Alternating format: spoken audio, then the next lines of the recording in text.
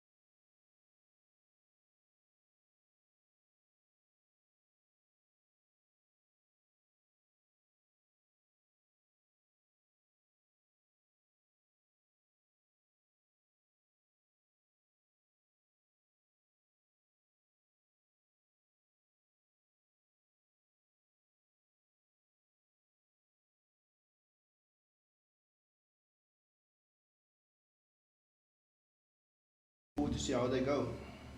Now this is interesting, we haven't seen it so far. As you see, the opening bowler will be Mbongi Mshlanga from the Willows End. There's been a couple of questions regarding the Flexbrand Knights and the way they start their innings.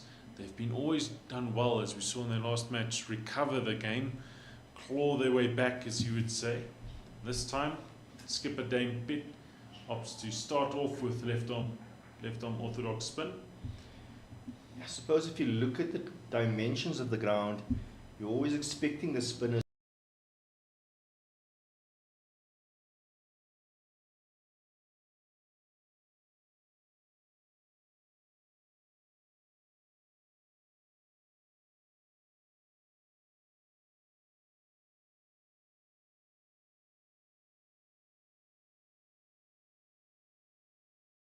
One played late and behind, backward point. It's a short boundary there. Done well to keep that in. Young Ruben Murray come back for 2.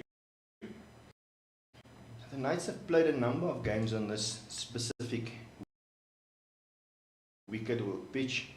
There is a bit of a slope towards the western side, and that's something that's going to be factored in today. And unfortunately for Mshlanga, he has given a bit too much width in this first 2 balls. As we see a change in the field, we see that sweeper going out and long off coming back into the circle. Deep at wicket is almost 30 meters in from the boundary.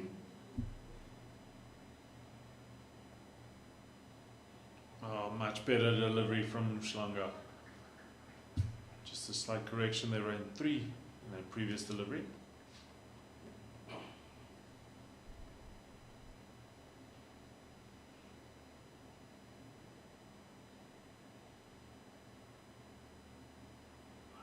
Oh, inside edge. And Stian van Vuren chasing at fine leg. Come back for a single. Yeah, that's a much better line from Mshlanga. Asking the right questions when you bowl that type of line. It's just too easy if you provide that width from the side of the ground.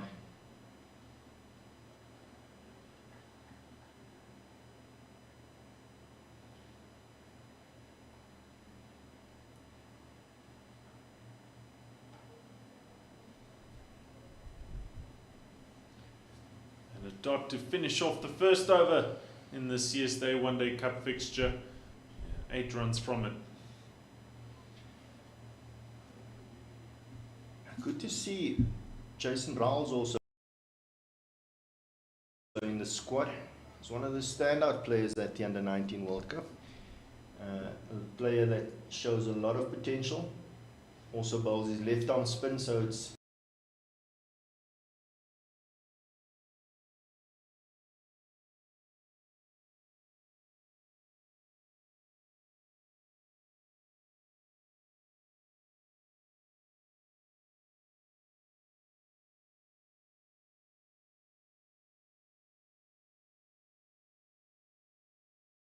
spell of bowling. Eastern Cape Inyati 101 for no loss, but ultimately bowling them out for 182, I believe.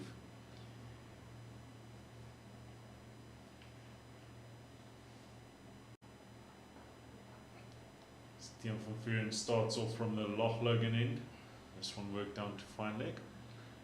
yeah, and I think what we saw in the last game and what we didn't expect after that start from the Inyati side was that the Knights actually got a bonus point in that match. And at some stage it looked like the Inyati team were well on their way to winning that match. The Knights team also heavily depending on their two experienced campaigners, Malusi Siboto and Dane Pitt. And in both games so far, they seem to be the two key men with the ball in hand.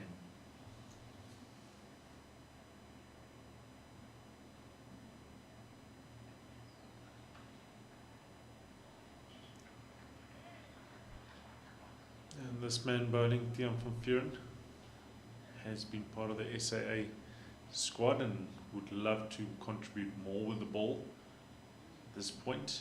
I don't think he would have been happy or pleased with his bowling performances as of recent. It's not been bad, but it's not where he would like it to be.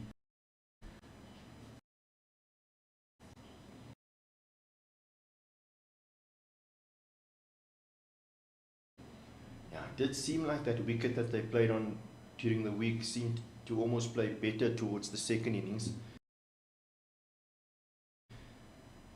But you are correct. Oh, and he's got the... It's a beautiful delivery from Tiaan van Vuren. Off stump, flying. It's exactly what a seamer would like to see. Beautiful pitched up delivery. Yeah, Lachadin departs for two. And Tiaan van Vuren, using that slope to his advantage, almost seemed like there was a bit of movement into the right-hander. And that's the off stump, cartwheeling out of the ground. That's a stunning delivery, Rafiq.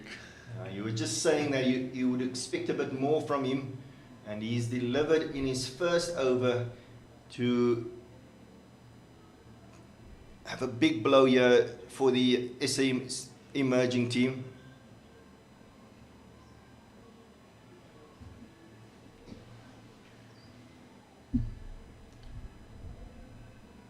And with the first wicket down, we see walking out to the middle, Steve Stoke.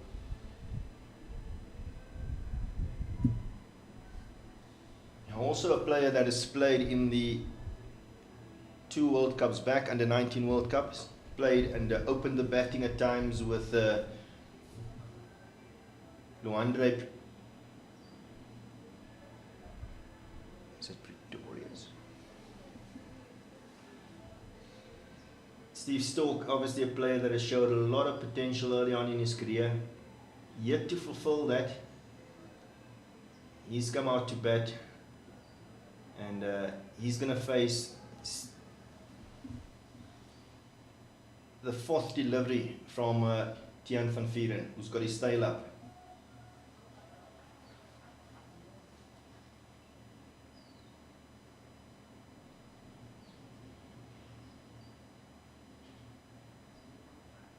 Oh, big appeal up front.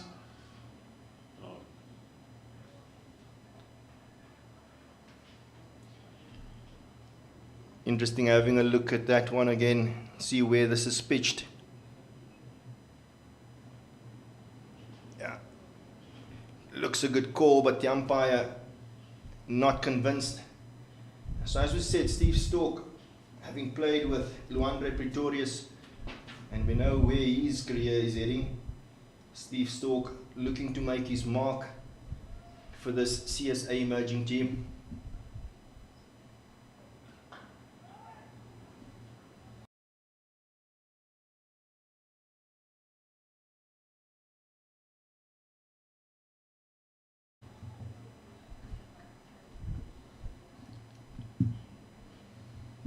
Been a great first over here from Tiaan van Vuuren. It's always something that a left arm seamer offers you, just something different. The ball coming across the right hander, as we saw the wicket taking delivery, just straightening ever so slightly to hit the off.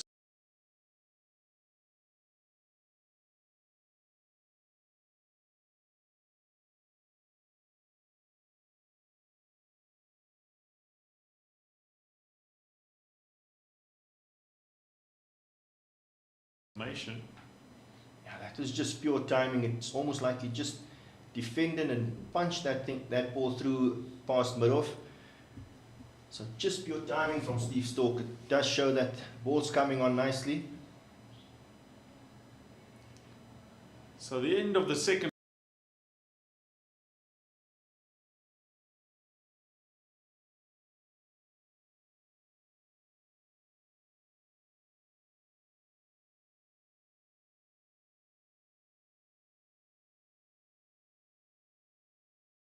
Mhlanga to continue from the Willows end. Sweeper out, deep mid wicket. And a slip in place.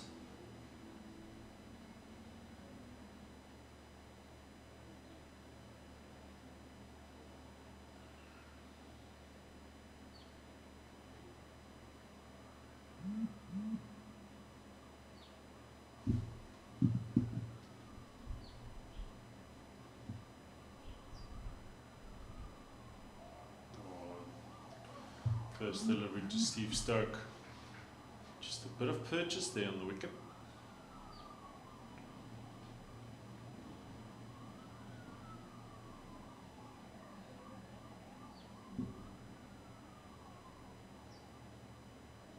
Oh, comes across, narrowly clears Tiaan van Vuuren at square leg, who had come into the circle quite a bit. Yeah, that just went over the head of Tiaan van Vuuren. Had he stayed on the circle, that would have been an easy catch. As it is, they Stork it to the other end. And a bit of fortune for him.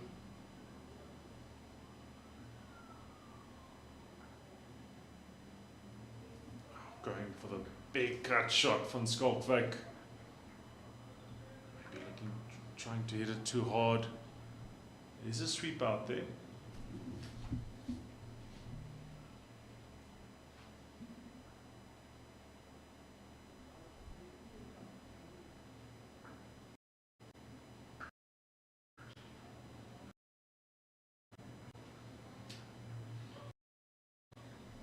I mentioned earlier the slope, and the slope is quite a big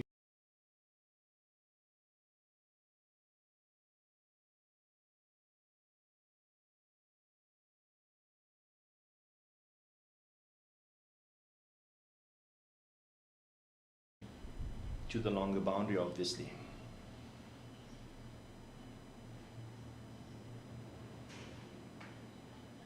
And this one's cut hard.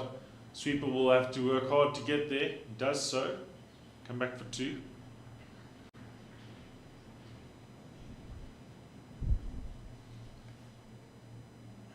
And with Seth Vleermaus in the squad also, there's almost 5 spinners in this Knights team. You've got Mhlanga, Dane Piet, Tiaan Snyman, holds his off spin as well as Vleermaus.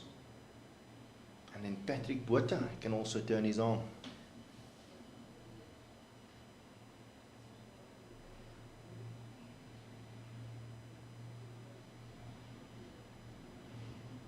This is wide and it's hit hard, and Sweeper won't cut that one off. It's a boundary. Beautifully struck. Width on offer. It's the end of the third. 21 runs on the board for one wicket. Mhlanga would not be too pleased with his first 2 overs. We did say in the previous game that he did struggle a little bit, and that is the case in this match as well. Just offering too much width, and too short at the moment, and especially Jorik van Schalkwyk has helped himself to a couple of boundaries off his bowling so far.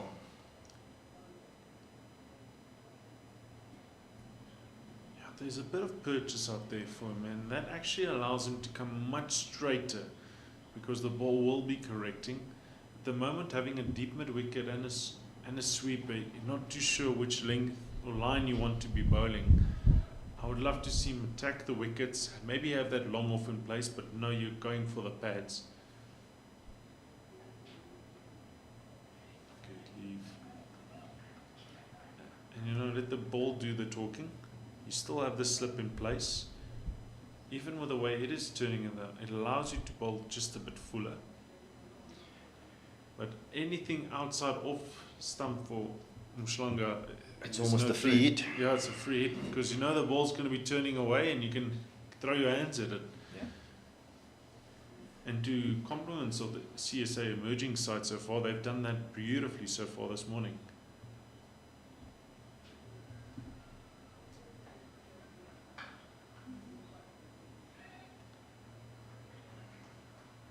Stop there by Cole Abrams in that cover area.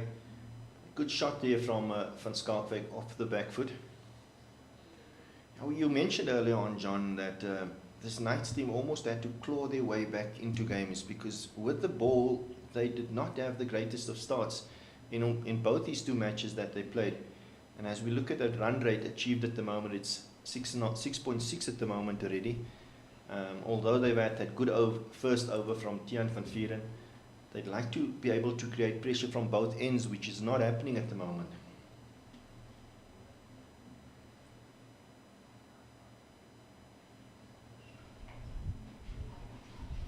Quick single taken. Good call from Van Schalkwyk.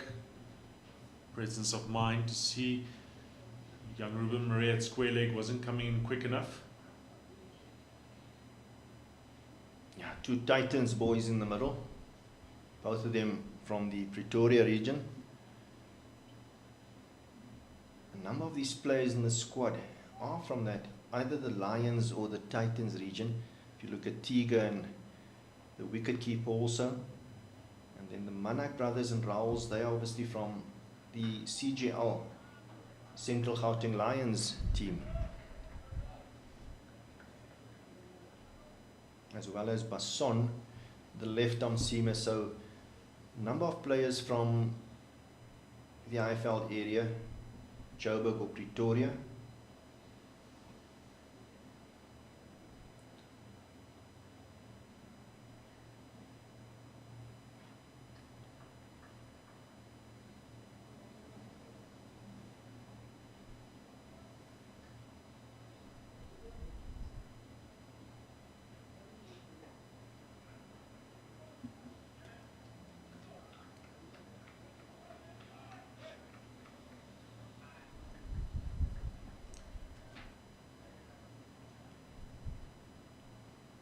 Tiaan van Vuuren's got a slip in place. He's got a fine leg and a third man.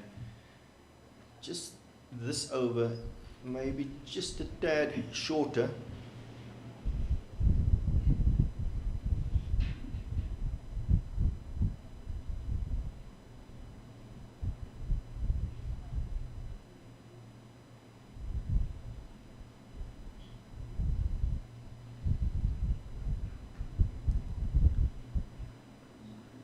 I've enjoyed these 2 overs from Tiaan. What tends to happen, what we've seen in the previous games, is he always kind of drifts from time to time onto the pads. Yeah. And just allows the batsman to alleviate that pressure, work the ball easier. Only from his first delivery was he on the pads. Further than that, he's been beating the right-handers across the line, which I like to see, being in that channel. Yeah.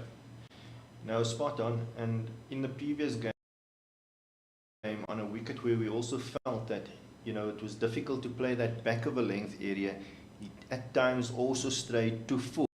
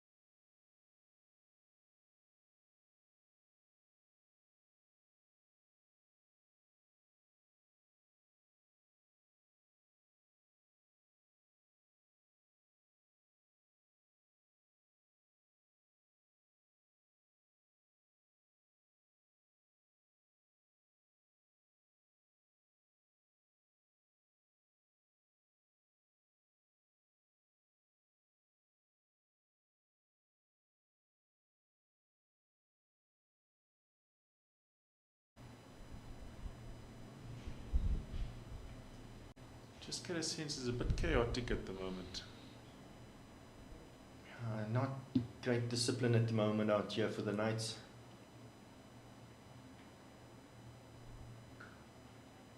Spoke about the fact that whilst Van Vieren has been doing well from the Loch Logan end, unfortunately not creating pressure from this Willows end, leaking runs at the moment.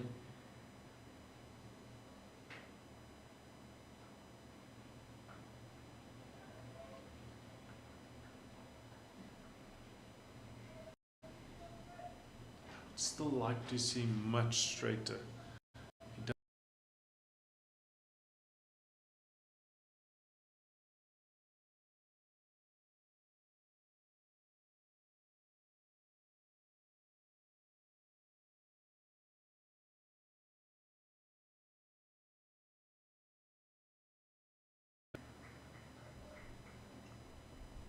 And knowing that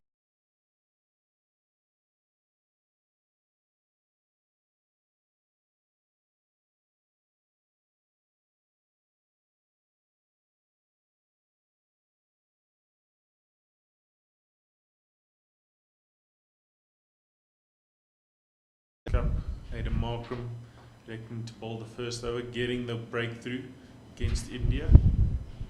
Similar idea here, I imagine, of paying off for the Flexborough Knights.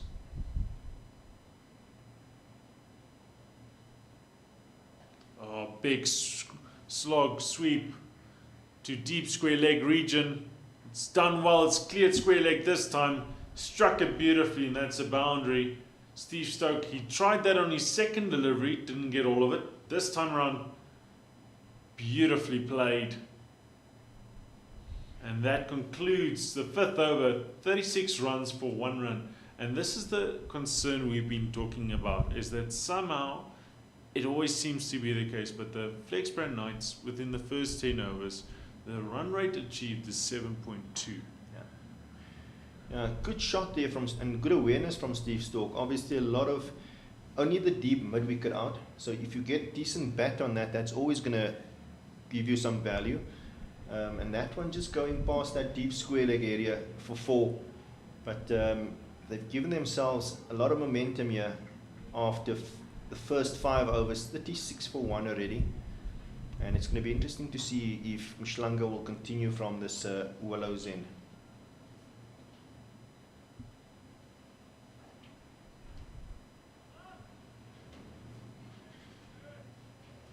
I like that line, Rafiq. Yeah, it's a very boring line, but it's a disciplined line. Now you mentioned it earlier, and we did see in previous games at times where he went too straight, and that's the areas that you'd like him to operate in.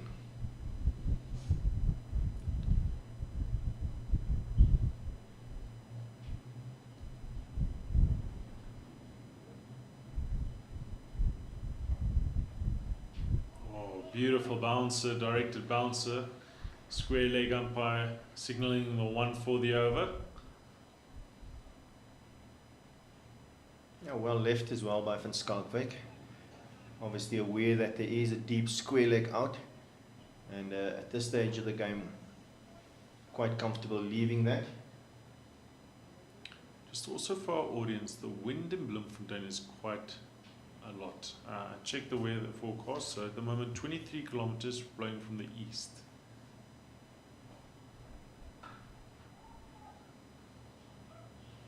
Good fielding by Cole Abrams. So he's blowing west to east and a bit to the south. But you can feel the wind at the moment. There's a lot of open space in this eastern side of the ground, as we see this third man also about 20 meters in from the boundary, Langa. So again, especially at this ground, you know, running between the wickets and those 1s and 2s ultimately that wins you the game.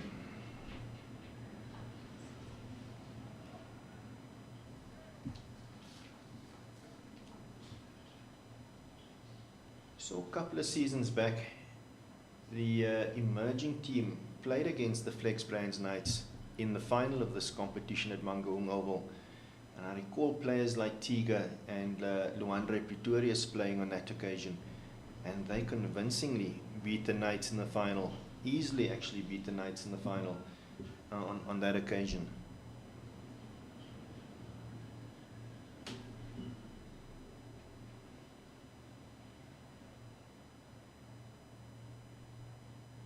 Umpire signaling dead ball, not sure what happened there. It looks as if the wind has just blown off the bails on this non-striker's end. So Steve Stoke pulling out of the shot at a very late moment. We spoke about it a bit in the commentary against the Eastern Cape Inyati game, about that mental grit, the resilience to want to win the game and take fortitude out there.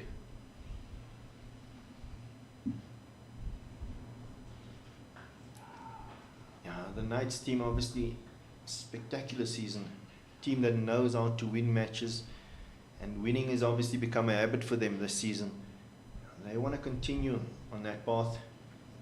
Said earlier on that it could be a remarkable season for them if they manage to win this competition as well, and win all three competitions in this season.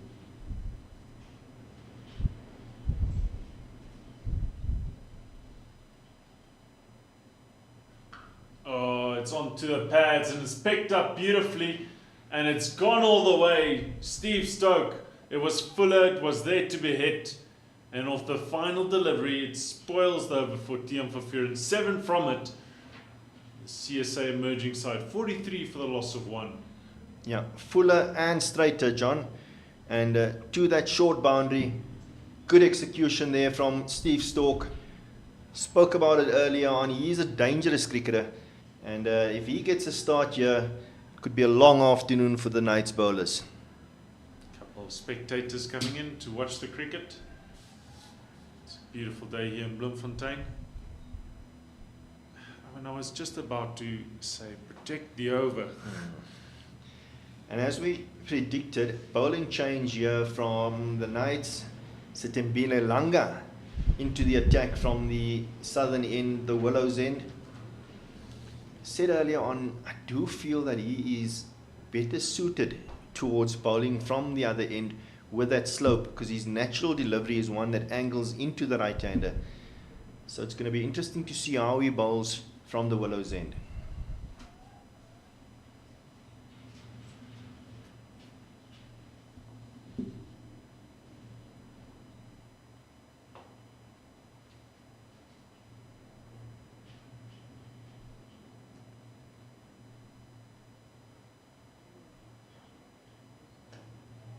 See that shape into the right-hander from Langa, and he's got a third man in a deep square out. Third man boundary, the shortest boundary here at the Mangaung Oval today. Going at 7 at the moment are the emerging side.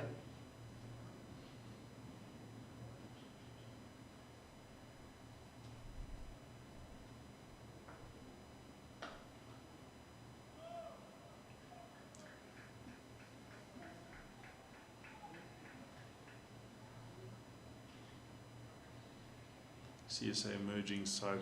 Remind me of when new vipers are born. It's like they've got a potency to them. They're always giving a bit too much venom. And we see it this morning is they're not scared to go for it. And when they do it, they get it right most often. Yeah.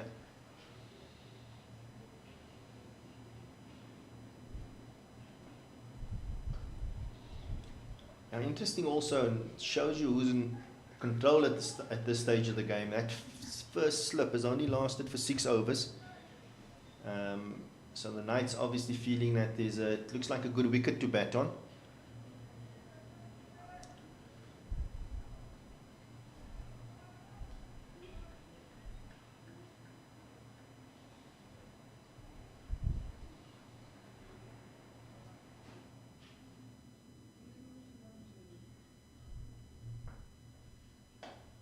This one's worked down to deep square. Running hard. run well. Got 2 there. As you see how far deep square leg is actually in from the ring, from the boundary. And you just mentioned slip already being taken out, and yes, I do think the CSA emerging side are batting really well. They're batting confidently, but I also think Flexbrain Knights let it go too soon.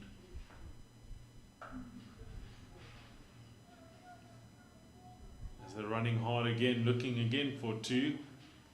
Van Skalkwyk, very aware of the ground, and he's been actually attacking Ruben Murray. I've been seeing that. A couple of runs. It just seems like runs are too easy to get at the moment in both sides of the wicket. Through the offside, through the leg side, and that says a lot about the discipline of the Knights bowlers at this stage. But we have spoken about this as the game started. They haven't done well up front and always depended on the 2 experienced men to come and pull things back for them. Advancing, just getting enough bat on that to end the over. End of the 7th, 46 runs on the board for the loss of 1 wicket as we have a commentary change. Vic stepping out, and I'm joined in commentary by Mr. Justin. Good morning, everyone. Nice to be back in the commentary box.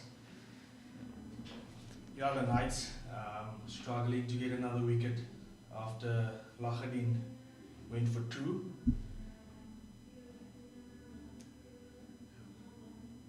And it will be Tian van Vuuren to continue from the Loch Logan end.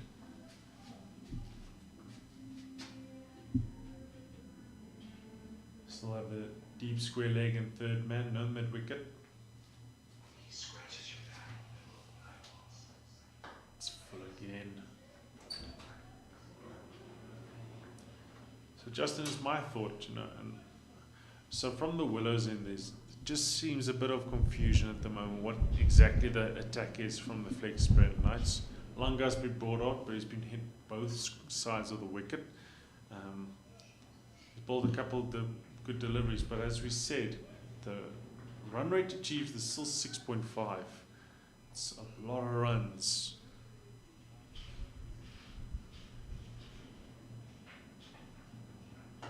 Hard driven, some fielding from mid-off, bit of a misfield. Mauricio Zaborto, they come through for a single. I think both these batsmen, they're looking to get bat on ball. I think maybe a change of pace might be a good option, even if it's in the power play, just to change things up. I think they like the ball coming onto the bat, making the play, and the run rate suggests that they're looking to go after the bowlers in the first 10 overs. As we see first slip come out and go to mid-wicket, Jock Snyma.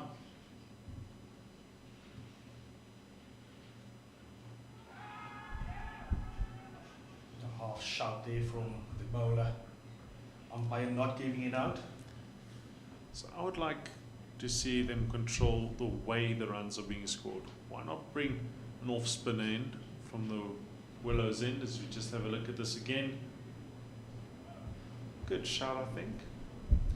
Bring on the off spinner, have your deep square, deep mid wicket out, bowl it onto the pads or just outside off and have them score to that area. It's a long boundary.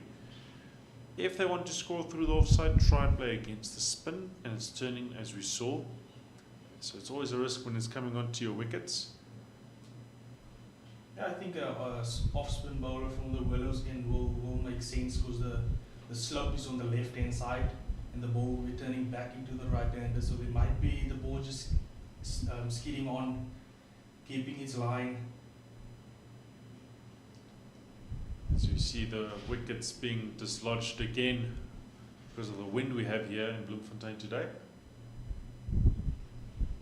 And just with the slope, you never know you're in, because it might be a ball that comes back a bit or go away from you.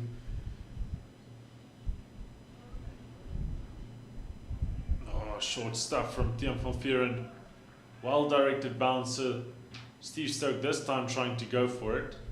his deep square leg out there, but it is a shorter boundary.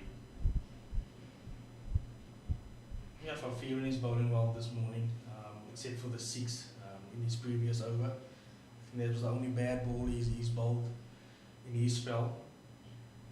So he just needs support from the other end. Building pressure from the Willows end as well.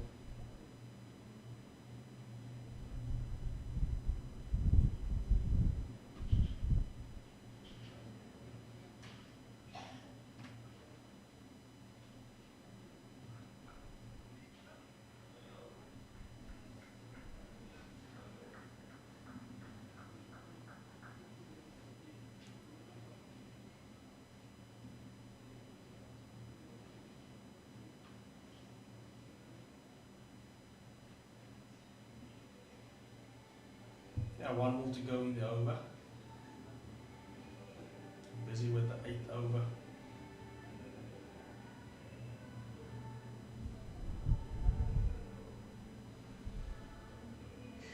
And it will be interesting to see if they give Fafierin another over on the Logan end.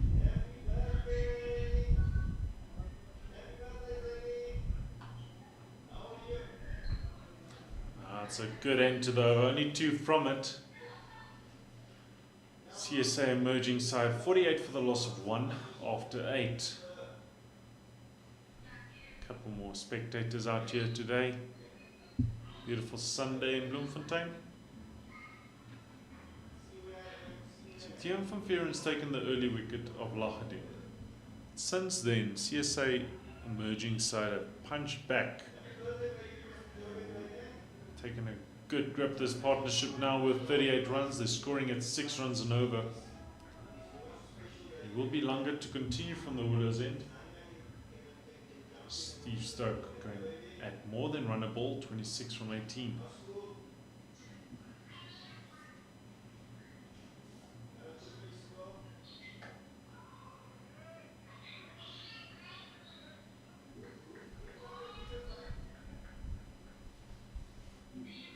Yeah, John, as Rafiq mentioned, the Knights are not getting off to a good start. They tried to putting it back in the middle phase of the game a lot. And we still need to see Pete Saboto. They will manage that middle period of the game with Seth Vredemaus. There's another spin option as well as John Snyman. Oh, this one's beautiful on drive. Goes between mid-wicket and mid-on. Beautiful timing. And that's 50 up for their CSA emerging side. It's come in only 51 deliveries. 4 fours and 1 6.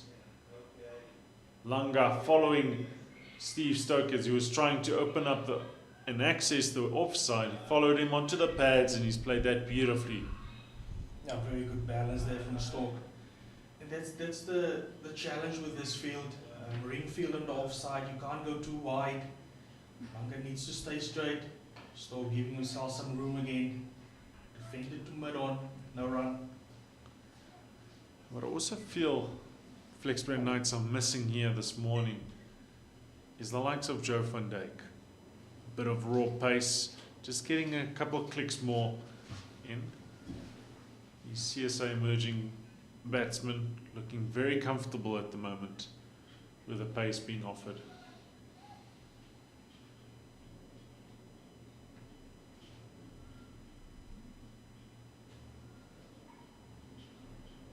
Slower delivery.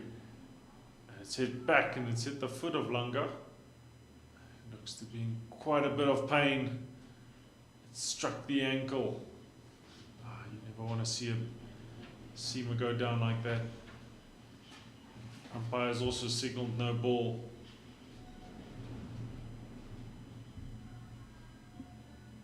So you just see the medics running out now to attend to Langa.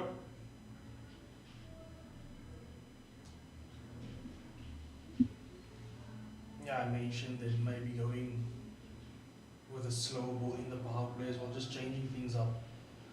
Langa trying it on that occasion.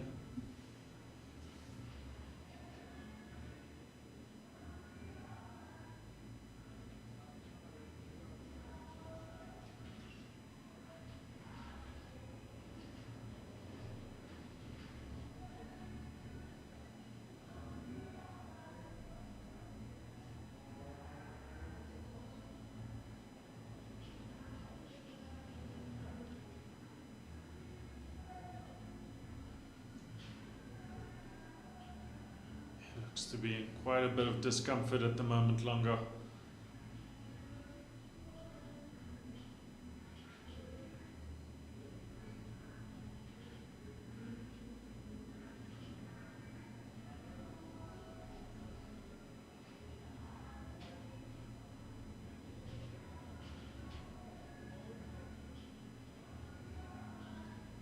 Just looks if it struck his medial malleolus.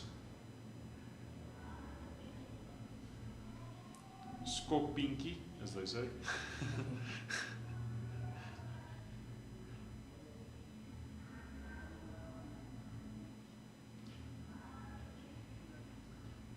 He's back on his feet. Justin, I'm just going to take this opportunity and say it's been, if I could say, a bit frustrating in a sense, looking at the way the game's playing out, that we can kind of call every game of the Knights, Flexbrand Knights at this point, where they start off poorly, they try to recuperate, it looks as if all hope is lost at its sense. Somehow they get a breakthrough, somehow they get them restricted, and then with their batting performance they're able to get over the line.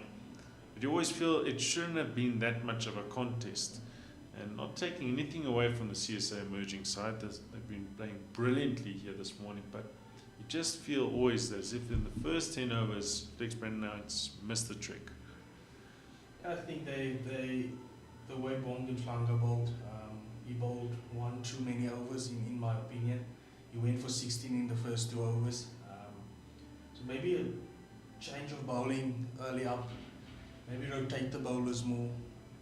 Not settling, let the batsmen settle in, you know, because they lined up Bloemfontein. No turn and offer. They know the ball is going to go on straight with a new ball. And he gave them the width they needed just to put the ball away.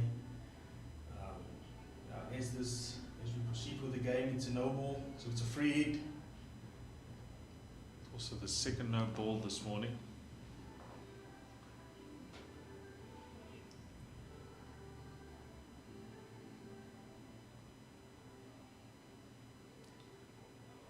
So who does Dane Pitt turn to after this? As we said, he's got a couple of spinners to choose from here this morning. Seth Vleermuis, Jock Snyman himself. Still waiting for Malusi Soboto for his opening spell as well.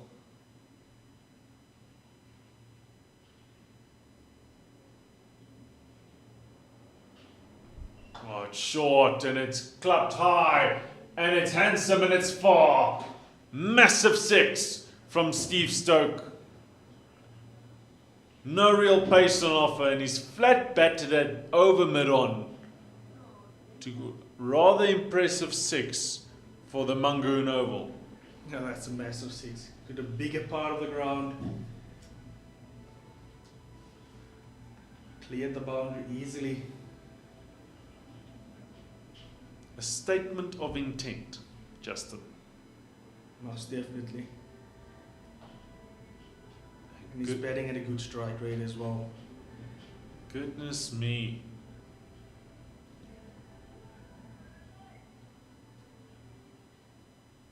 And it didn't look like that Langa finished his action there. I think the injury might still hurt him a little bit. He's not getting over that front foot. Oh, and he bowls him. He bowls him. Against the run of play, Steve Stoke trying to open up the offside once again, steps away from his wickets.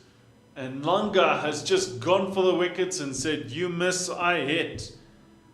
And that is much needed for the Flexbrand Knights. Steve Stoke, he's been there for only 24 deliveries, has scored 36 runs, 3 fours and 2 massive 6s. But his innings has to come to an end as we have a look at it again. Giving himself room and hitting top of middle stump. He'll be disappointed. He looked in mighty good form out there. Yeah, much needed wicket there for the Flexbury Knights. Brings to the crease Jason Rawls. Also a player who likes the ball coming onto the bat. He's a busy cricketer. And this might be the opening for the Knights just to build pressure again and get another few wickets in. So I had the privilege of commentating Coke Week last year, end of last year, here in Bloemfontein. And it was the first time I saw Jason Rawls play before being selected for the Under-19 World Cup. And as you said, he's a batsman that strikes the ball cleanly. And he loves to play square of the wicket. Just having a look at that second wicket for the Flexbury Knights. Steve Stokes just had a mighty 6 over mid-on. Going for it again over mid-off, but missing out on this time. And as you said, it's Jason Rawls, the bit we've seen, he loves to move around in the crease, loves to access space. He's got a job to do here. 2 wickets down in the power play, but they've been scoring at 6.9 runs and over. It's a good start from the CSA emerging side. They like to keep that wickets in hand. 50 overs is a long time. And we've also seen the Flexbury Knights, they love cleaning up a team later on. Yeah, 1 ball left in the over. I think Jock Snyman might be a good option. Even they beat with the left hander at the crease, turning the ball away from the left hander. And Jason always likes to use his feet as well against spin. He loves spin bowling.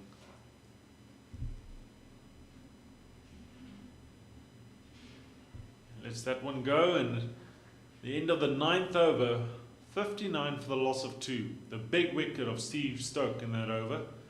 After hitting a mighty 6, he had to depart after being cleaned up by Langa. Yeah, good over for the Knights getting that wicket. But 11 runs conceded in that over. So a good one for the SA emerging team as well. Tian van Vieren to continue from the Logan end. He's bowling his 5th over. And he's been the standout bowler for the Knights. His control is good. As we see Langa leaving the field to attend to that ankle of his, he got struck by Steve Stokes. He getting firmly back to him. And Isaac Digali makes his way to replace him, standing at fine leg.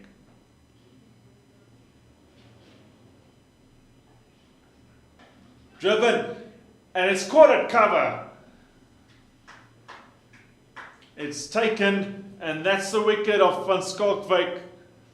Tian van Vieren changing the line of attack, coming around the wicket, and it pays dividends. It was fuller, it was there to be driven, but just a bit on the up, and Van Skalkwyk doesn't get all of it, and it's a good catch at cover.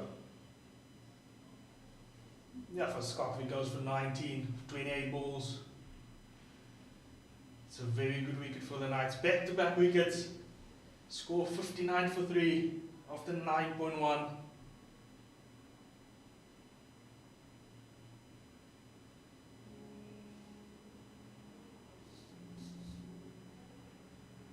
I think the captain makes his way to the crease. David Teager joins Jason Royce in the middle. Seth Vleerema's taking that catch in the covers. And it's a team hat-trick on offer here. Tian van Vieren, as we said, has been bowling one of the better spells he's bowled so far this season. He's been good. Good line and length. Made the change in angle. And it paid off immediately. So, 2 new batsmen in the middle. From a position where CSA emerging side were cruising. Still, run rate is above 6.4 and over 6.5. But they've lost 2 wickets in succession. And how quickly things can turn around. So they will be looking for a partnership from these two, from the skipper and from Jason Rawls. So slip back in. Coming over the wicket again, Tian van Vieren. Oh, and it's taken. It's taken. Tiaan van Vuren's found the outside edge of the skipper first ball. And that's a team hat-trick for the Flexbrand Knights. And he's on a hat-trick now as well. Yeah, very good bowling here from Tiaan van Vuren. Ball just holding its line. Going across the batsman. He finds the edge. Good catch there by Jacques Neyman at first slip. Goodness me, Justin, how quickly things have turned around in this game. Yeah, in the space of 4 balls, got him 3 wickets. Oh, it's beautiful bowling. For the first time we've seen slip in play. Jacques Neyman just brought back into slip. 3 wickets and 3 deliveries. And Tiaan van Vuren finds himself on a hat-trick delivery. Goodness gracious me.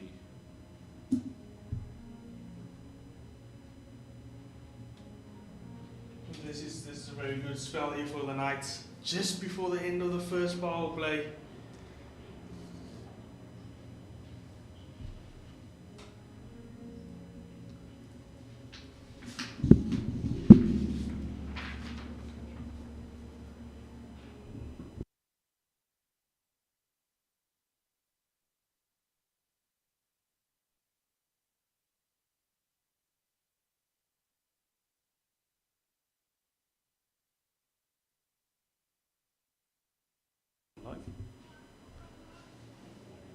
And that brings Palamushlaka to the middle. Goodness gracious me, one over ago he did not think he would be batting still in the power play.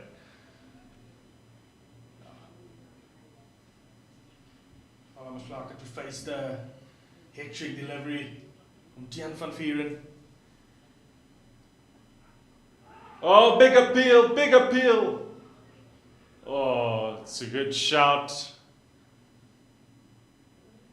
Yeah, very good follow-up delivery to get your hat-trick nice and full. As we have another look at that shout. Oh, pitching outside leg. Denied the hat-trick delivery.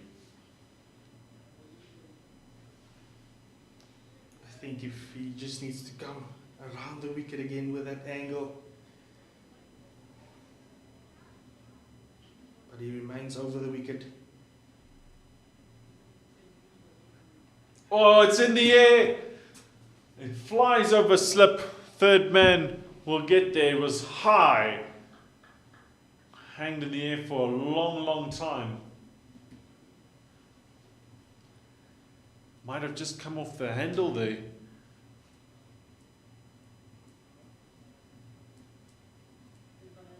All happening at the moment there in the middle. Yeah, 2 balls left in the first power play. Van Vuren to Jason Wolf.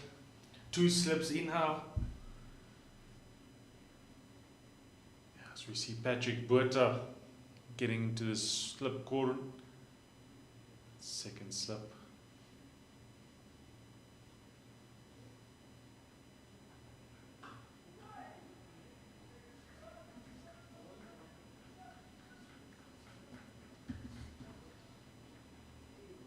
Yeah, 1 ball to go in the power play. In this over as well. The big gap there in extra cover.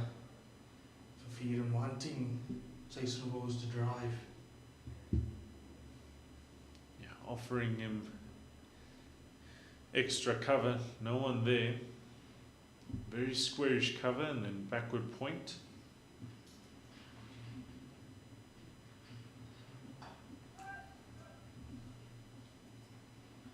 It concludes the 10th over and the power play, which has had quite a turnaround as we saw 3 wickets fall in succession. Ultimately, CSA emerging side, 60 runs after 10 overs, a loss of 4 wickets. Compliments to Tiaan van Vuren that lost over 2 wickets in succession and only conceding the 1 run. He's been the pick of the bowlers so far this morning. 5 overs, 19 runs and the 3 wickets. Langa back on the field. getting ready to bowl his third over.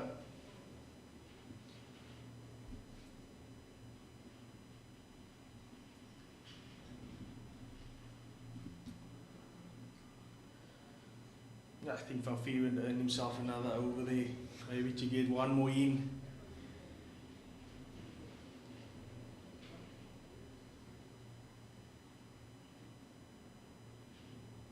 Much better stuff from him. Yeah, the umpire just signaling the second power plays.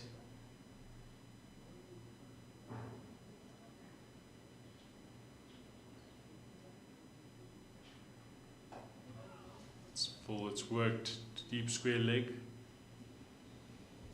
Alwalaka. So left hand, right hand combination at the moment. Jason rolls out there. Still looking to get on the scoreboard.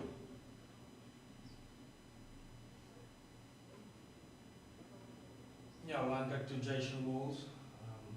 You see a third man sweep out on the offside. Deep square and a fine leg. No good wicket in place.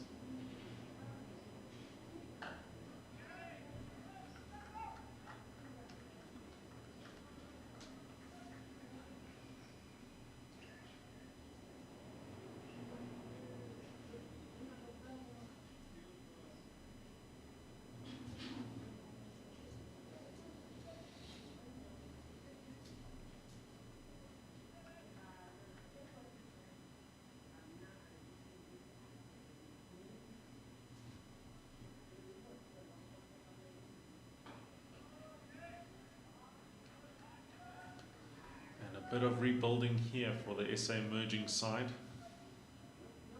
Just joining us, losing 3 wickets in succession. They were looking quite comfortable with Steve Stoke out there, Van Skalkwyk. After their departure, David Teager coming in, receiving an absolute ripper first up, edging it, being caught. Slip.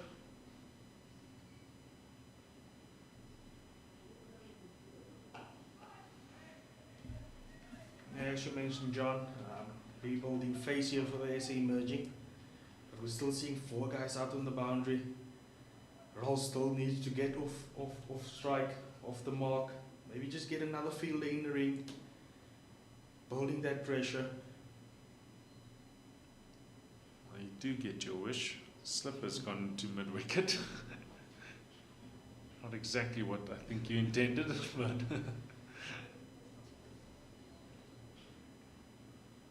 stepping across his line by signals wide. And you do make a point. You've got 2 new batsmen in the middle. You know, you've got them on the back foot. Step on it, possibly. As you said, 4 men out on the boundary.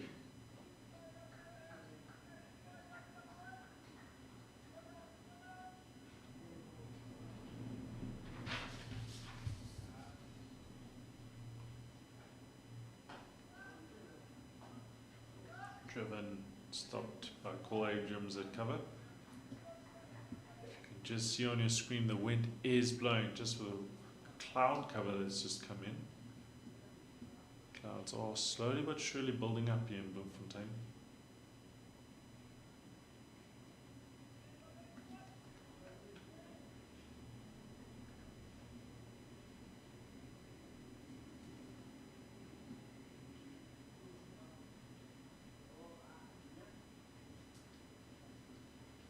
It's full. It's driven over Langa's head. It's straight. And that's a boundary to conclude the over from Jason Rolls. He gets his score going. CSA emerging side. 66 for the loss of 4. Jason Walls likes that area, is quite strong, hitting straight. And we saw that in the ICC Under-19 World Cup. That's an area he targets the bowlers straight over their heads. As I mentioned, Tian van Vuuren gets another over on the Loch Logan end. Yeah, and how quickly things have changed. from a position where you thought the CSA merging team were in control and dominating procedures. 66 for 4. Game has swung totally in favour of the Knights. Yeah, much better attacking field from Tian van Vieren. Only 2 guys out. Third man fine leg. And looking back, Justin, just after that massive 6 from Steve Stork, you've got to question the shot selection, the ball immediately after that. Was it really necessary to look to access the offside and give yourself some room and looking to hit that over extra cover? Because that dismissal has just obviously led to a cluster of wickets, and the Knights at the moment are in a very good position.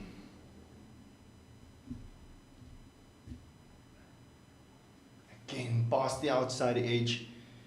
Gotta say that Palamoslaka has not looked entirely convincing since the moment that he got to the wicket. Yeah, you make a good point there. They already gotten 11 runs from that over before the dismissal of Steve Stork.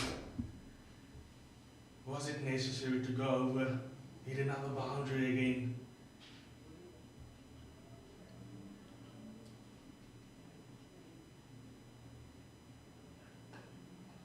Shaping back into mid-wicket for no run. So 2 new batters at the crease, and immediately you could see that run rate that has gone to from 7 and over now down to 5.7, and you'd expect that to come down even more with the 2 new batters out in the middle. Seems to be a bit of an issue there with Tian van Vieren. Only 3 balls into his 6th over, and he's indicated that he's not fit to continue. He's going to leave the field, and the captain, Dane Pitt, will be finishing the over.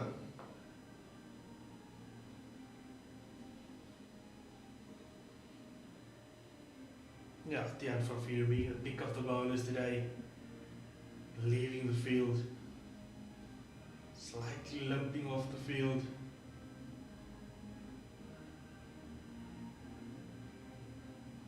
Isaac Lucky.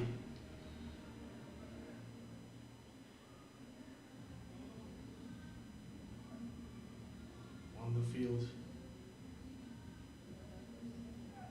It does seem like that could be Tian van Vieren's day with the ball. Interesting to hear what could be the problem, and if he is going to be back to come and bat. Dane Pitt has decided to rather allow Jacques Snyman to finish the over. Obviously, if he bowls the 3 overs, Dane Pitt, he can only bowl 9.3 overs in the game, and you'd expect him to want to bowl 10 overs in this game. So Jacques Snyman to finish the over. He's going to be bowling to Palamoslaka. Sweeper out, deep mid-wicket.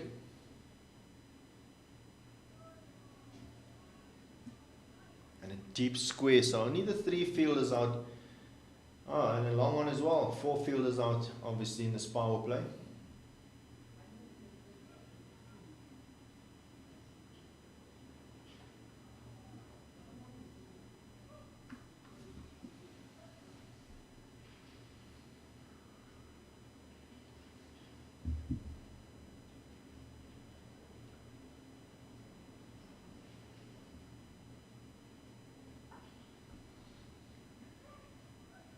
Good end to the over for Jacques Snyman, not conceding off those 3 balls.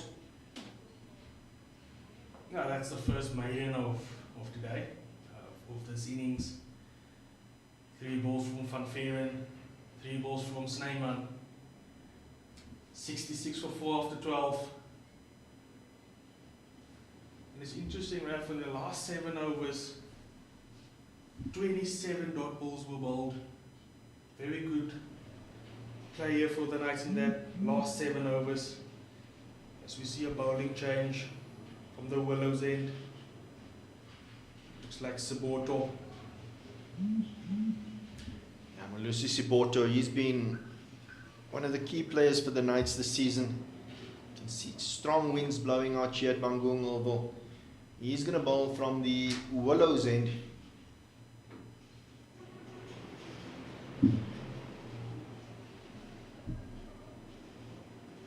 Mentioned earlier on how well him and Dane Peters done, especially in this format in the last two games.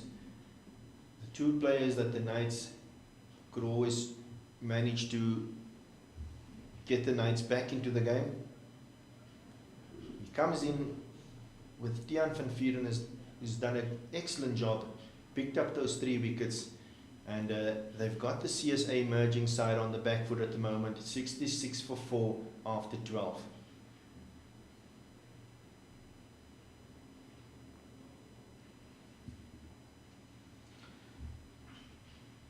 Jason Rolls, St. David's boy from Johannesburg.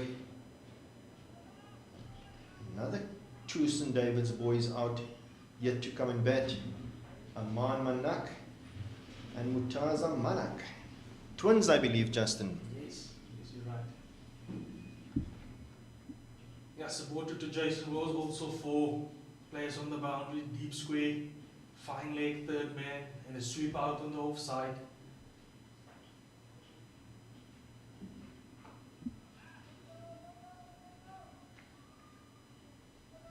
And I just think maybe bringing fine leg up, pushing mid on or long on out. Jason always likes to target the bowler over the heads, hitting straight. And we saw that with the last ball of Langa. Yeah, this field suggests that Siboto cannot err on the side going too full.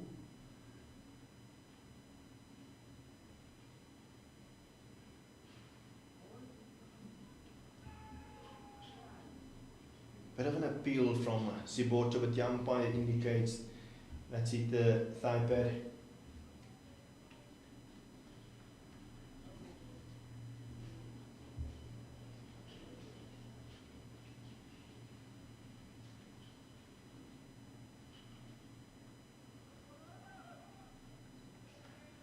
We spoke about the slope of this wicket earlier on, Justin, and it's interesting that Siboto and Langa bowls from the Willows end.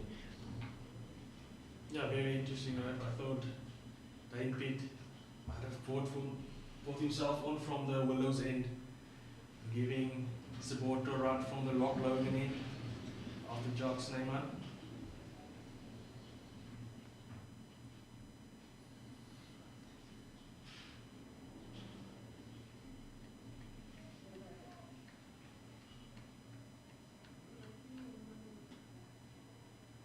Siboto normally starts from the Willows end, and in his second spell he will come from the Lock Logan end.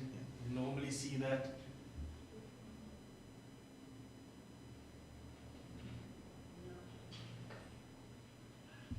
We saw earlier on that Palamushlaka did not look too comfortable under the shorter ball, and it would be interesting to see with 2 balls left in this over if Siboto will test him once or twice.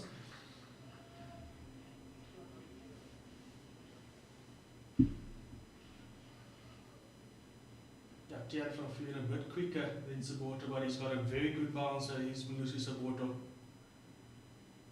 Oh, good shape away from the right-handed batter. Maybe just the slope also helping that shape away from the right-handed batter at the moment. Now, like I mentioned to John earlier, you're never in on this wicket. You don't know which balls you can leave, which balls you can drive at with the slope. So as a bowler, you're always in the game.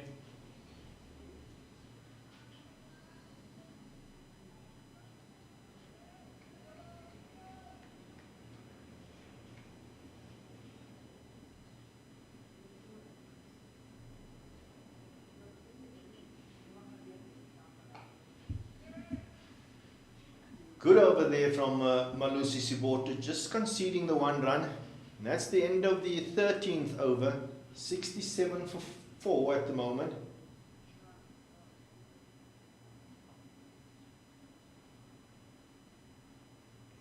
looking on the monitor, it does seem like the scorecard on our monitor just has not updated yet. So after initially getting that wicket in the second over, the Knights bowlers sort of a little bit loose and allowed the CSA emerging team to get off to a good start, but all of that has since changed with 3 wickets in a very short space of time, seeing at this drinks break the emerging side on 67 for 4, the Knights side in control of proceedings at the moment. Out in the middle, Jason Dawes and Palamoshlaka, 2 SA under 19 boys. It's going to be interesting to see what's happening after this drinks break.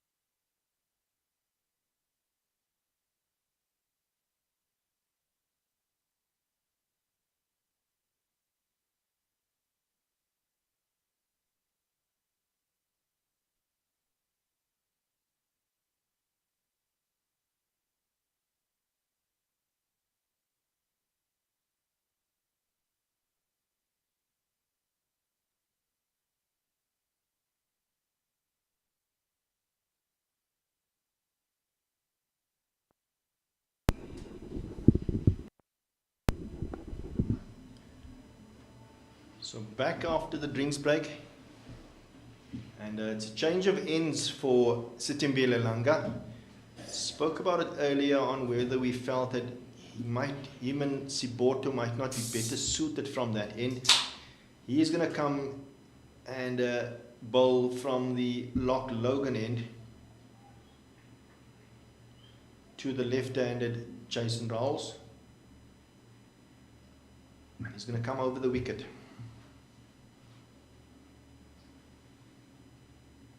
Calls maybe for another slip in place. No, after the drinks break.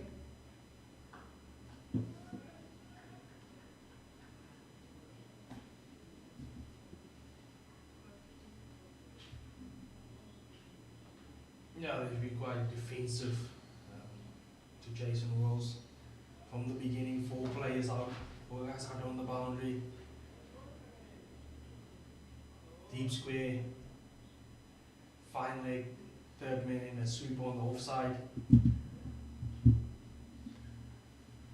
Wide signal by the umpire Two umpires out here today, umpire Nell and umpire Byrne.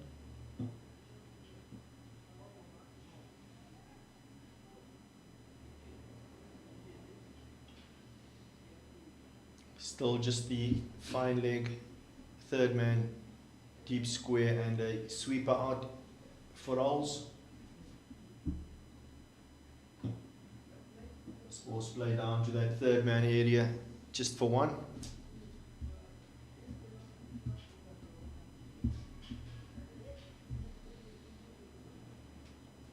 Yeah, the bowlers have been disciplined today with 4 extras thus far, 2 no balls and 2 wides. It's very interesting having two twins playing in the same match, and hopefully at some stage during this match they could be batting together as well, Justin. Yeah, that's something you normally don't see every day.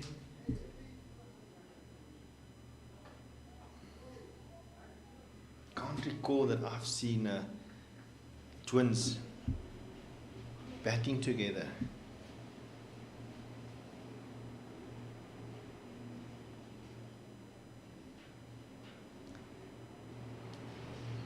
Palamoslaka currently playing his cricket at the University of Pretoria, Tuks. Was also part of the team at the recent USA week in Stellenbosch.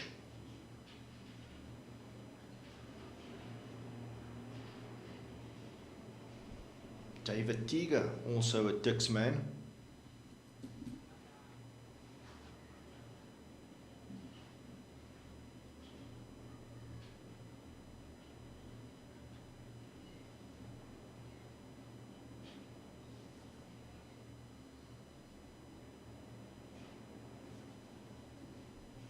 Langa to continue.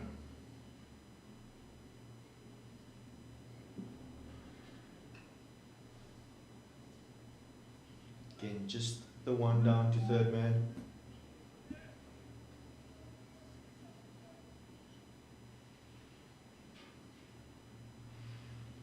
A lot of balls is going down to that gully area, both for the left and right handers. Running the ball down to third man just for 1.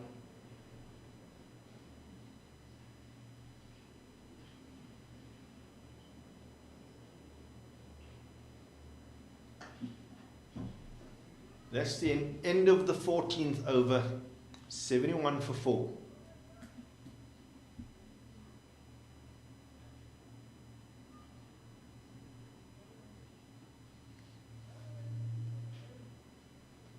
The Knights would see the injury or what has happened to Van Vuuren as a bit of a big blow. He's bowled superbly well today, and they would have looked at him to maybe come back towards the latter stage of this innings to maybe come and do a job for them.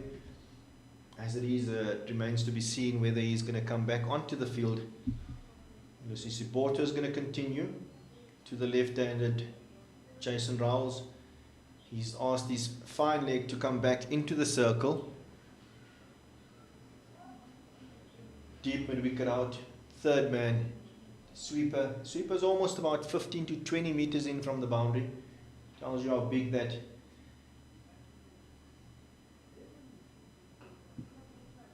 eastern side of the boundary is. Deep square leg out as well, as Rowles just tucks this towards the leg side for 1.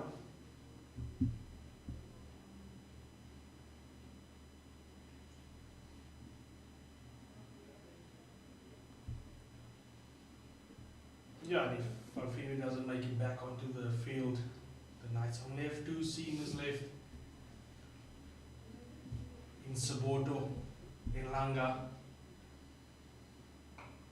Well bowled there by Siporto. Yeah, and we've seen Langa also has done himself a bit of a mischief. He's also got one onto the foot or the ankle, but he does seem to be okay to continue. Still a lot of spin bowling options for the Knights, as we mentioned. Dane Pitt yet to bowl. Seth Vleedemouse has shown that he can do a job. And Patrick Botha, another one that can bowl some off spin.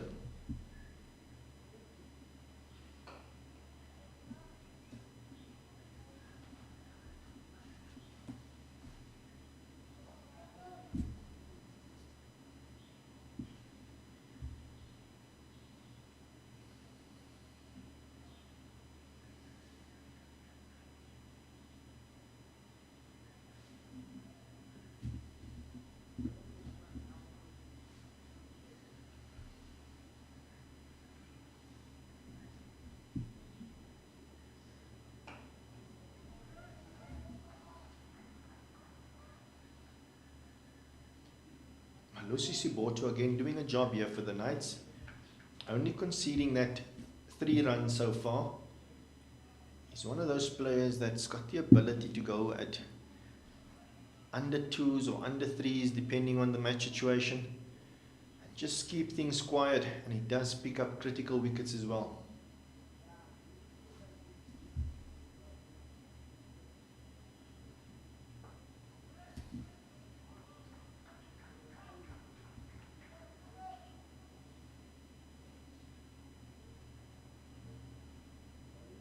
So one more ball remaining in this 15th over.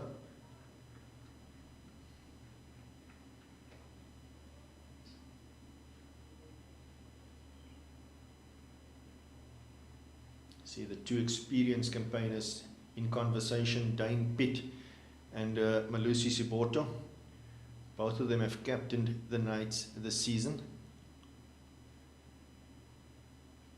Oh, inside edge. Scamper through for another single. That's the end of the 15th. 74 for 4.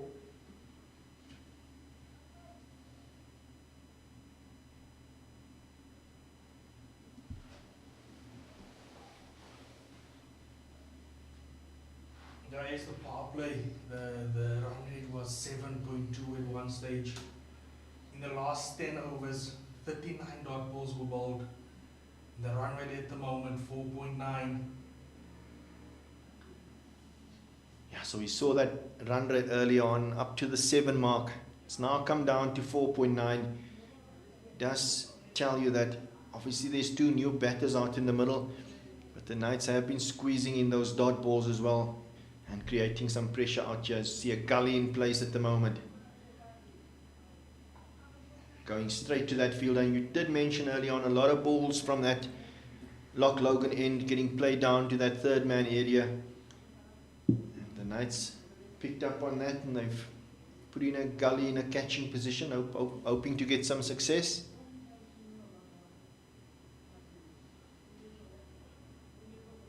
Yeah, Langa bowling is 5th over. Interesting to see how long this spell will be. Oh, big swing there from Jason Riles. The umpire signals wide.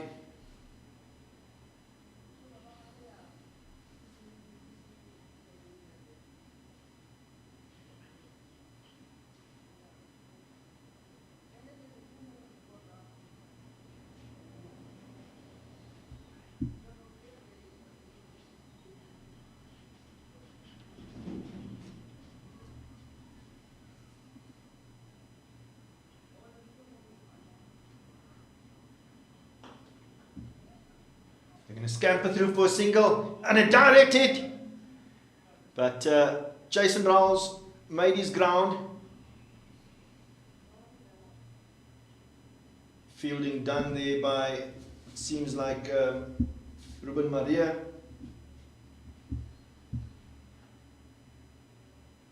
It is Ruben Maria hitting the stumps. Jason Riles making his ground.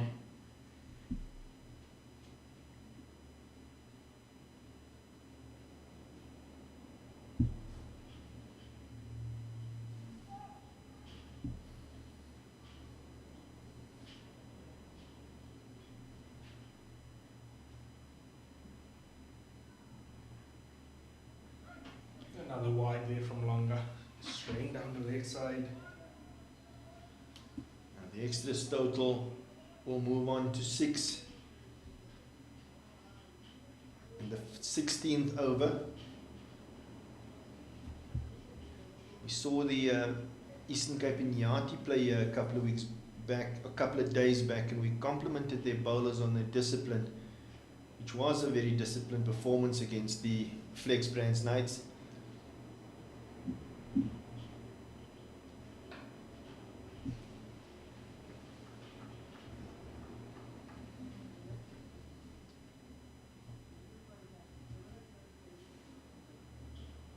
Yeah, 3 balls to go in the over. Langa only conceding 1 run, bowled 2 wides.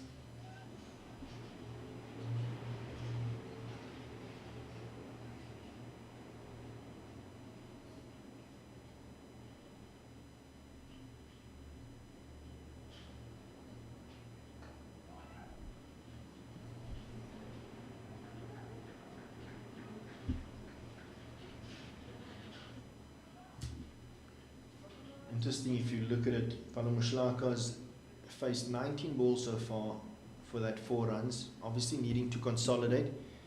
Jason Brawls 10 of 20 balls. It does tell you that there's been a lot of dot balls in between and that the Knights have created some pressure here. Driven thick outside edge to that third man area. Good fielding done by Mbongi Mshlanga, making sure that he keeps it down to 2, saving the boundary. Very good work there from Bongi Mshlanga.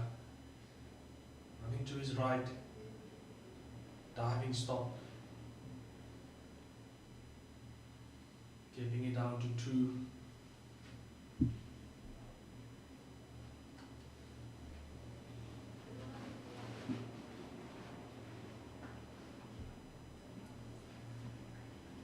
And that's the end of the 16th over. 79 for 4. Langa going at close to 6 and over at this stage. Has picked up that big wicket of Steve Stork. Malusi Siboto keeping it quiet from the other end, just conceding the 4 runs of his 2 overs.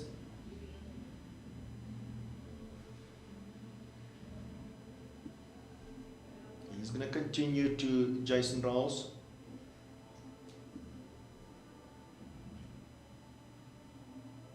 Fine leg up in the ring, deep square, deep mid-wicket, third man in a sweeper out. You do feel that Jason Brawls could be the key here to this emerging side getting a decent total to defend or not. He is a quality player, like we've seen at the Under-19 World Cup. Yeah, and he's a player that doesn't mind facing dot balls because he can always Up in the air. He's going to run away for 4 though. Not timed as well. Upish to the left of that mid-on fielder. But he's going to help himself to 4 runs. See that, maybe not intending to hit the ball through that area. You were saying, Justin, that he is a player that can accelerate and make up towards the end. Yeah, the partnership moving to 24 between Jason Brawls, Valumuslaka.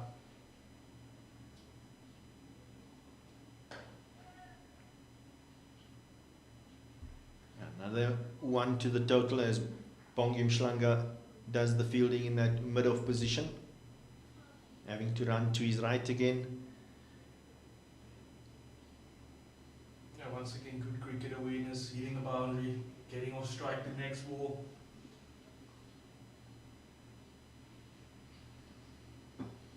Yeah, it will be interesting to see if Lanka continues from the Loch Logan end. Will we see a bowling change? It's bowled 5 overs already. Again, just staying down the leg side for another wide. Extras creeping up to 7 at this stage of the game. Yeah, we praise the bowlers for their discipline. 4 wides in the last 4 overs.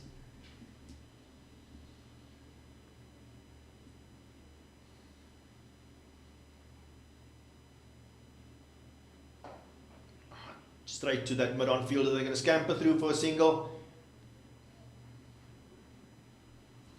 Good running so far between these two. Looking to keep that scoreboard ticking over.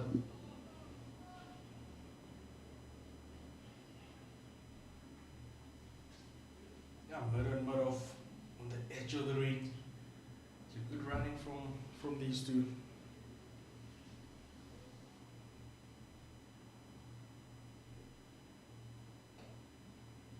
Jason Brawls almost making a yard. Advancing towards the bowler, trying to create that length for himself. Tucking another one to the leg side for 1.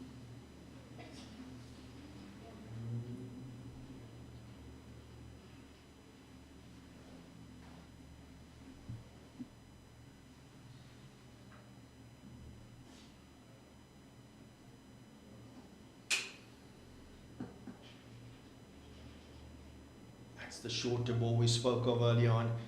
Felt that that could be an area that Palamoslaka would not be very comfortable with.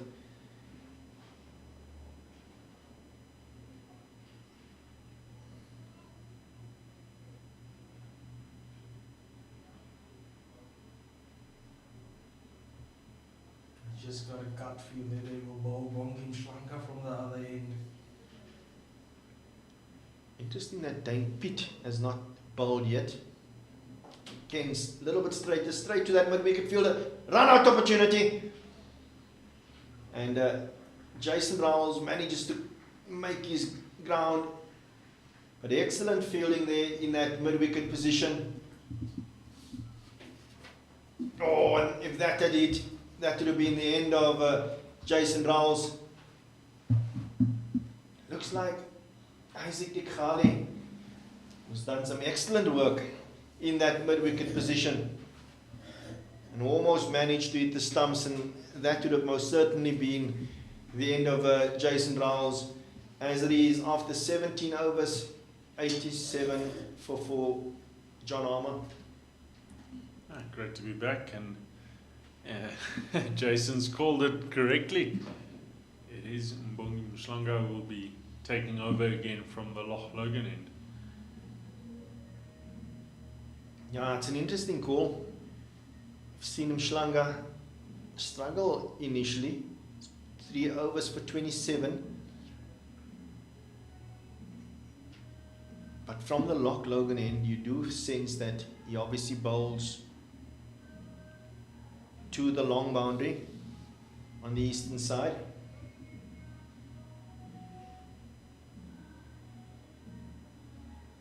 To the left-handed Jason Rowles, but to the right-hander obviously he still bowls to the short boundary.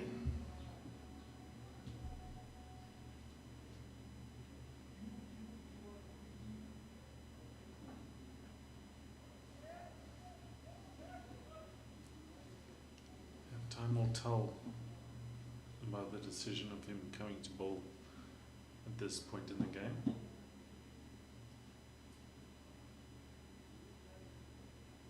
Big swing and a stumping. Quick hands there by Gian Klute. And the decision to bowl Mshlanga has paid dividends. Excellent hands from Gian Klute. Got those bails off in a flash. And that's the end of the big Jason Rowles, player who threatened. And again, emerging side under pressure. 5th wicket down, John Armour. Well, time will tell was about 3 seconds. Big wicket. Jason Rowles has to depart. 16 runs. He's been there for 25 deliveries. As we have a look at it again.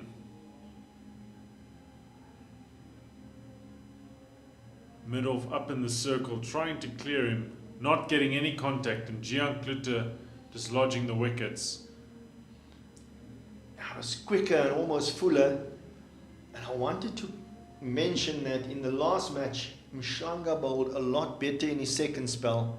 It seems like up front or in his initial spell, he just lacks a bit of rhythm. But he's back in the wickets, and he's picked up the big scalp of Jason Rowles. As we see the new batter making his way to the middle. Man Manak, another St. David's boy, joining Letabu Palamoslaka in the middle, hoping to do a job here for the emerging side. SA emerging side, just another, I would almost say, questionable decision making with shot selection. Going into the phase, this middle phase, where just trying to build stability, build a partnership. They're already 4 wickets down. Jason Rowles trying to take initiative, but losing his wicket in the process. Yeah, and the run rate's never been an issue. They're still going at 5 and over. Big appeal from Mshlanga.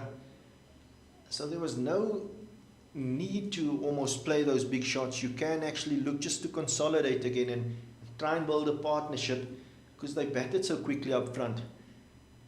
So poor discipline there from Jason Rowles, costing him his wicket.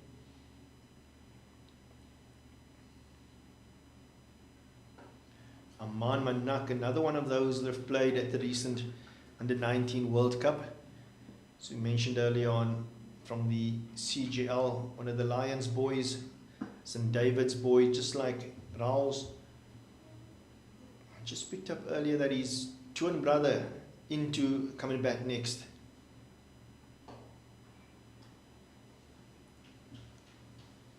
This is an ideal situation for Mbongi Mshlanga. He's got two right-handers there, he's got a new batsman there. Ball is slightly turning. Jock Snyman is back into the slips. And this is exactly what Dane Pitt would have wanted.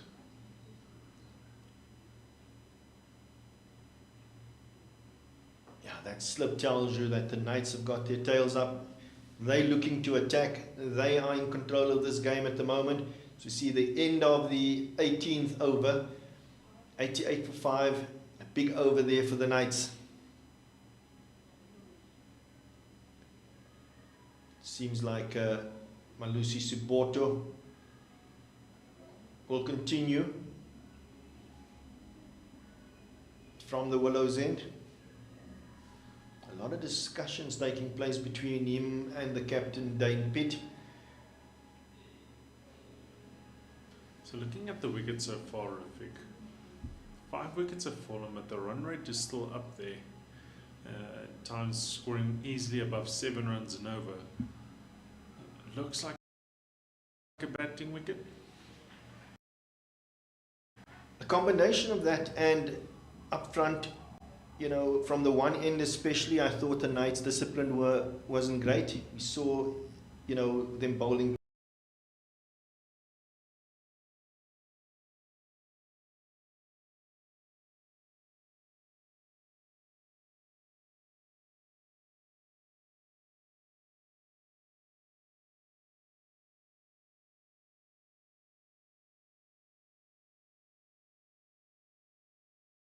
plays in the second innings as well.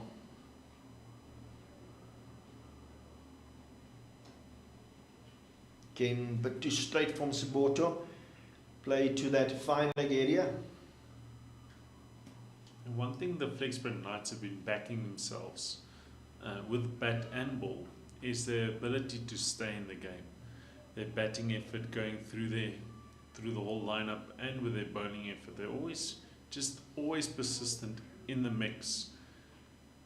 Yeah, you mentioned it in the last game when we thought they were behind the 8 ball a bit. Just keep staying in the game, fighting. And they've managed to win games, and at times where you felt it wasn't a great team effort, but maybe great individual efforts from every individual coming in and pitching in.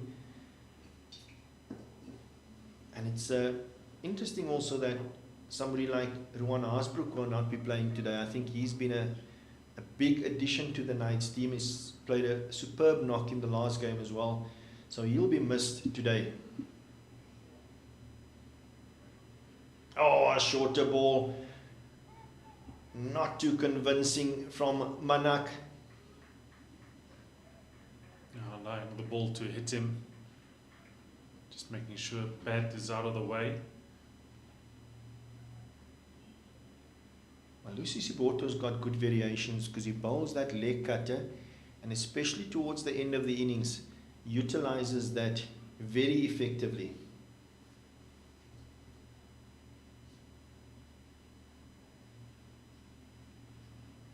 Oh, outside edge to third man. Manak looking to play that to the leg side. Leading edge almost, and the third man does the fielding. Was getting squared up there, Manak. Looking to score on the leg side and getting a thick outside edge. Looking a bit uncomfortable at the moment from the bowling from Malusi Siboto.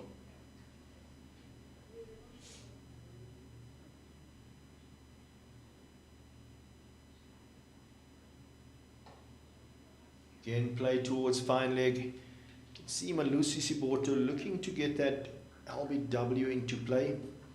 Saw him in the last game also getting a few of those to just keep its line and hitting the batter adjacent. He's a mode of dismissal that he looks for and quite often gets. Last ball in this 19th over.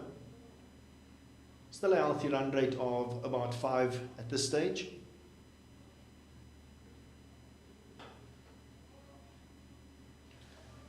End of the 19th, 92 for 5.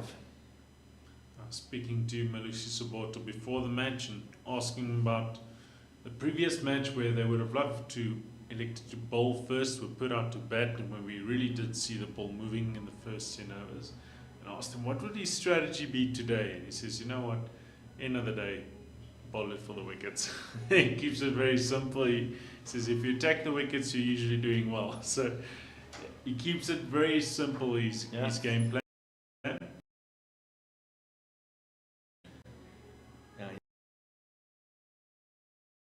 He executes his role perfectly in this team. See Gian Klute, the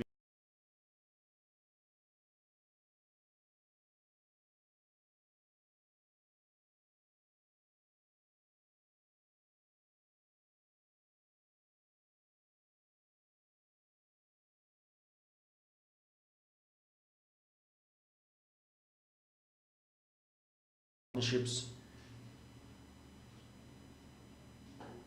Apesh to the left of Mshlanga, can't get a hand on it, to long off just for one.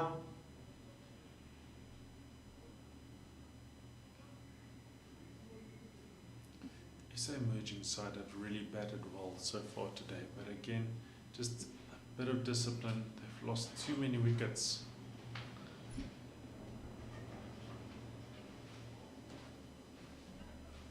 In a very similar position, but only 2 wickets down. You can even say 3 wickets down. There would have been a very different story to tell. It's similar to the game here the other day where the Inyati had that good opening partnership between the captain Nathan Rua and Shishle Sizani, but they just lost their way after that, with losing wickets in clusters. As we see Jock Snyman taken out from slip to reinforce the offside, extra cover. Entirely actually blocking off long off. Forcing him to look to score through that leg side.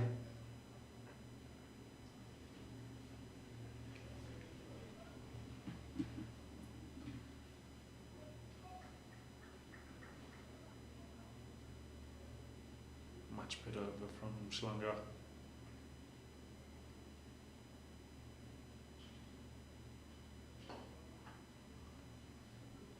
Kept the pressure on, and that's the end of the 20th. 93 runs on the board for 5 wickets. Only 1 run conceded in that over. Yeah, the Proteas ladies also playing today against Pakistan women. Pakistan doing well at the moment, 164 for 2 after 25. So the bowling attack of the Proteas ladies struggling at the moment. As we see a bowling change, and it's been the long-awaited arrival of the skipper, Dane Pitt, coming to the attack from the Willows End. Proteas men also in the World Cup, T20 World Cup playing. They bowling first, and Zimbabwe 24 for 1 after 6 overs. Good to see Mpaka in the wickets column. I was wondering when Dane Pitt would be getting himself into the attack. He's got 3 fielders out on the leg side, backward square, deep mid wicket, long on, sweeper and a slip in place. Crucial stage of the game. I've seen Dane Pitt very miserly, doesn't give away too much.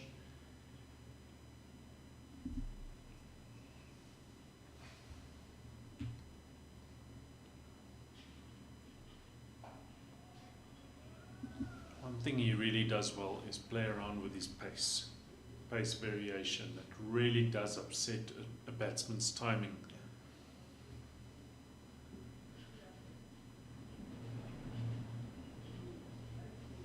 leg spinner again. We saw that in the previous game. Yeah, he does have good variations, Dane Pitt.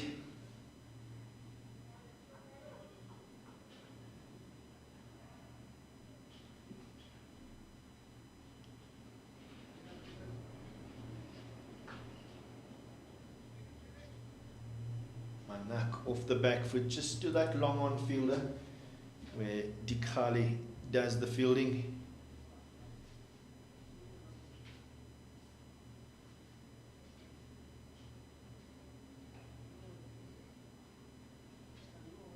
Should only be one.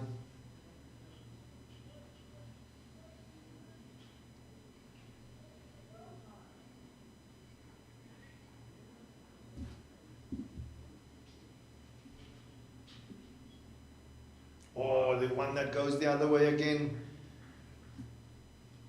That's the end of the Dane Pitt over. Only conceding 3. Already showing a lot of variations. And these two youngsters will have their work cut out to keep him out.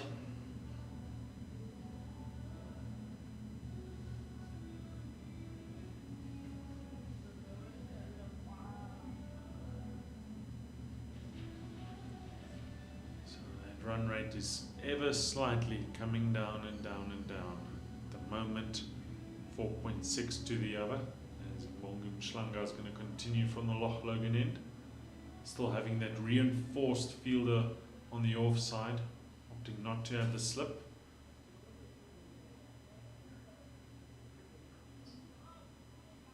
Still to bat.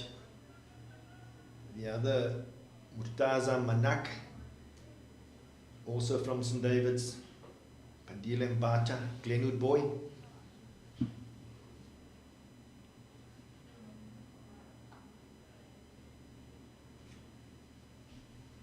JJ Basson, Kroonheuwel,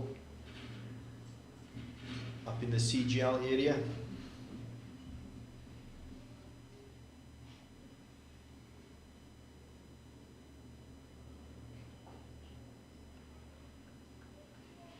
Again, Mbongi Mhlanga has obviously come in bowling to these new batters. He's now allowed to settle into a rhythm.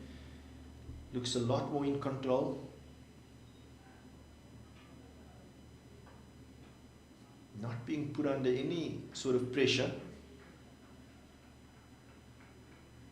And already that bowling figures seems a lot better than what it initially did.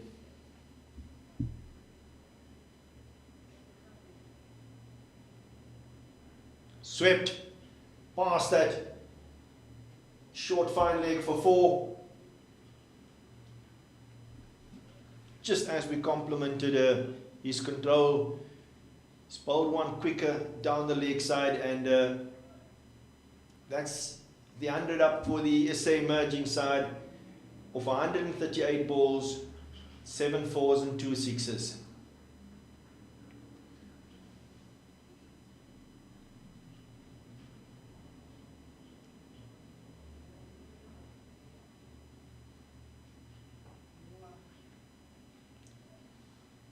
As that over comes to an end of the 22nd over, 102 for 5.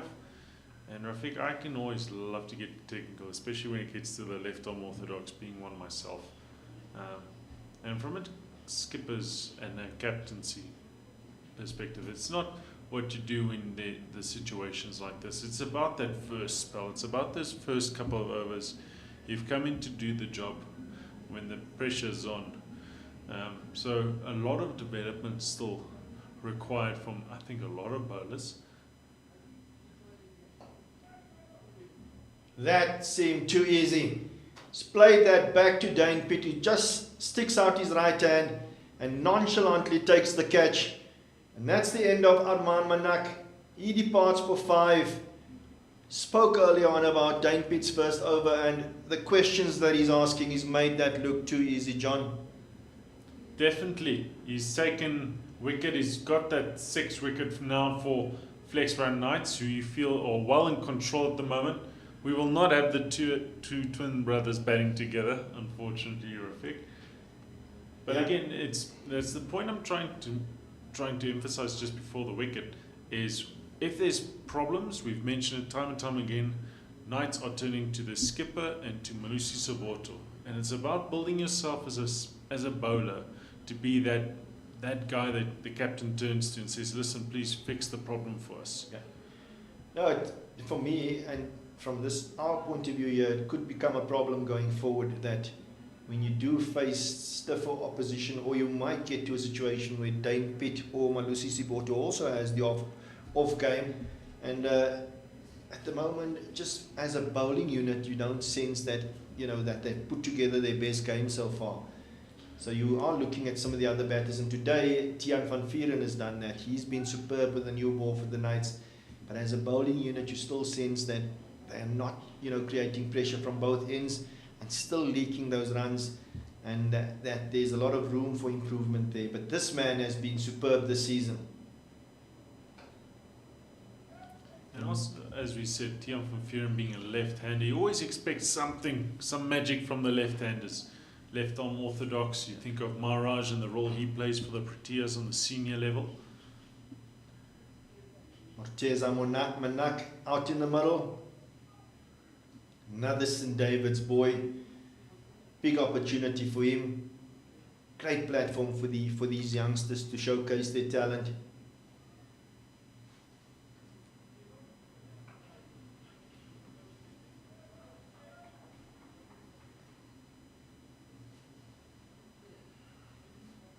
They've come in and they're facing players that have played at the highest level. Dane Pitt, former Protea. Oh, he's gone through the gate. Exceptional bowling here from the skipper, showing his experience and his class. He's been playing around with variations from ball one today.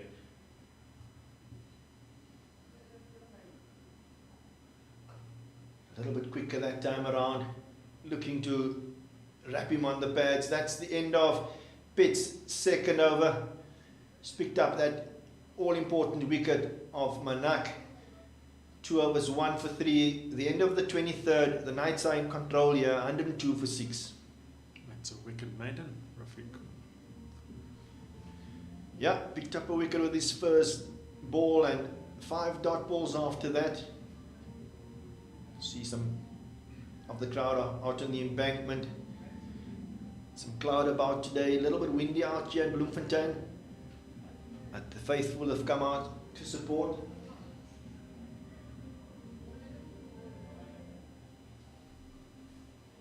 Schlanger to continue from the Loch Logan end.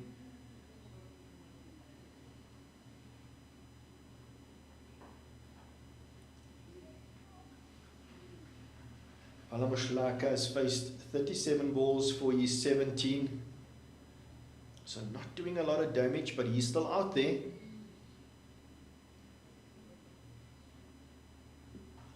Off the back foot to that sweep on the offside just for 1. Ruben Maria does the fielding.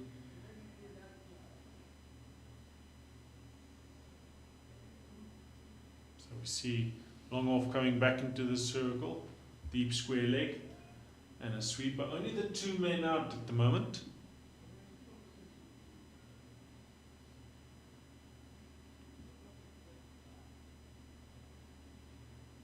Thick outside edge. Yeah, Palamushlaka, the wicket-keeper batter for the Tucks. University of Pretoria, Ruben Maria. Also, these two could have played against each other. I'm sure they would have at the Universities week in December.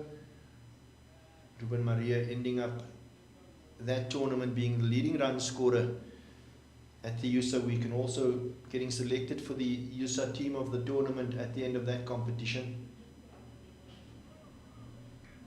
So we see a slip in place for the new batter, Jacques Snyman.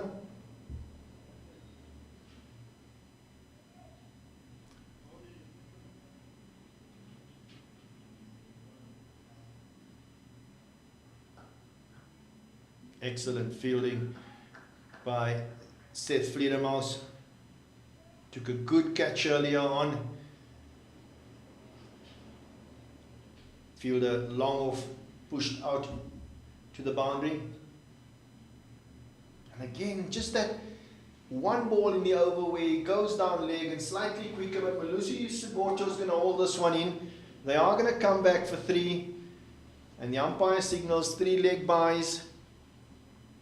So every now and then you find Bongi Mhlanga does bowl that odd, quicker, bad ball that goes down the leg side, and it's not worked for him, but he persists in doing that, looking for that wicket-taking delivery. So I'm just having a look at his run-up, and he's got a very unique run-up in the sense he's got a couple of staggered steps in his approach. And I just sense that when he's coming in, sometimes there's a variation in those steps. And when he's trying to bowl a faster ball, he's trying to pivot on his front leg a bit more.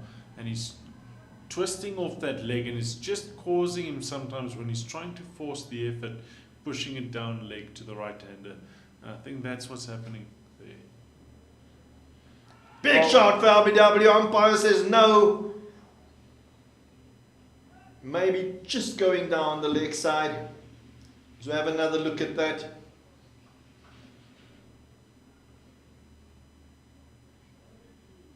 Yeah, I think the umpire's made a good call there.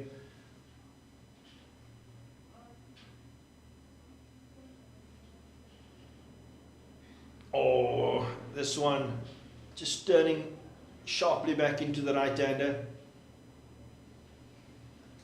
Does have the ability to vary that pace. The slower balls, we do see they grip and turn.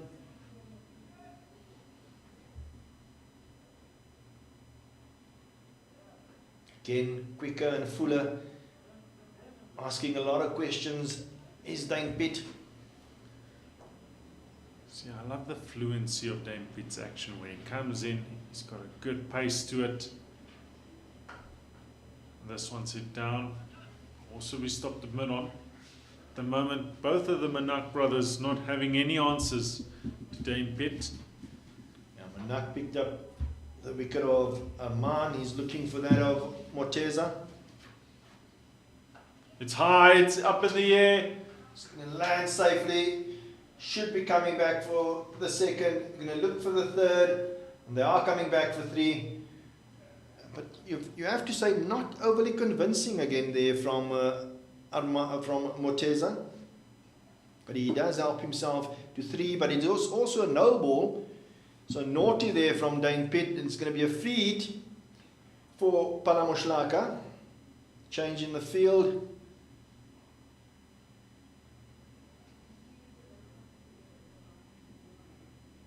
Flatter, quicker, straight to middle, through Langa. Not good fielding there by Sitembela Langa.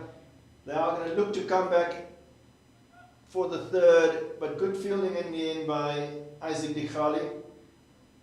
Just for 2.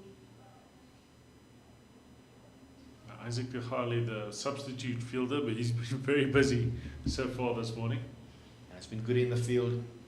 Almost managed the run out earlier on. That's the end of the Dane Pitt over. That's 25 gone, 112 for 6. I'm going to leave it over to 2 spinners to continue. Our left arm spinner, John Armour, joined by then another left arm spinner, Justin Jordan.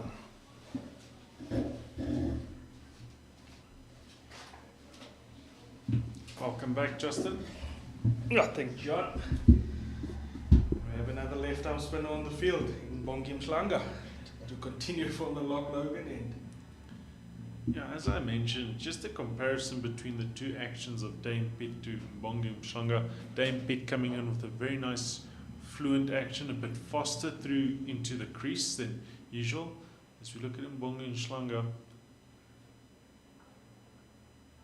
he's got a bit of a staggered step approaching, but he gets up nice and beautiful into the crease. Nice follow through in the action. Yeah, I think the difference between the two, PT is getting nice and through his action. There's forward momentum. With Bongi, you see that jump. He's just jumping out.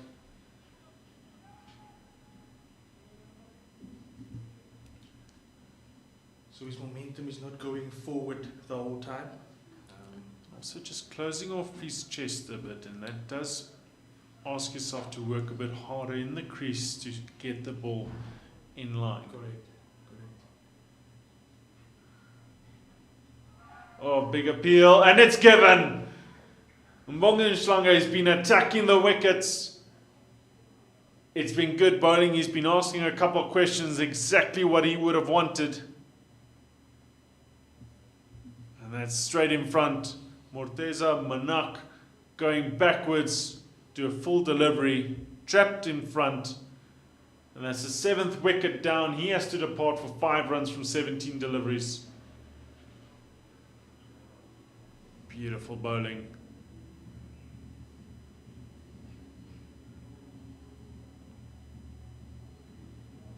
Yeah, before I went off air, just got the feeling that he needs to bowl. He's been exceptional from that Loch Logan end in his second spell. And a difficult thing coming from the Loch Logan end with that slope, you're turning the ball away from the right hander, but the slope will take it back into the right hander, so it's difficult to pick up the line, pick up the length, you know. So you're not always in on this wicket, as I mentioned.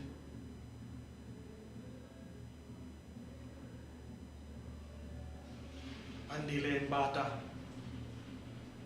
coming to the crease at 114 for 7. So this is where spinners usually excels to the lower end batsmen, not usually moving their feet as well. You can really come aggressive in your attack to the stumps, especially where you can get that LBW appeal early on. Yeah, and we saw more attacking fields from Dane Pitt. Only 2 players out on the boundary.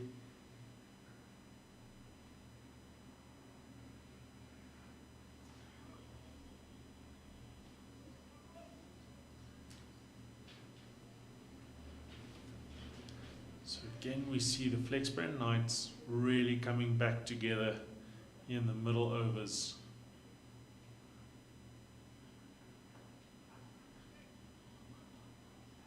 Good fielding at backward point.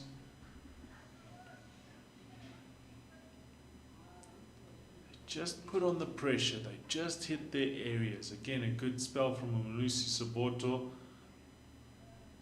Mbonga Mhlanga's come back and he's bowled exceptionally well.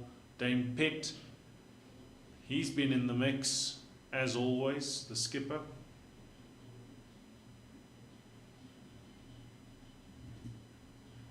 Down leg again as we wait for the umpire to signal a wide. And it's been a bit just too frequent for my liking. The ball down leg. And we applaud the bowlers for executing well, but 13 extras already.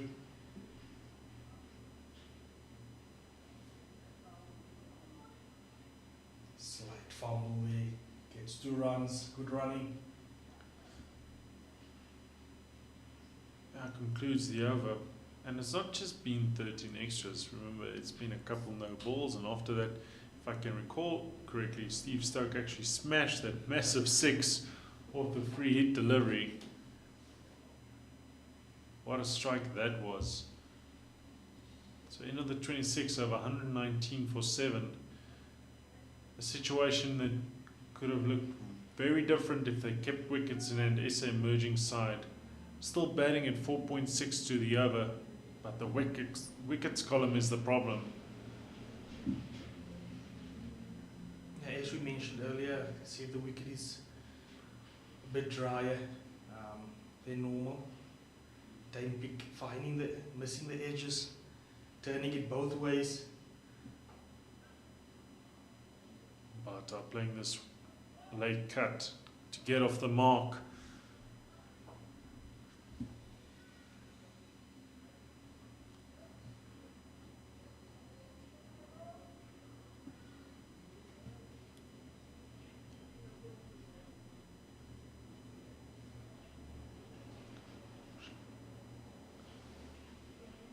Everyone brought into the circle apart from deep square leg for Fala Mohlaka.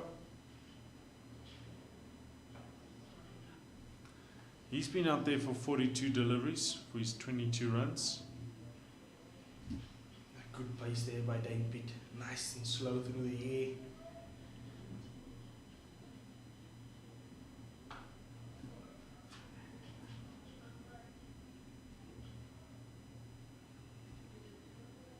He's just got that control over the ball, which is perfect. That's what you want as a spinner. That nice controlled, slightly a bit of drift. And the problem is when you allow bowlers such as Dane Pitt, a spinner, to get into a rhythm, they start getting audacious with their variations. They start setting up the batsman, saying, listen, I'm going to do this, this, this. I'm going to get you on this delivery. They start getting really good ideas. And this one, pushed down leg, faster delivery. Gian Klutter not able to get a hand to it. It's been signalled wide.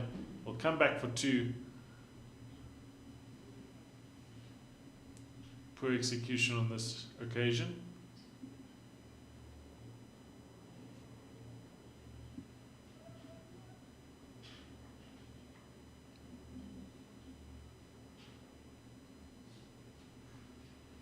Slower through the air, much slower. Misfield at that backward point from Mbongi Mshlanga.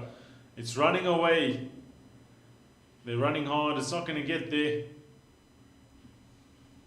They do run 3.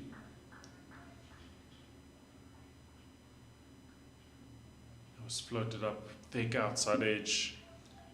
And just with that, there was a slight deviation of the wicket, getting a slightly bit of turning to the right hander with that slow delivery. That one going the other way. A bit quicker through the air. That concludes the 27th over, 127 for 7.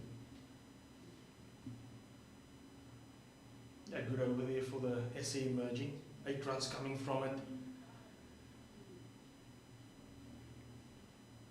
Just need a partnership here. A strong partnership to carry them to the 40th over. Shlanga is going to continue from Loch Logan end.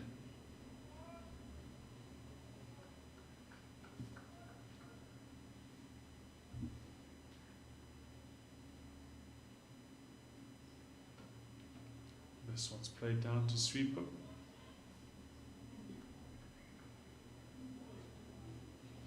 So interestingly, your thoughts, Justin, they still have the deep square leg out for Mshlanga. No ball is really shown to go that way. Yeah, in on a wicket like this with the slope, you want them to sweep. That will bring LBW into play. Like you mentioned, the ball never went to deep square today.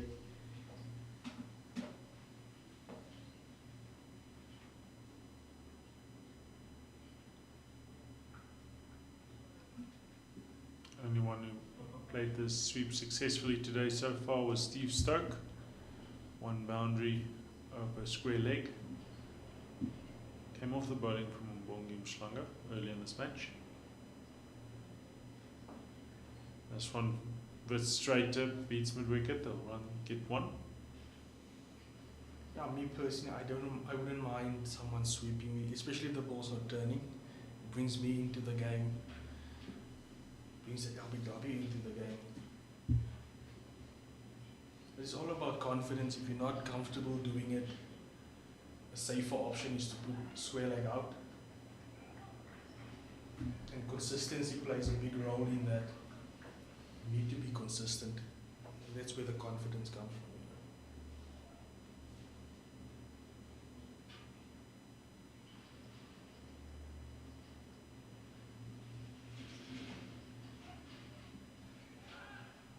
It's a very good over from Mbongi Mshlanga. 2 runs coming from it. SA emerging 129 for 7 after 28. Always like to be aggressive as a bowler, bring up as many guys as I could. Look at the guy and say, dare you, double dare you. Come sweep me, go for it.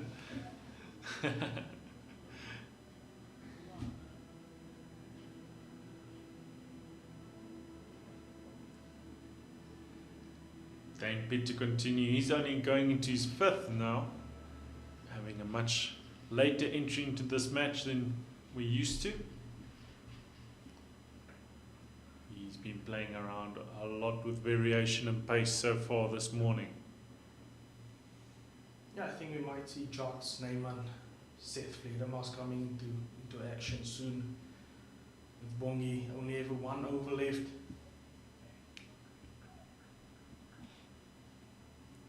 They must be itching to get part of this game.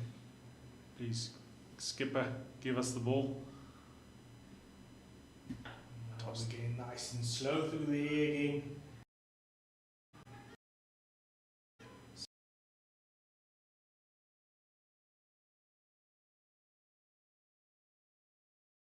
Slight fumble.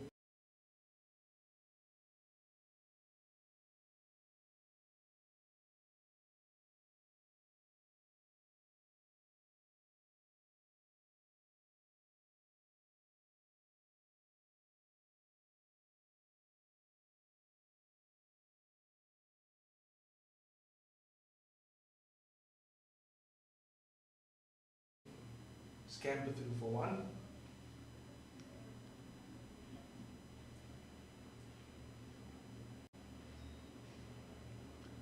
As we see field spread. Foster this time. Yeah, it looks just like the game plan is to bowl to Mbata. Majority of their balls, they don't mind giving the wicket keeper Shaka the one.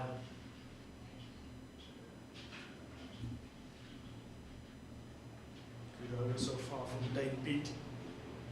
Conceding 1 run so far. 1 ball left.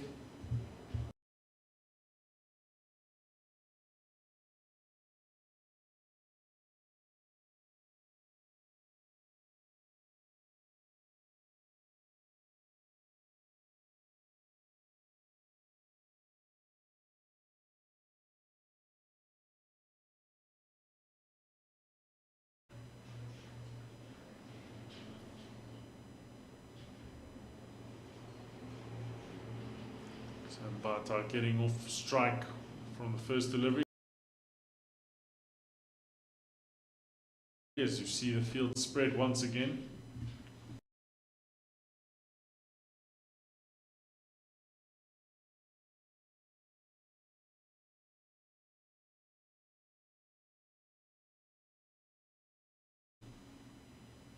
Long off sweeper, deep square leg.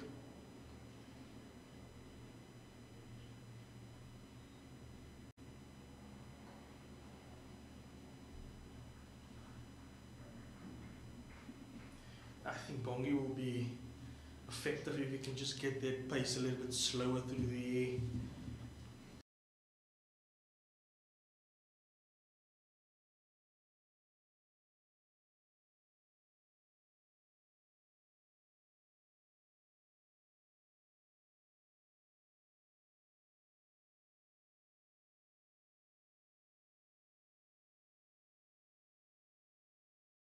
Good line, 2 deliveries left in his innings.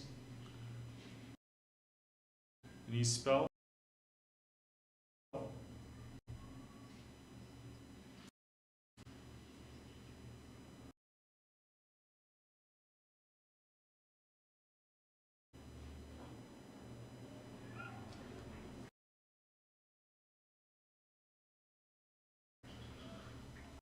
So from an opening spell of 3 overs, conceding 27 runs. 1 delivery left. Conceded 48 runs and picked up 2 wickets.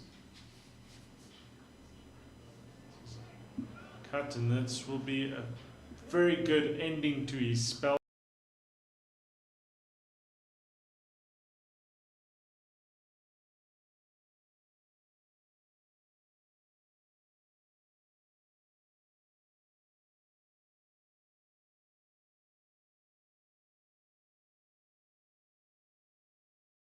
Considering how it started, Mbongi Mhlanga finishes the day 10 overs, 48 runs for 2 wickets.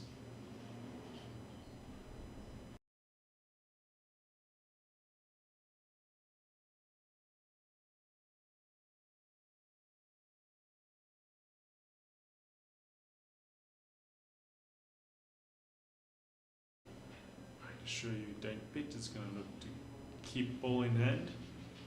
He's bowling well today. Yeah, I think Johnson might be the guy replacing Bonke Mhlanga from the Lock Logan end.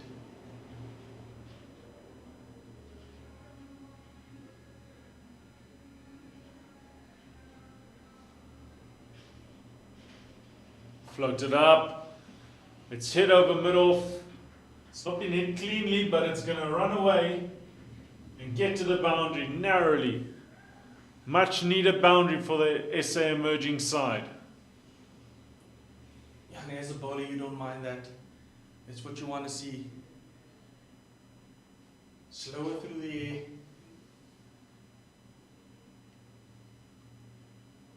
Ball hit into the air. Over mid-off.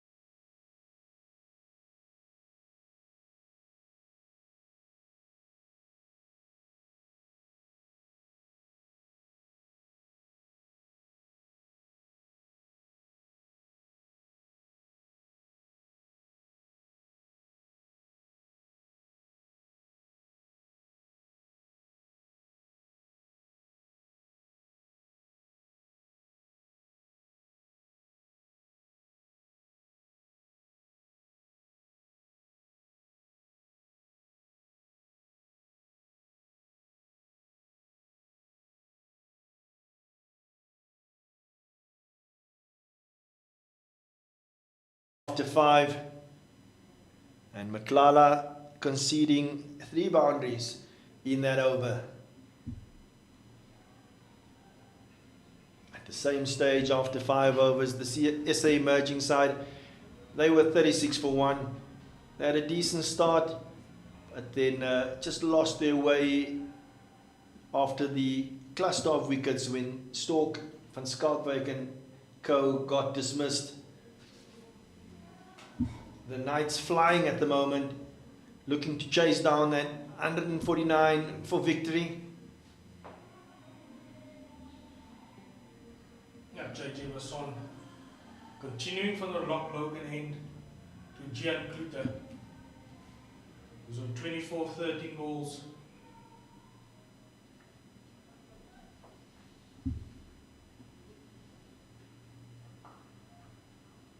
Once again, that hard back of a length. Just worked your way to mid-wicket, no run.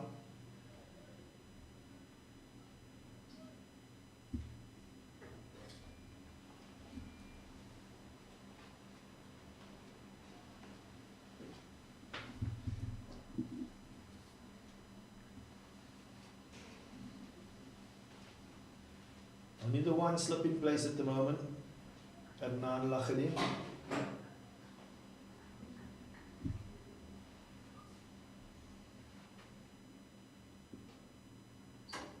Upish just short of that mid-off fielder. There has been the one area that I think Gian Kluter could work on, and it is that when he gets on the drive, it is sometimes a bit in the air. And I always get the feeling that that extra cover and middle fielders could get into the game. Yeah, and he got dismissed against the Eastern Cape Yatis with a shame shot. But he got caught and long off, just pushing the ball in that area. Again, a player to miss. Good start here from JG Baswantu. It's over again. 3 dot balls in a row. Just looking at Adnan Lakhading, product of Bishop's High School in Cape Town. But also not forgetting that he's also come through the art program. One of the players that has come through the Ottomans Hub in Cape Town and then transitioned to more traditional cricket schools.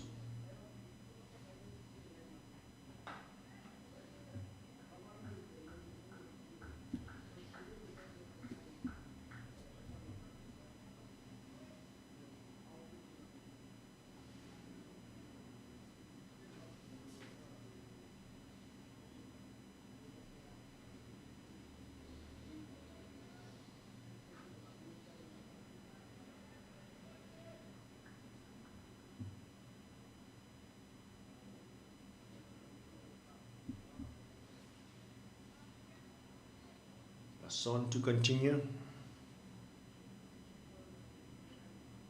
Oh, quick bouncer. Just back of a length, not that short. Kluter as well to get out of the way of that one. We mentioned earlier that JJ Basson has spelled decent wheels here. Very impressive. Could have had more success.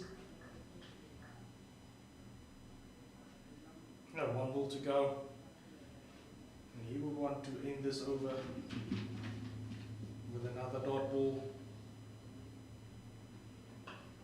And he does. That's the first maiden, the second innings.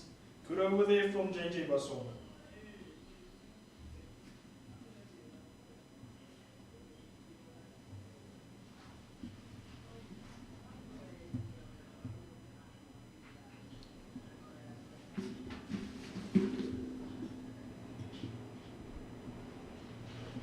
Interesting. Paul Matlala makes his way to the umpire very slowly. Conceded 12 in his previous over. The captain, David Tiga, is going to ask him to bowl another.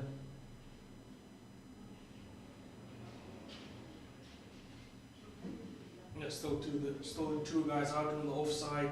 Sweeper and third man. No one out on the leg side boundary.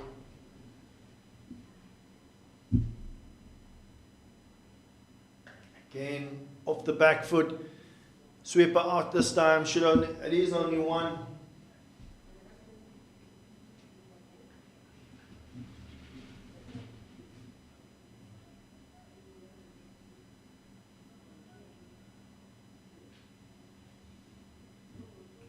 And it's interesting to see that he's going wider and bowling to the short boundary. He's not getting hit to the longer boundary.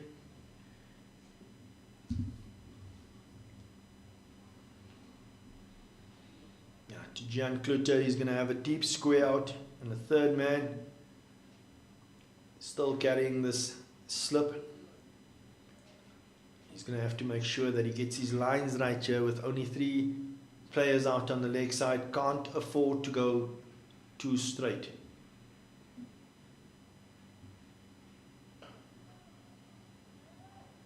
Good length by Paul Matlala.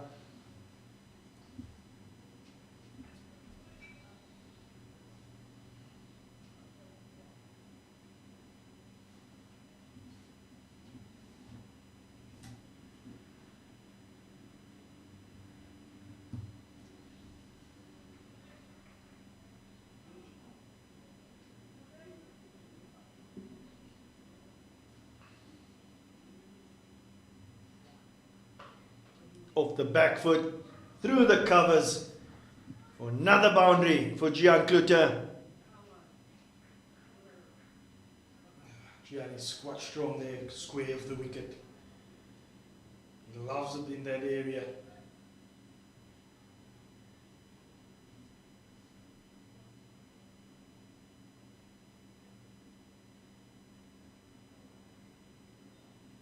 Kluter scores moved on to 28, and the Knights total 47 without loss.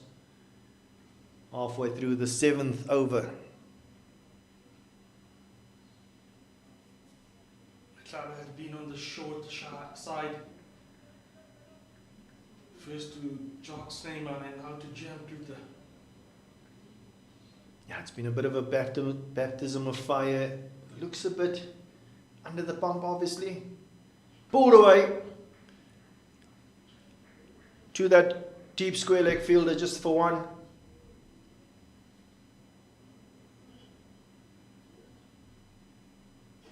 And one would just feel that they got so much time. July not the quickest of bowlers. Needs to be on the fuller side. Get him on the front foot.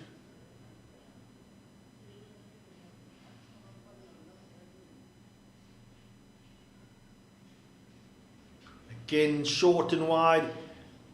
Flies away to that third man boundary, and Jacques Snyman's going to look to come back for the second. Good running. Good awareness by Jacques Snyman. That's the 50 up for the Knights. Only taken them 41 balls, 9 boundaries in that 50 for the Knights. Going at 7.3 and over. Good partnership here between the two of them. Snyman's got 20 and Kluter's got 29 of those. Matlala does not have any answers at the moment. Again, short and wide. Umpire signals he's out. The umpire's given him, and Jacques Snyman looks absolutely perplexed. He cannot believe that the umpire has actually given him out there. Yeah, Jacques Snyman chasing a wide one. Wow. Well, the umpire feels that he's got some bat onto that. Snyman looks very disappointed. Makes his way off slowly off the field. No real appeal from the bowler. And the umpire, I think the bowler was more concerned whether the umpire would call that wide. And he was was probably as surprised as we were to see the umpire having his finger up. Nevertheless, that's the first wicket down for the Knights. Jacques Neyman departs. The Knights 50 for 1 after 7.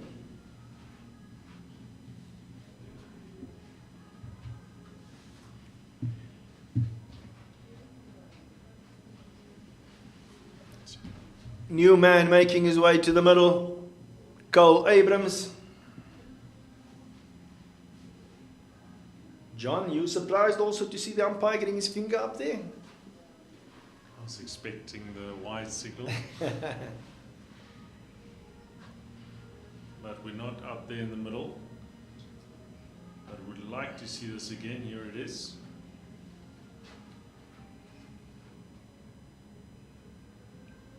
I must say there was no appeal from bowler, wicket keeper or first slip. None of them thought that that there was any bat on that. But as it stands, Jacques Neyman has been dismissed, and Paul Matlala gets his first wicket after he's been under serious pressure. There was some movement and shape away, and maybe that has caused the umpire to think that that deviation came off the bat. As it stands, 50 for 1 after 7. Picked up by Gian Tutter, and it's running away to the boundary, cut off by Matlala, but they should come back for the third. Not the best of lines from JJ Basson, with only 3 fielders out on the leg side. He had a terrific over, maiden in the last. This one just to full and straight, and Gian Klutter in the form is not going to miss out on that. So Cole Abrams getting ready to face his first delivery.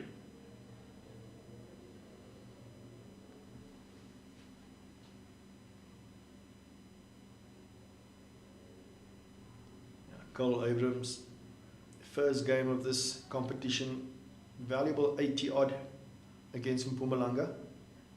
Off the back foot, it's going to go away for 4.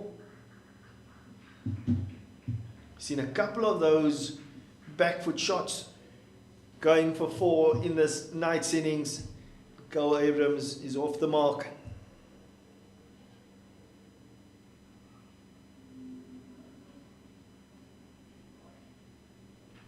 Maybe just an indication that the bowling has been a tad on the short side.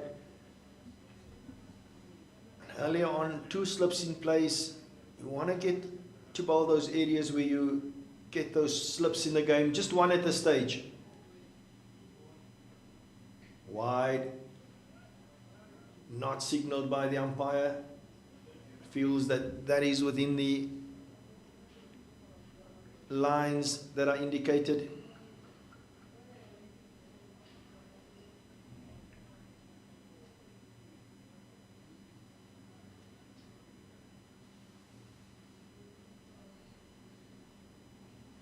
So Basson's still got a third man and a fine leg, just a solitary slip in place.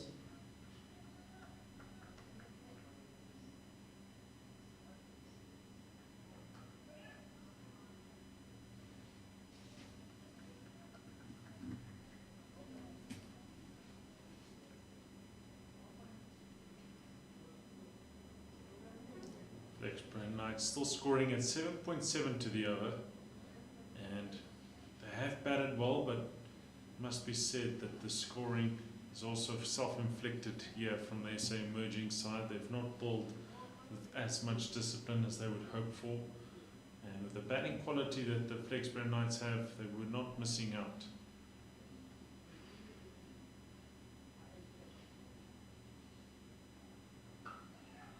Again, just skipped out by Cole Abrams. So we look at the T20 World Cup, Proteas chasing 154 for victory, and early wicket of Quinton de Kock. Proteas 5 for 1 at the moment in the second over. Obviously, the team's been doing exceptionally well and already qualified for the semi-finals.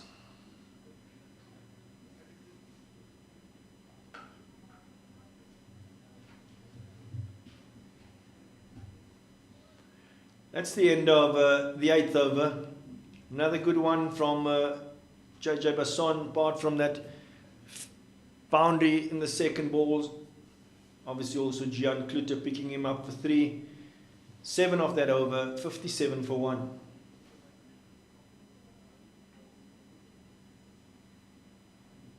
Protea ladies or women needing to chase down 306 runs to win against Pakistan.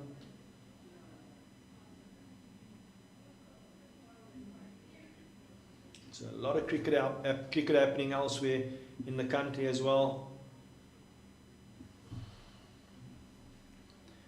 Vic, you mentioned that a couple of these guys have been playing with Leandro Pretorius, who's obviously gone on with his career, and he's represented a couple of the franchise sides. He's been involved in bigger tournaments. Now, the step up these SA emerging players want to make in getting to that Protea side, who are currently at the World Cup, performing the way they are, and the standard that side has picked up. You know, it's quite a stretch. It does seem so, John. And just having a look at Mbata bowling his first ball.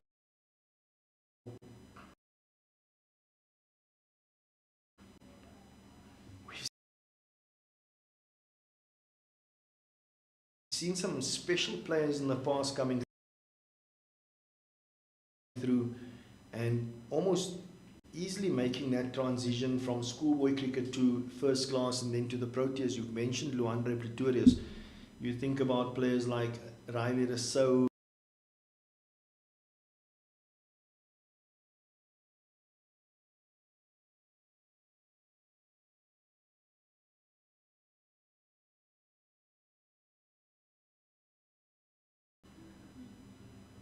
the one player for us that is for the SA under-19 team that has actually stood out at the under-19 World Cup was Jason Rowles, and he looked, you know, he wasn't all that convincing as well today.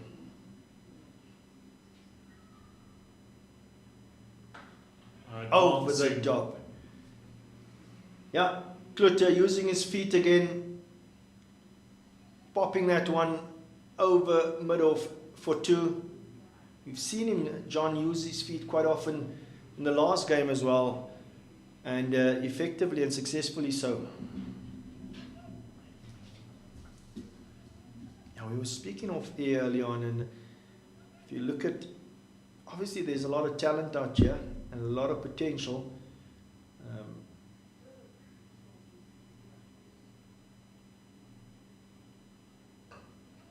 But some of them have looked, you know, slightly out of their depth at this level.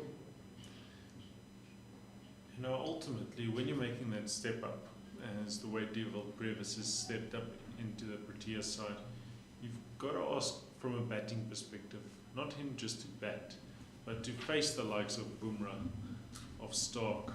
You're asking him to face the best of the best and be able to perform. And it's something that these young guys will have to understand, is that there's no excuses then. You've got to perform, even if it is Bumrah coming towards you. That's another no ball from Mbata, and it's going to be a free hit to the Knights. Naughty. Yeah, spot on. And again, that's the benchmark. And if you think about it, people always used to say a lot of these Indian players, the age might be 17 or 80, but the cricket minds and the cricket brains are 25. And you'd like to think that a lot of our youngsters still have maybe a way to go.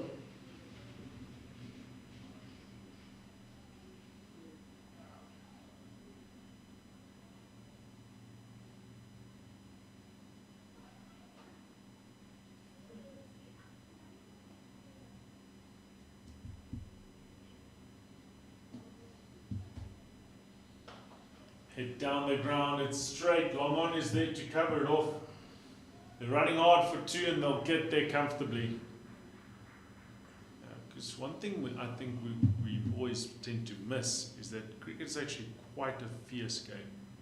It might not be a physical game like in rugby, but we know that when you play Australia, when you play India, when you play the top sides, they are going to come for you with everything they've got.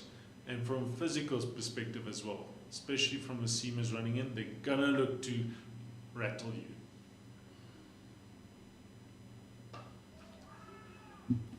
It's one thing South Africa has been prided on ourselves as a nation, is our seam bowling attack. As have the conclusion of the 9th over 64 for the loss of 1. You know, we look at the likes and we celebrate the likes of Dale Steyn in his prime, running in with fire eyes towards cricketers, and you would love to see that transition. You don't want to lose that fire. I think about Gerald Coetzee, a good friend of mine, coming up to the side, and you know, they're always commenting about his facial expressions when he's playing, and about the seriousness or competitive nature that the guys want to be playing in.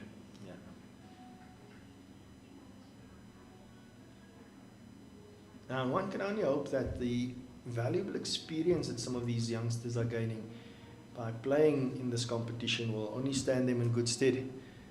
I don't want to sound too harsh, and they're still young, and hopefully that, you know, we'll see the growth in their games within the next year or so.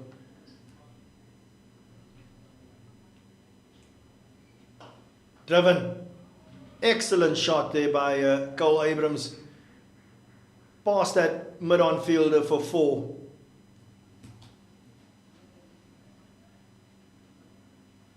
Just looking at that again.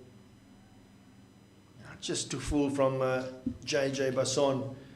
And Cole Abrams just timed that to perfection.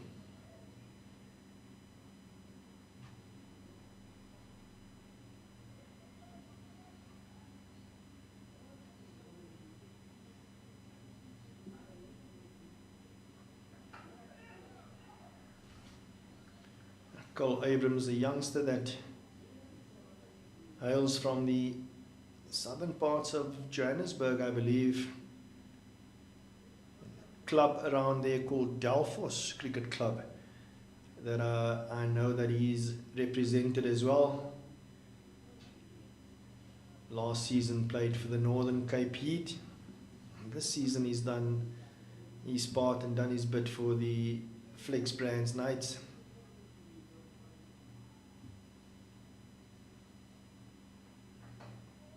Inside edge.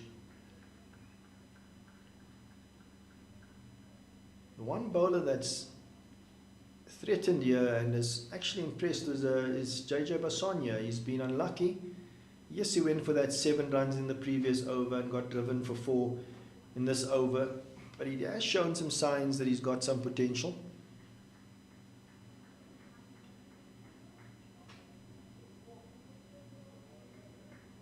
Tall man, JJ Basson. He picked up a 5 in one of the World Cup matches as well. Again, a player number there from Cole Abrams. Bat on that.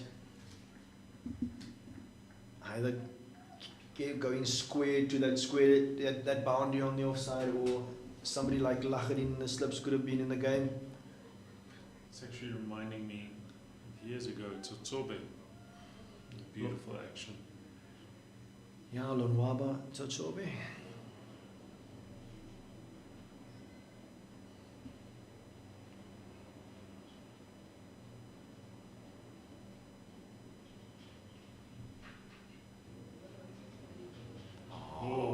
Quick one, and Abrams does well to get away out the way of that one.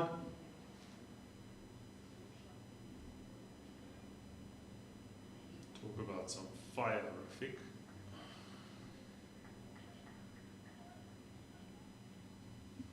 Beautiful seam bowling.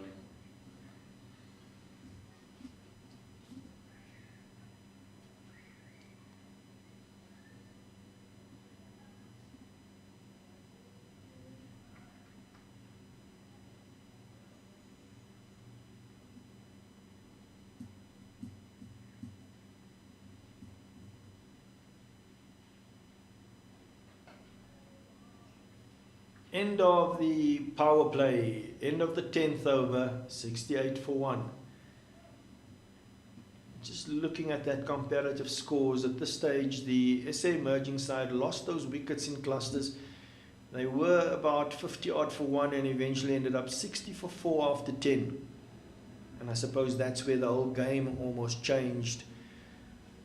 And the Knights started to taking control of proceedings. Umpire signals for the second power play. Obviously only 4 fielders, maximum of 4 fielders out from here on in up until the 40th over.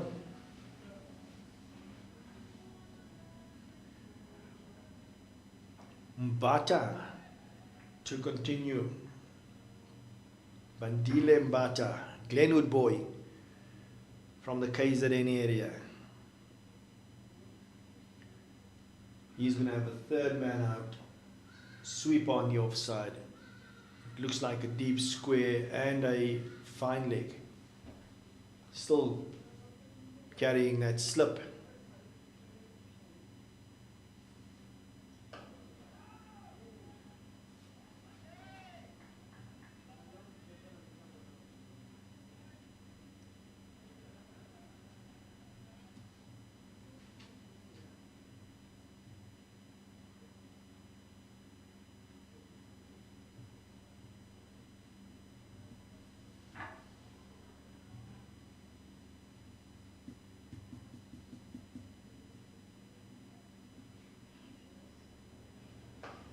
Driven, should run away for 4, and it does.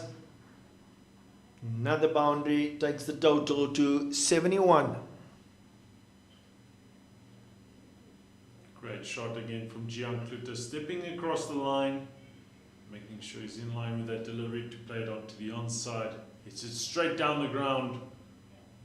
Jason Rawls, who said mid-off, was not going to stop that.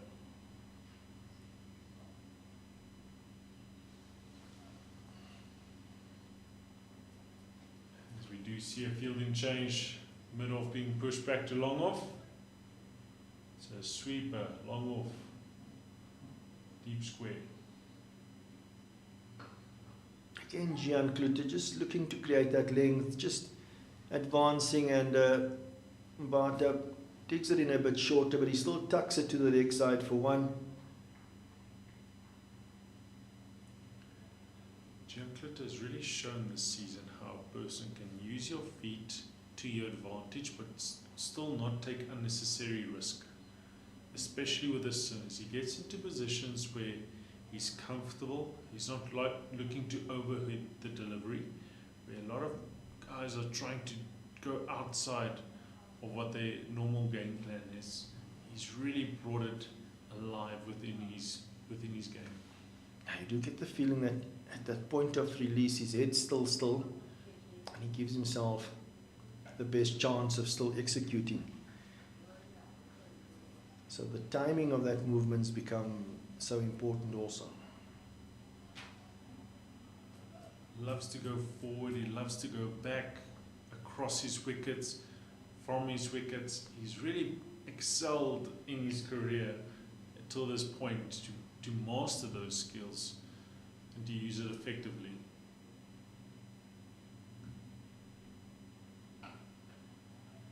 It does sometimes look rather foolish when a batsman's moving around. You get a sense he's trying to do something and gets dismissed, getting bowled or LBW'd, whilst trying to create space for themselves. Gian Kluter has really found that art form and really looking very secure, very in touch with the game.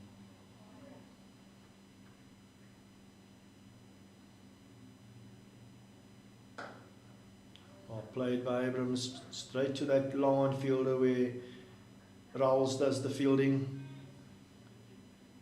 That's the end of the 11th over. 74 for 1. Yeah, we said earlier on, the only way for them, the SA emerging side, to win this game is to bowl the Knights out. But the Knights are going along quite a steady pace here. Good pace, 6.7 to the over. This partnership as well has now grown to 24. So first wicket partnership between Gian Kluter and Snyman of about 50. Bowling change from the Loch Logan end. Murtaza Manak comes into the attack.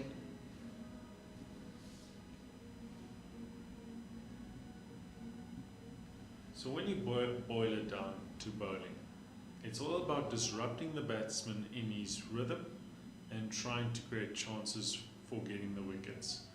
It's something that the Knights have really done well, and something that the SA merging side need to do here. Because both of these batsmen are looking steady, nothing's disrupting their play, and so hopefully this bowling change does bring about that for the SA merging.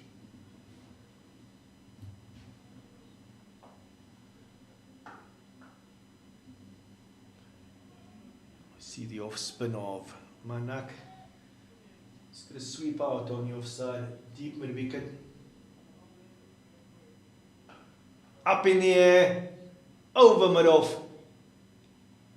And they're going to come around, come through for the second as the fielding's being done by the long on fielder making way to his left. It's about execution again. You can see the plan, but obviously they need to execute to that plan. There's a long on and a deep square out or deep mid wicket out. And with that middle fielder that's in the ring, he's got to make sure that his execution is a lot better. As we see there, just bowling to his field. He's got these 5 fielders on the leg side. Need to look to bowl that straighter line and attack the stumps. Can't give them any width. Cole Abrams taking the safe option, looking to play with the spin. Just for another single.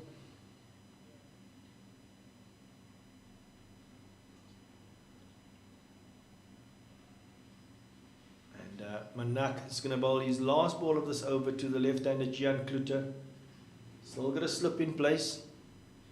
Sweeper out on the offside. Long off. Deep mid wicket.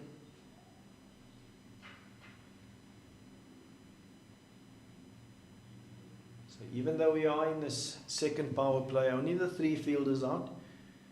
They need to look to squeeze and try and get wickets.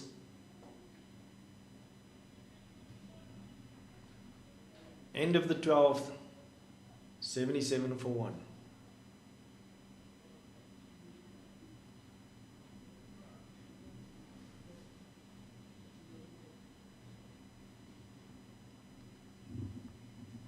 The Knights going great guns here at the moment. Both these batters are in good form. Mentioned earlier, Cole Abrams getting that 82 of 83 balls against Mpumalanga in the first game of this competition. And Gian Kluter, half century in the first, and another 80 in the second. He's been in good form this season. Abrams using his feet. It's going to fall safely over mid-off. They are going to come back for the second.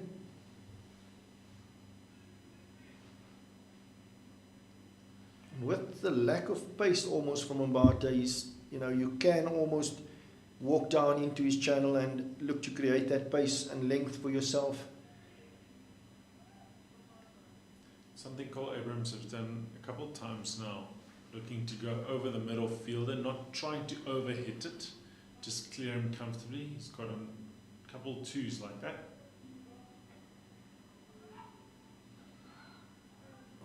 Just Gian Kluter attempting that run, sent back by Cole Abrams, and then there's an overthrow, and they do eventually get the single.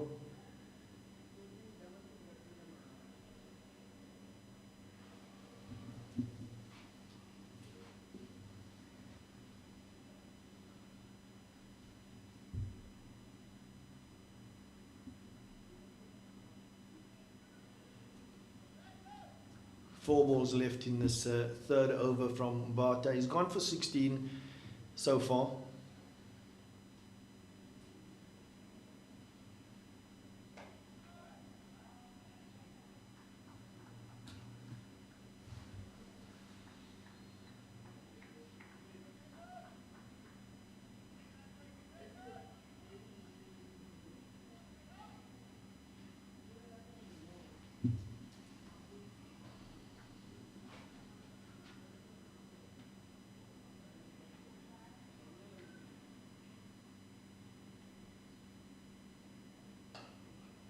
Kluter is going to get 1 for that.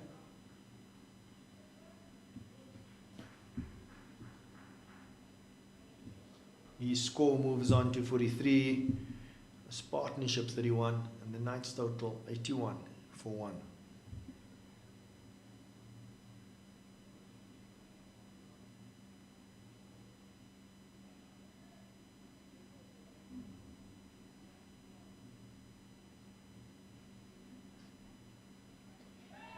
An appeal there, umpire signals, it comes off the pad.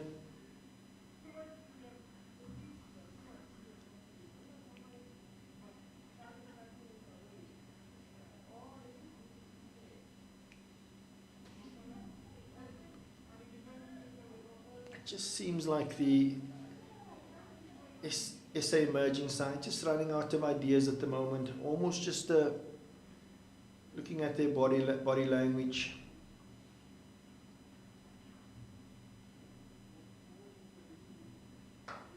Just looking like they've almost, I don't want to say given up. End of the over, end of the 13th, 81 for 1. I understand what you're saying. One thing I've always liked to do, and I'm not saying I'm right, that I like always having spin in the action. Spinners always are able to vary their pace at the very least. You're able to set the field in such a way that you're controlling where the runs are flowing, and you just take back a small sense of control, and from there you can grasp and you can start constricting and start building pressure in. Then again said, you have to have the right spinners for the job, otherwise it can just go from bad to worse. But I always like going to that where pace isn't paying off. And there's a big appeal. Umpire says not out. Gian Kluter seems relieved. Having a look at that again. Oh, it looked close. It looked very close. But we are sitting behind the batter and the umpire's got the best view. Here's another opportunity. A mix-up between the two batters. Cole Abrams didn't hear much communication there. Straight towards square leg and he sets off. And Gian Kluter had to respond. And that's the second wicket down, and maybe just what the SA emerging side needed. Just having a look at this, it did seem initially like Gian Kluter made a move and Cole Abrams responded, and unfortunately some miscommunication out there in the middle, and that sees the end of Gian Kluter for 43. And that's exactly what I'm talking about, is your spinners can get you into the game quickly. Just had an LBW appeal, just a bit of confusion, and the wicket does come. I think it's that initial movement from Gian Kluter as he plays the ball that gave Cole Abrams the idea that he is calling for the run. But again, not great communication there between the two of them. I can't recall that I've heard any yes, no, or wait or whatever. And that's the end of Gian Kluter. See the young Ruben Maria making his way to the middle. Two youngsters out in the middle for the Knights. They still need to get that 68 runs for victory. But both of them have shown that they do have the temperament and the quality.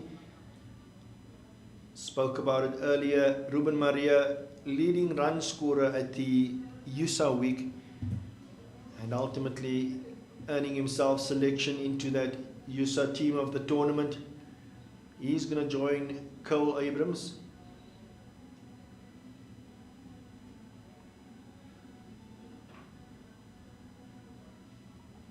And if we think the two of them are two youngsters, they're playing more or less against their peers, because the opposition, I think David Teager at 21 could be the oldest of the lot. I was about to say that, Rafiq.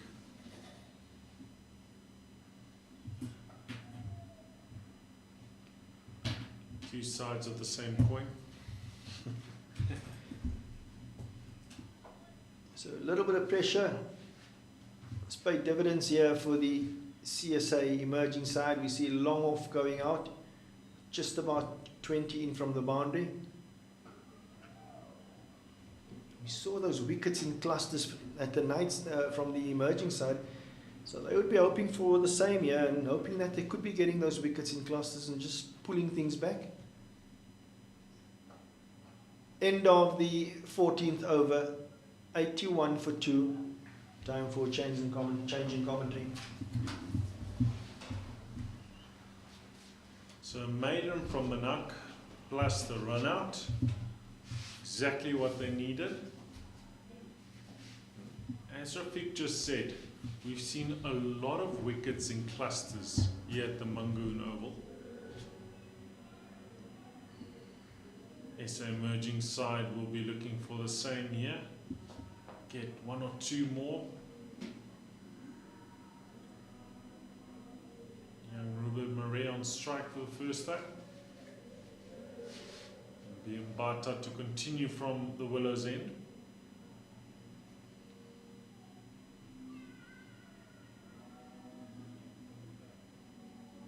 Yeah, this has been a good period for the SA emerging team.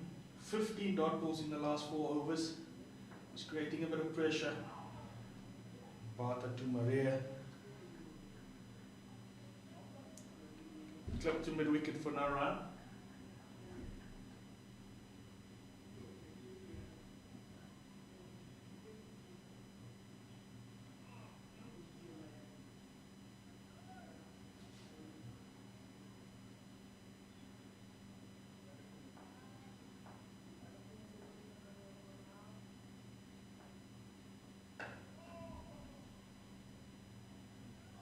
As the saying goes, dot balls bring wickets, and that's a 10th dot ball in a row. So a good period here for the SA emerging bowlers.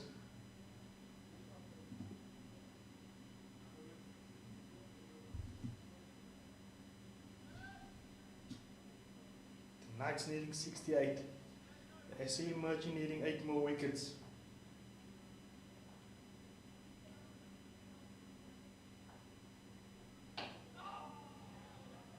Dot ball.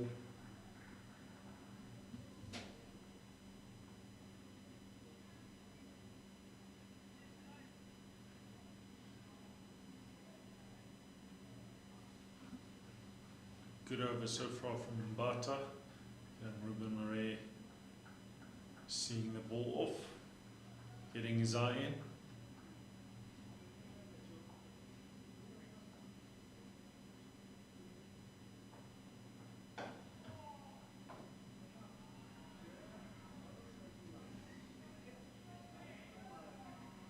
Cole Abrams involved in another run out. The last game, he was the victim to that. He ran himself out, hit the ball straight to mid-off. That's true. Yeah. That time also definitely not a run.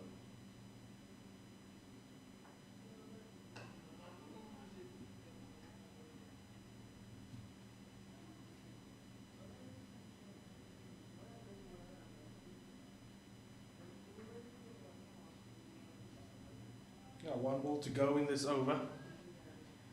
It's been a good over so far. No runs conceded. 1 ball to go.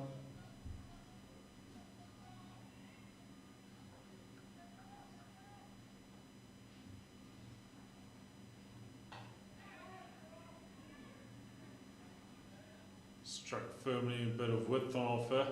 Was aerial as it went through. Just in front of point, they come back for 2, and that will conclude a very good over from Mbata. It's the end of the 15th, 83 runs for the loss of 2. Yeah, that's the first runs off the bat in 13 balls. It's a good pressure building here from the CSA emerging team.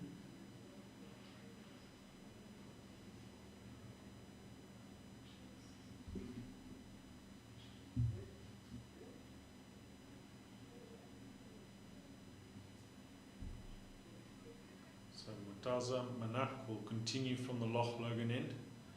Great first over from him. Must feel that backward point from Jason Roll.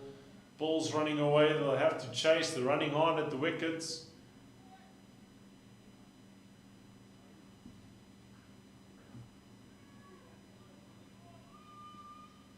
There'll be 3 more to the total. Yeah, just a bit of ball watching there from Abrams. A good loud call there from Maria. Wanting the single.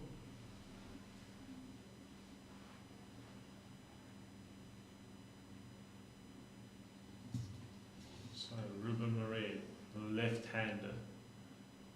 Face Manakos turning the ball away from him. Hence the introduction again of a slip.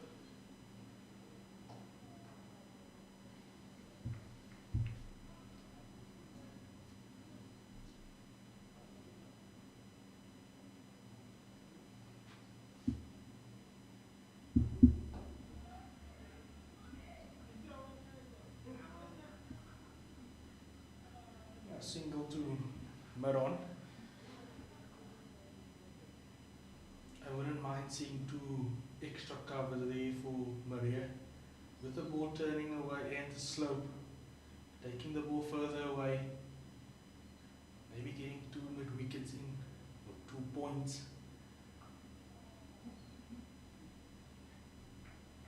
Maybe them straight from the run, straight to square leg.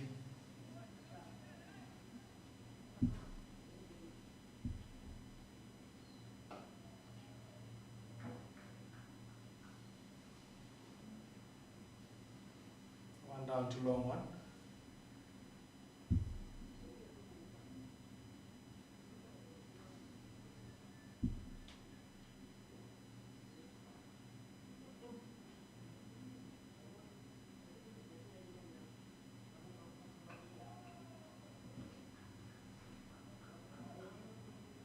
Single to end the over. 6 runs coming from it. 89 for 2 after 16. And with the line Manak is bowling, I don't think the ball will really go to short fine leg. He's bowling that off stump line. Ball turning away for the left hander.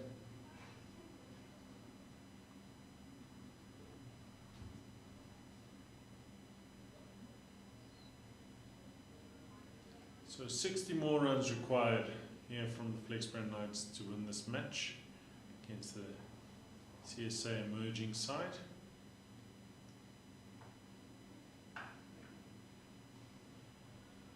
But to continue from the Willows end.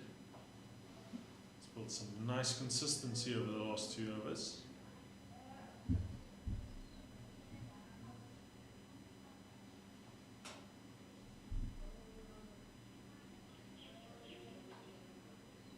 Bata bowling with 4 players on the boundary. Sweep on the offside, long off. Deep mid wicket. And a fine leg. 1 down to long off. Jason Rose does the fielding.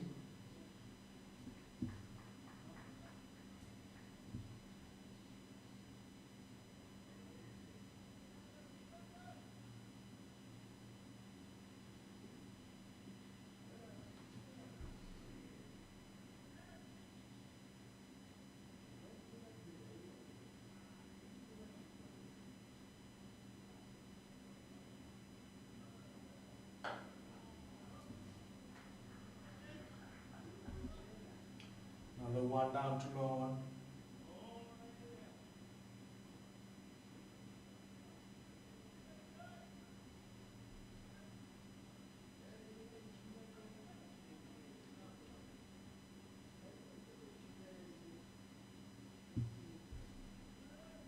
This partnership moves to 10 runs. Going steady at the moment. Just a quick discussion regarding the ball and its condition.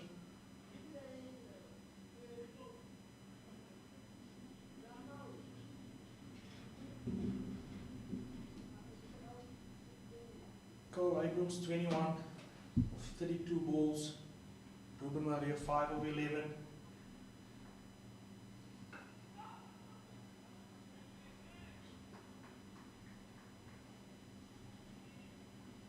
Another dot ball played out into the extra cover area. No run.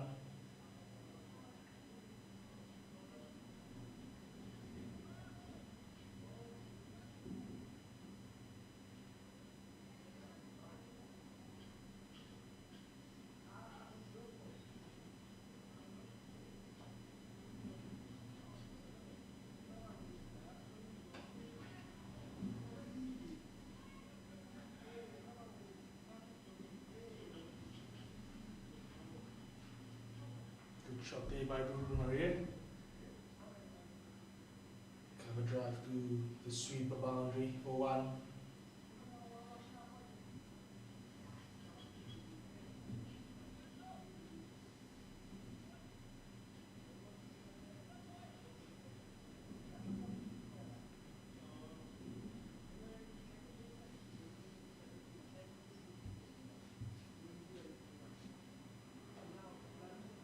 Clipped away in that square leg area for two.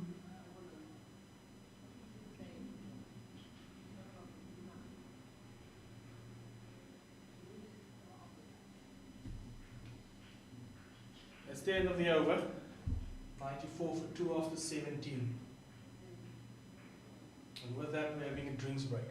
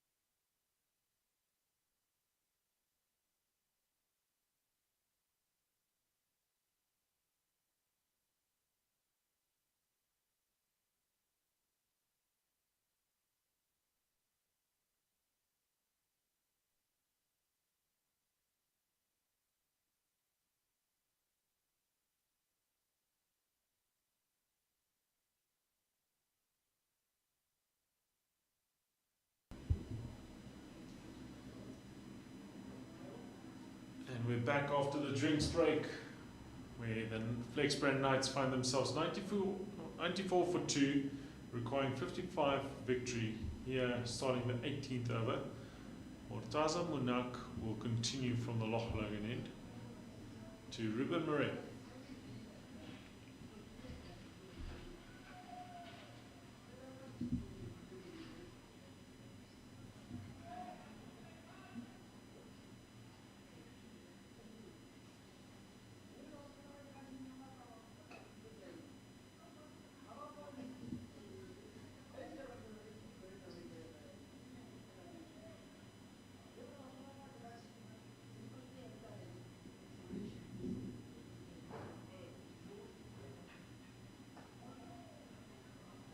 Playing down to sweeper, 3-4 single.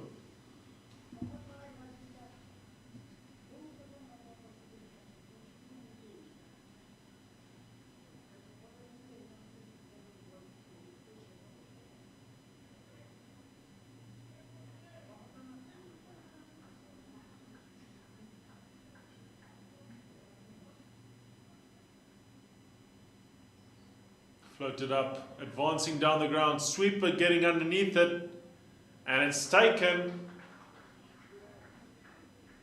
Cole Abrams advancing, turned it into a full toss. I think he didn't get it cleanly, and it's flown away to sweeper region. Good take in the end, and that's the third wicket down for the Flexbrand Knights, still requiring 54 to win. So Mortaza Munak has been the instigator for 2 wickets here for CSA. Yeah, did not hit that cleanly at all.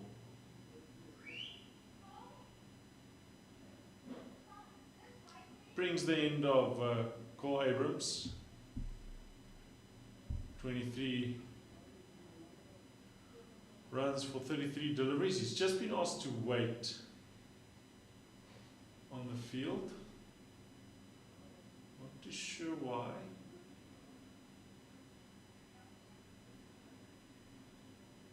Does leave the field now. And up comes Seth Fledermaus. New batsman replacing Ruan Haasbroek, who's out on injury.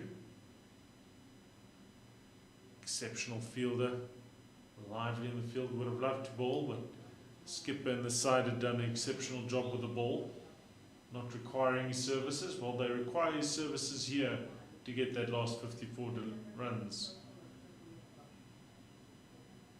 Yeah, normally we'll see Pat Botha coming into the crease now, but they want to get that left and right hand combination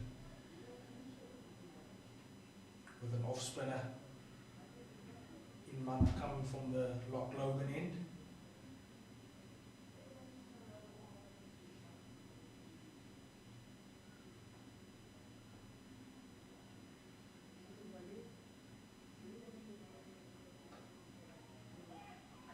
Played beautifully down to sweeper, running hard, looking for 2.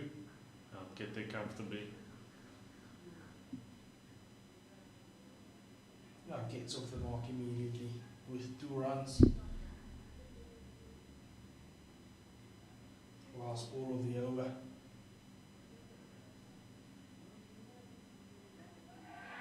And there's a sound to that. Good catch by the keeper. Going bang bang is the Knights. Another wicket in this over. 97 for 4 after 18. So Mortaza Munak picking up another wicket. Seth Fledermaus looking at it again. Back of a length, trying to play it to sweeper, getting a slightest of touches. He has to depart from 2 deliveries.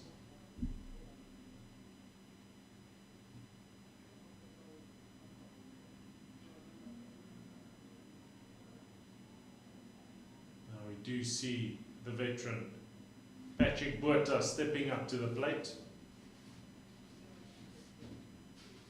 A lot of experience. Also has had a great season for the Knights.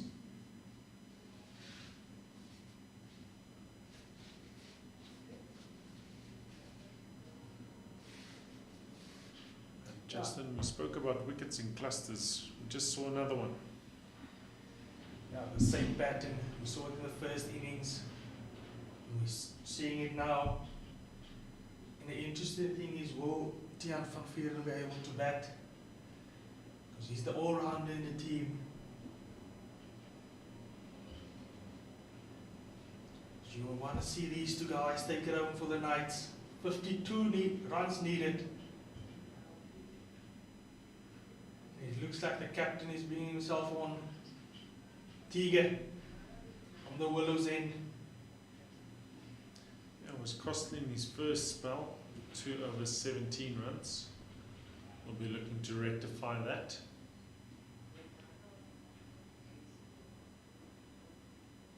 Yeah, you would say it's a good change with 2 left-handers at the crease, all turning away from them. There's a window now for the SA emerging team. 2 wickets in the last over. So sweeper, long off, deep mid wicket in place.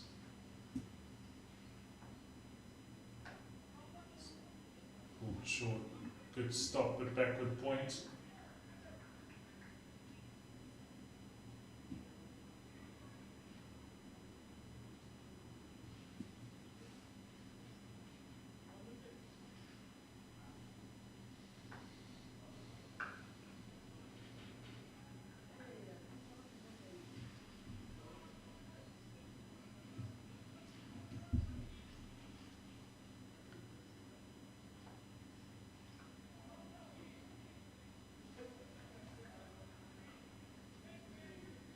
It's the 3rd dot ball in a row. Starting to build some pressure here. He's the captain, Tiger.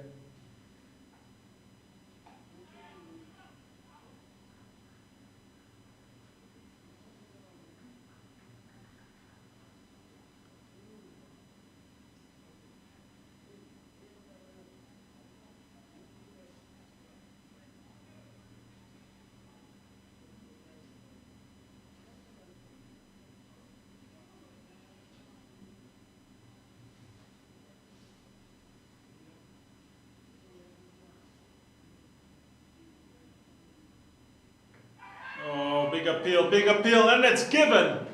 Patrick Botha stepping back and across his wickets, not looking to play that through the square leg region. He's been trapped in front by David Tiger, and the umpire's given him first delivery for Patrick Botha, and he has to depart. So 3 wickets in quick succession here for the Flexbrand Knights. As we have a look at it again,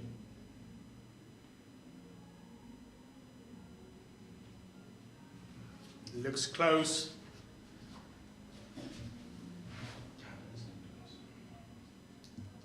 so my oh my, do we have another twist in the tail here? And Justin, Like I just mentioned, who's next? If Tiaan van Vuuren can't come out to bat, will we see the captain or Malusi Saboto coming in next? Interesting, yeah. How this game has turned around. We do see Tiaan van Vuuren coming into bat.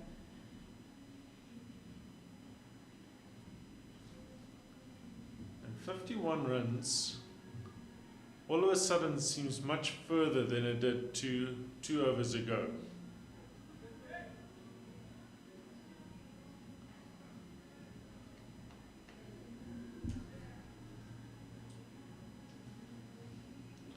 We've had a lot of deliberation about the wicket today and the way it's been playing, and from the commentary box and where we're sitting, we've looked at it and said that there doesn't seem to be that many demons in the wicket or anything too strange, but the scoreboard tells us a different story. Could it be because of the weather we're having, the overcast conditions, the wind, many things to play in? But at the moment, Flexbrand Knights, who've been backing themselves with their batting abilities are 98 for 5. Been a team known for building partnerships, and today there's just been a cluster of wickets to fall. And now Tian van Vuren, who had to come off the field due to injury, is out there with a bat. Oh, and he's just beaten the off stump. Tian van Vuren going back to defend, missing it. He survives that delivery, and it's another over with 1 run conceded and a wicket. This has been a very good period for the SA emerging bowlers. 30 dot balls in the last 9 overs. And they picked up 3 wickets. And I was going to ask you, Justin, what type of feedback do you think you can expect from the coaching staff of SA emerging for today's play? And at the moment they're revitalizing this game with a good string of bowling and a couple of wickets, and you just feel like Murtaza Munak has got his tail up here, wants to take another. Ruben Murray is still out there on phase 20 deliveries. Yeah, they've come back into this match rather quickly. The Knights were cruising at the beginning stages. I think from a coaching point of view, just to let the guys get out onto the field with more energy, wanting the ball, the bowlers wanting the ball in their hand, the fielders batting the bowlers up. Just showing that intent with ball in hand.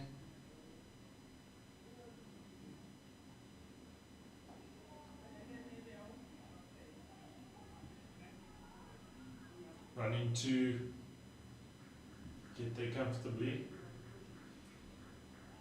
And I think we can say the same thing about the Knights, is short to legs and not picking up the length against spin. Going back to full deliveries.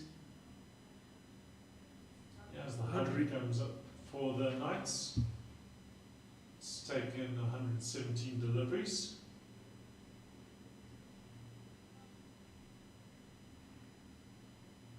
I do agree with you. All of a sudden, Flexback Knights not looking that good with the spin.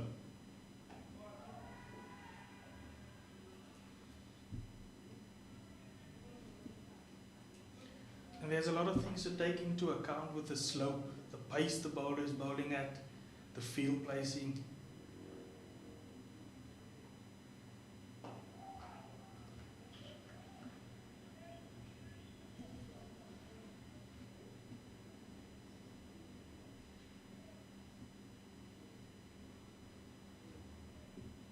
And all of a sudden the Knights are chasing the game. They were cruising at one stage.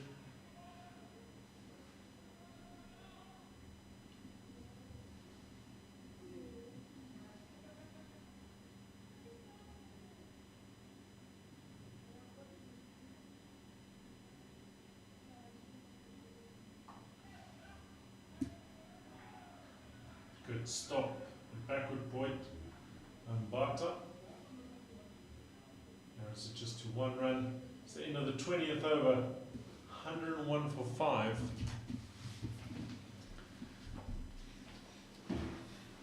Yeah, and I just explained about bringing the energy, and just with that last stop, good feeling there at point.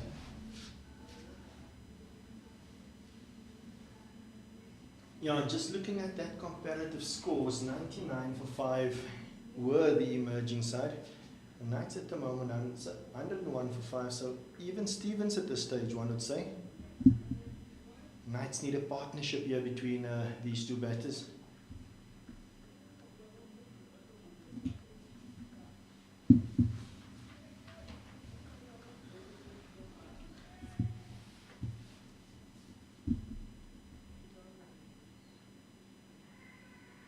Wide signal by the umpire. Every run counts at this stage. Still needing 48 to win the Knights. And the two off spinners have been doing the job here for the SA emerging team.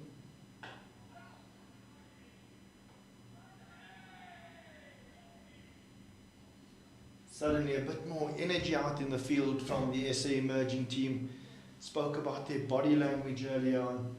And they know that they are back in this game and that they are in with a chance. Just from a Knights point of view, you don't want to just defend the whole time. Still need to be a little bit more intent, show that intent, looking to score. Yeah, absolutely. Once you look to score and you show some intent, you do tend to get into good positions. Unlike when you just look to sit back and defend. So you still need to stay positive and, like you said, look to show some intent here.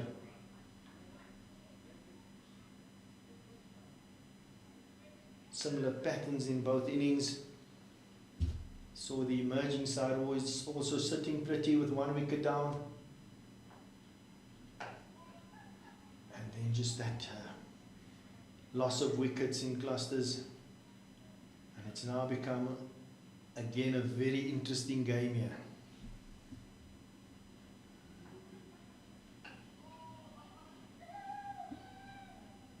Now, there's still a lot of time in the game. No need to panic yet. But like I said, that intent needs to be shown by the batsmen. Yeah. Especially against the spinners. We spoke earlier on when the Knights were cruising in this game, spoke about possibility of a bonus point. I think that would be the last thing in their mind. They just want to get over the line.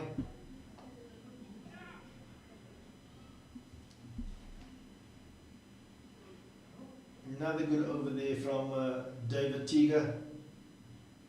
Just conceding 2 runs in that over.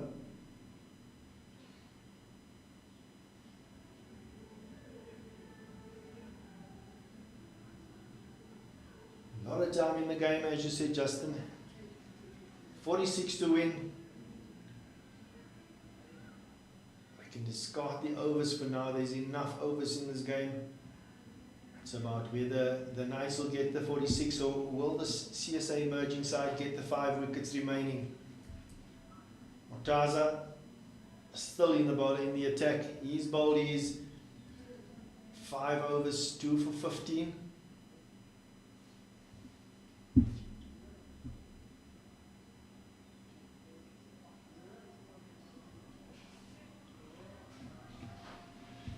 Asking questions here, Mortaza Manak.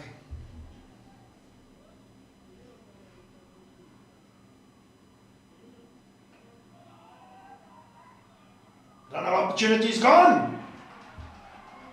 The Knights are giving it away. Straight to backward point, straight to that point fielder, and again, just like we've seen with Kluter and Abrams, didn't seem like there was any communication out there. There was no single on offer there, no run on offer. And that's the end of Tiaan van Vieren. And it just looks like the batsmen are panicking at the moment. Like I said, there's so much time left in this game. Just get over the line, don't think about bonus points. 2 schoolboy errors from the Knights. Saw the run out of Gian Kluter, now Van Vieren. Soft dismissals. Cole Abrams dismissal against the off spinner, holding out to that sweeper on the offside. LBW looked close. And it's going to be left up to the captain to try and win this game for the Knights. He's going to have to get into a partnership here with Ruben Maria. And we spoke about how much time is left in the game, so there was no need to take those silly singles.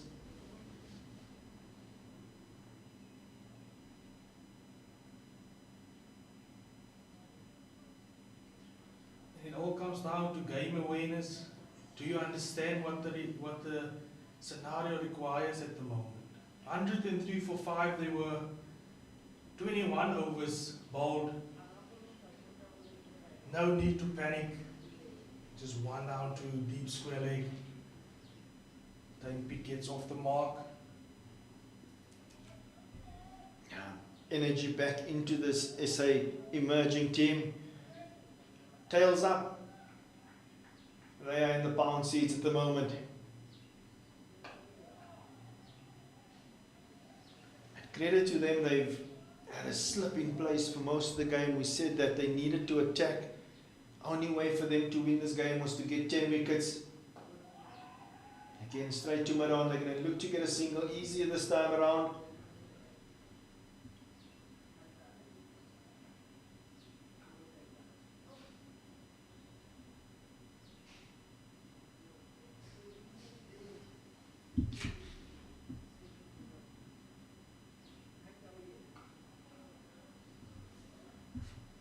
Half an hour back, it looked like the Knights were cruising. Suddenly, they are staring down the barrel.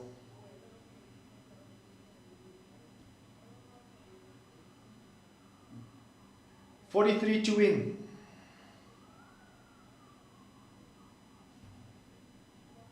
4 wickets to win for the emerging side. As we see the captain David Teager to continue from the Willows end. It's spin from both ends.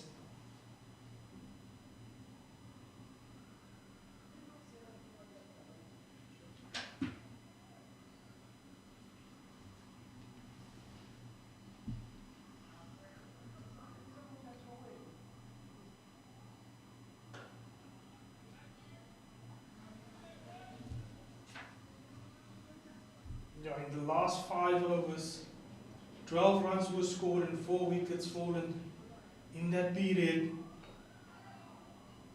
So a good period here for the CSA emerging team. Just a couple of boundaries can change the momentum of this game. I spoke earlier on about the shot selection. You see again Dane Pitt going back there to a quicker one.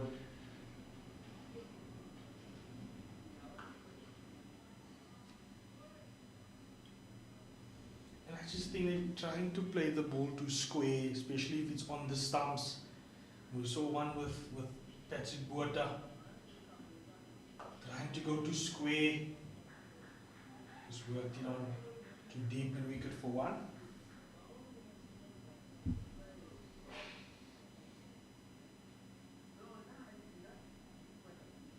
This has suddenly become a very, very interesting game. You feel for most parts of it the Knights were in control, but that has shifted.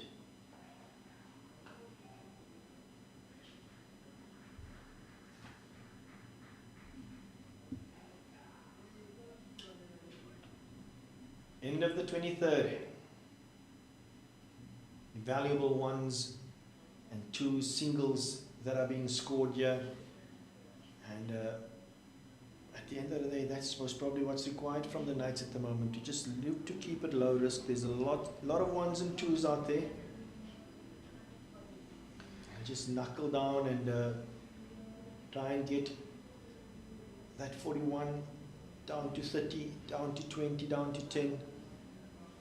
Yeah, I think this is a very good bowling change. JJ Basson back into the attack, trying to get another breakthrough here for the CSA emerging team. Bowling from the Lock Logan end. JJ Basson to Ruben Maria. 41 needed of 162 balls. The SA emerging needing 4 more wickets to win this game.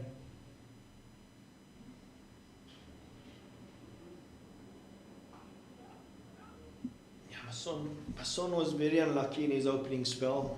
Beat the outside edge a couple of times in that opening 5 overs. Bowled with good wheels, good pace. Some top edges. Flew and landed into opening and into open space.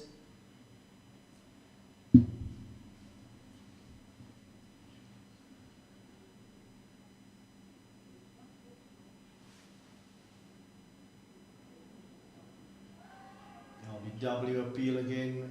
Umpire wants nothing to do with that. Does signal leg byes.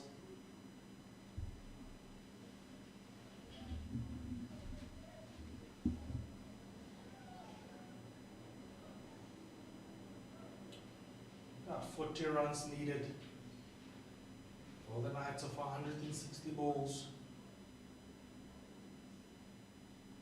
So a lot of time in this game.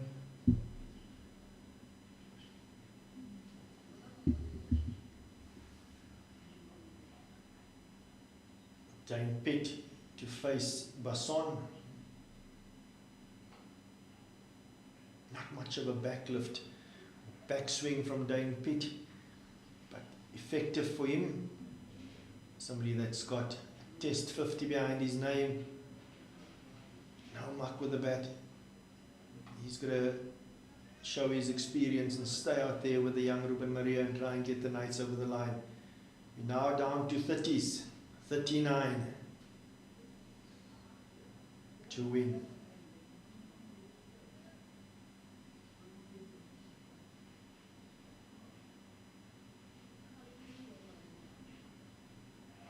Thick outside edge.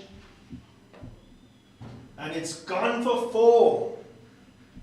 Basson again, the unlucky bowler. And he could have easily had a couple of wickets in this game.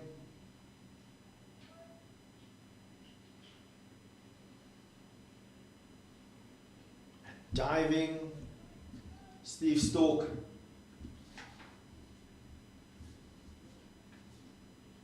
Yeah, the Knights wouldn't mind how the runs are coming at the moment.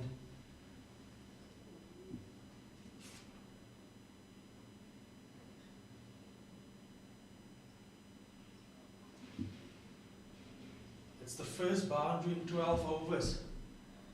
So it's been a very good period for the CSA emerging bowlers. The first boundary in 12 overs. 35 needed for 158 balls.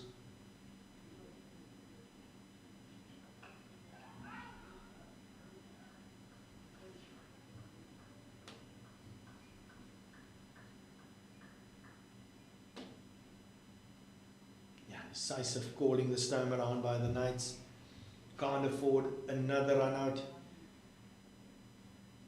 2 previous run outs, just no communication and poor running between the wickets by the Knights. And I agree with you, it just seemed like that there was a bit of panic that sets in. And just from an awareness point of view, that point field is so close in. It's a very good bouncer from JJ Basson. Finishing the over with another dot. That's the over. 6 runs coming from it.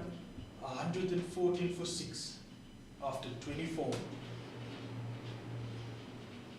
Yeah, JJ Basson unlucky. 6 overs, 0 for 28. Could have easily had 2 or 3 wickets in this game. Bowled well. And seems like a change of ends for Manak.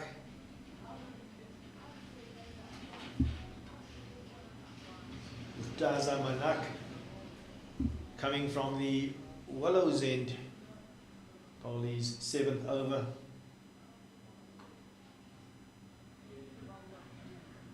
Again, it's all that is required. Dane Pitt looking to rotate strike, looking to get off the mark.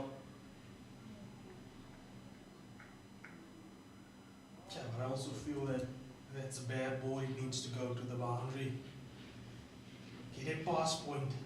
Get it a 4. Can't be defending or hitting ball straight to the field if there's bad bowling on offer. Yeah, you look at the fielding, even those tricky boundaries, they do relieve the pressure.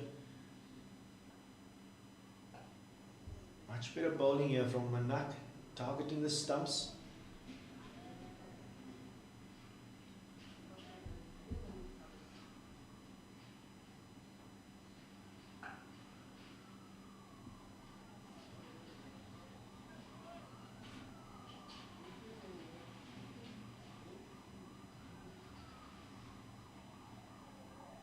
looking to protect the over, getting the extra fielder out.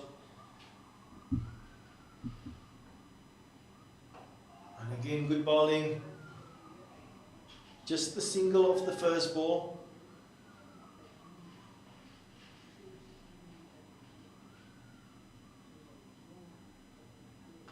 Full toss.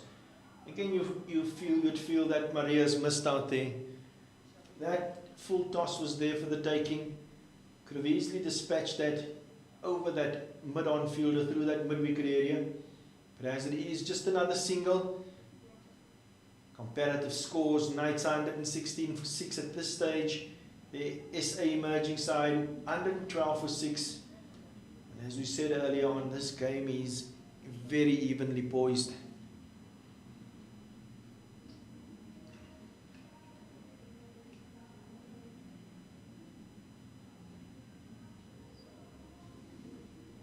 Now Maria facing JJ Basson again. And just from Maria's point of view, he was involved in a run out. Now, normally he would have put that ball away with the boundary, but the fear of getting out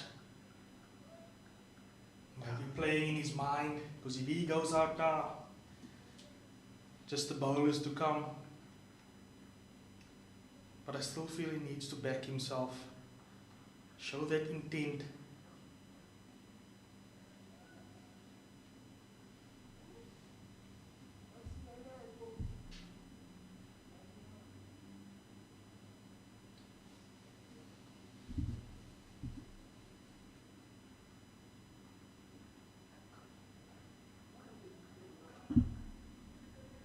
Another dot ball, straight to point.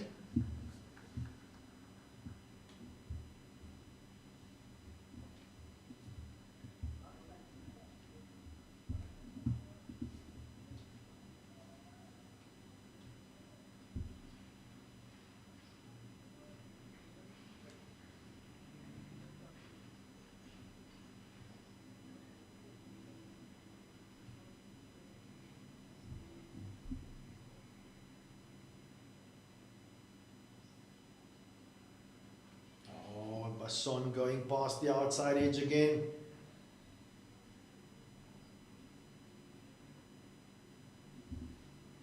Yeah, he's been very unlucky today. He's bowled very, very well. Used that bouncer. Just from a technical point of view, sometimes Maria just plays close to his body, trying to cut balls that's too close to his body.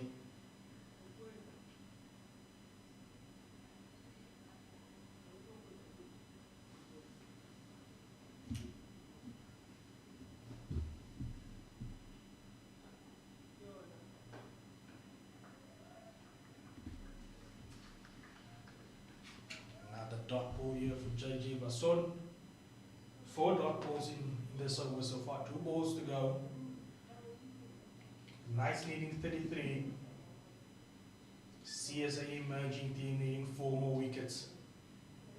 I've got to give credit to the emerging team. They have created pressure here. And you do get that feeling that at some stage something's got to give. They've been disciplined the last hour or so. Oh, good pace again. Maria did well to leave that one. Once again, a very good bouncer. Well directed. And well played by Ruben Maria. Dropping his hands and getting out of the way.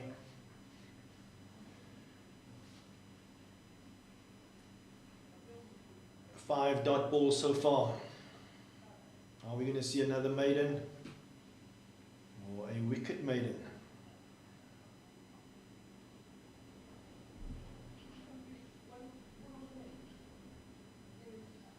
Past the outside edge again, and a maiden again from JJ Basson. He's bowled 7 overs so far. He's still got 3 left. And the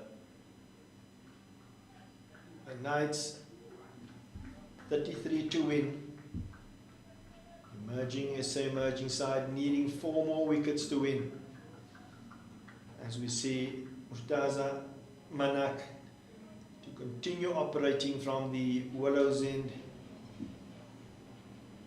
Yeah, he's bowled well for 7 overs, 2 for 20.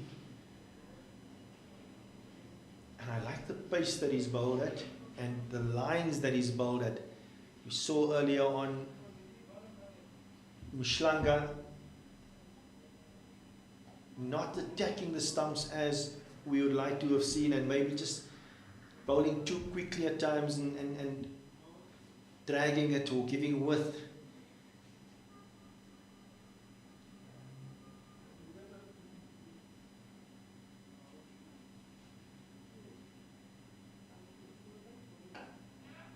Quick single, safely through.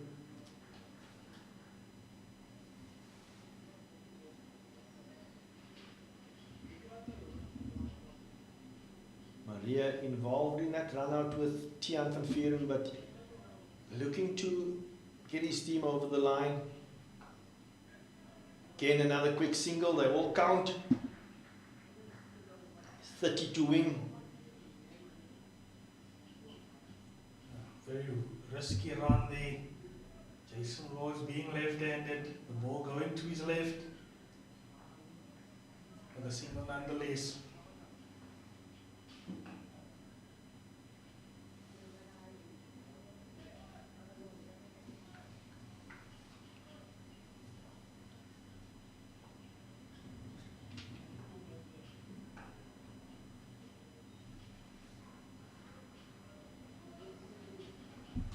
Manak not leaving the stumps, making sure the batter plays at the ball. It's good to see that they still have 6 players inside the circle, squeezing the Knights, and that's the end of the 27th over. 30 to win for the Knights, the emerging side needing 4 wickets.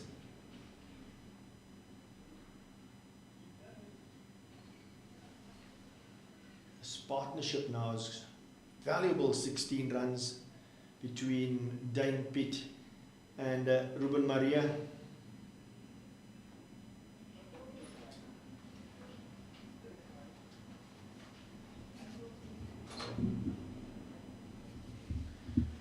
JJ Basson to continue from the Loch Logan end. He's been very impressive today. He's bowled with good pace. The question is, would you bowl him through and let him finish up? Yes, you need a wicket. I think so too. Yeah. Yeah. Definitely need to see JJ Basson. This game's was probably finish in the next half an hour, and he's got the ability to pick up those wickets and earn a valuable win here for his team. So I would expect him to bowl another 3 overs from that end, but not to finish his spell from this end here, the Willows end.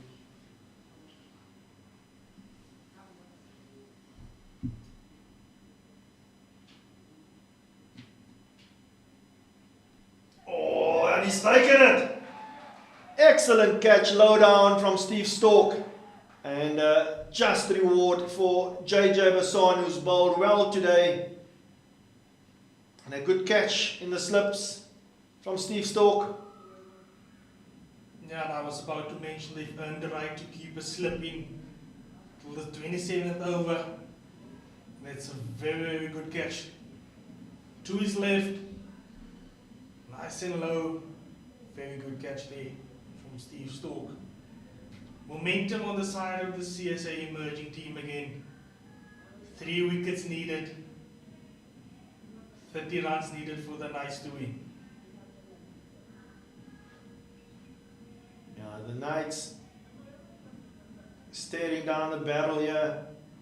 Malusi Siboto most probably due to come in next. We all know that he can bat. He's played a valuable hand for the Knights in this past season or this present season. And the Knights will need him to stay out there with Ruben Maria. Got to ask you a question. At what stage of the game does Ruben Maria chance his arm a bit and look to take the bowlers on? JJ Basson, just reward. He's bowled well this game.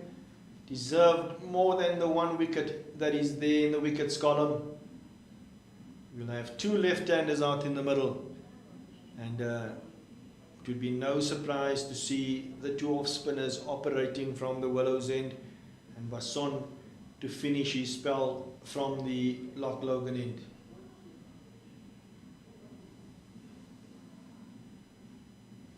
Yeah, the question will be how will Ruben Maria,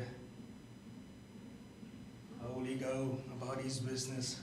Finishing this game for the Knights? Does he look to attack? I think with Siboto there, who you back, you can still play a game where they're just looking to sort of tick it off. But if anything happens after that, you would think that he needs to chance his arm a bit and show a bit more intent. For the time being, yeah, I know there's still time left in the game, plenty of time left. You don't want to leave it too late when you're in with the number 11 batsman. Basson to Siboto. Up in the block hole. And Siboto manages to keep that out.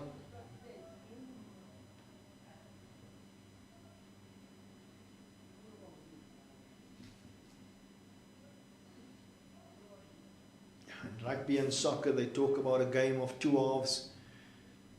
And this game has ebbed and flowed during each of these phases. In that power play, you felt that the CSA emerging side has done exceptionally well. And then the Knights took control. The power play again for the Knights, they were in control, and just after that, this emerging side has taken control again.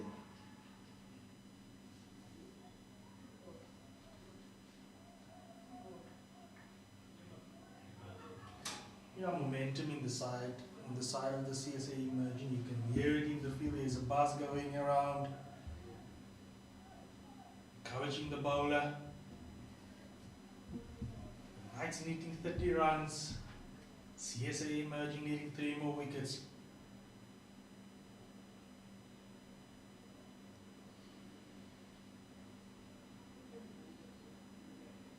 Another bumper.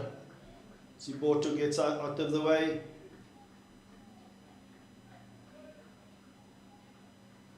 And he's used that short ball effectively, keeping the Knights batters in check.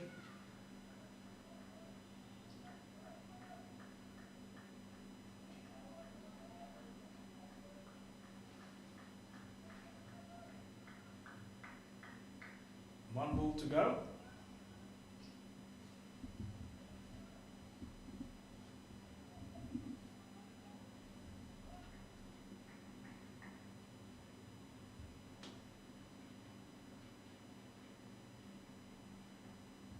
Well left by Malusi Siboto. End of the 28th. 32 win.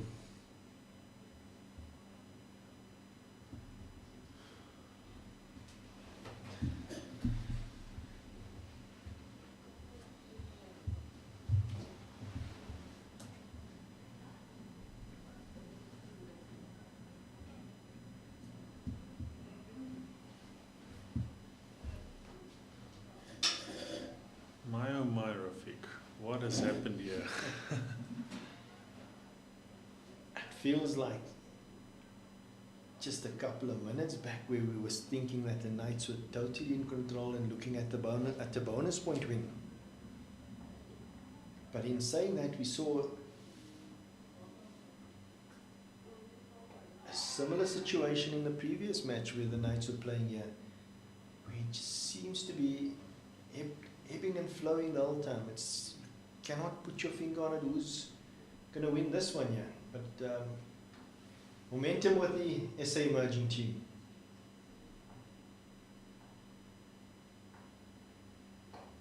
Good pace here from Murtaza Amanak. Really targeted the stumps and just good bowling it slower.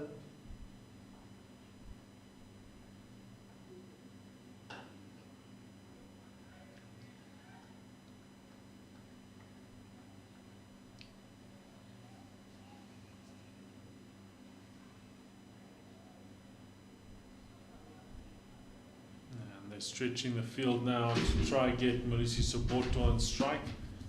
Deep square is coming back into the circle. Mid-on's been pushed back. Long on. So long on. Deep mid wickets. Full toss. Should be 2. And they are going to come back for the second. Good awareness. They were obviously wouldn't mind Ruben Maria off strike, but not a great delivery there from Manak. Now, where Ruben Maria gets 2. Wouldn't mind the single, but Maria is still on strike.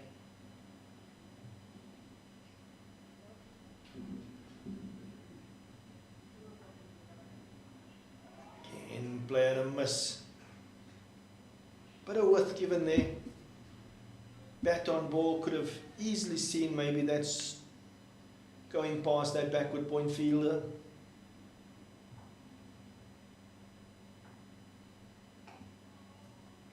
That's a single off the last ball, the last thing that the SA emerging team wanted. Keeps Ruben Maria on strike, and we're down to 27.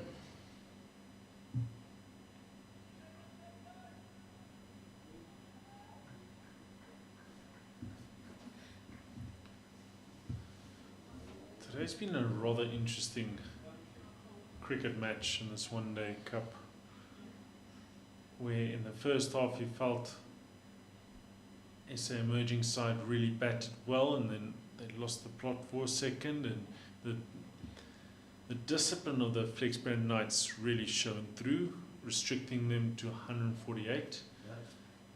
And the batting effort of the Knights, discipline as always, they were cruising, and SA emerging side looked very flat-footed. Just down the leg side, valuable runs here for the Knights. I agree with you, John. And all of a sudden this game's turned on its head, where we looked at that middle order of the Flexbrand Knights, and we've been saying it's a reliable, it's rock solid, and all of a sudden it's just collapsed entirely. And we find ourselves in a really awkward position, requiring 26 runs with 3 wickets, and you feel both sides are in it. And you also feel both sides shouldn't be in it. Yeah, the one big omission there in that middle order. Big miss is Ruan Asbrook. Played superbly well in the last game here. Got two and a half century, and the Knights do a decent total. And you just feel that there's a bit of inexperience with our team there. Abrams, Maria, Fledermaus, not enough experience at times just to make sure that just drive that advantage home. And cluster of wickets, bit of panic, and the Knights are under pressure here. Good single there from Soboto. And just reflecting on our commentary so far today, especially towards the SA emerging side, is, we've been holding them to a very high standard. And I've been thinking about it. These are youngsters and things. But at the end of the day, these guys are wearing the national colours. And they are set to that standard, being in that position. So it's a very difficult situation where it's youngsters. Yes, you've got to be fair, but on this other hand, you're expecting these gentlemen to step up and go to the highest level. Yeah, spot on. I mean, you do sometimes ask yourself the question if you are maybe overcritical, and but you are right. You a lot is expected, and the benchmark is most probably, if you look at. And going back to the Indian players, there's a youngster at the World Cup, I would not be able to pronounce his surname, but the manner in which that 14, 15-year-old played and that individual also plays at the world, in the IPL, etc. That is the benchmark, and that is where you get measured. And so we sometimes do use that as the yardstick, so to speak.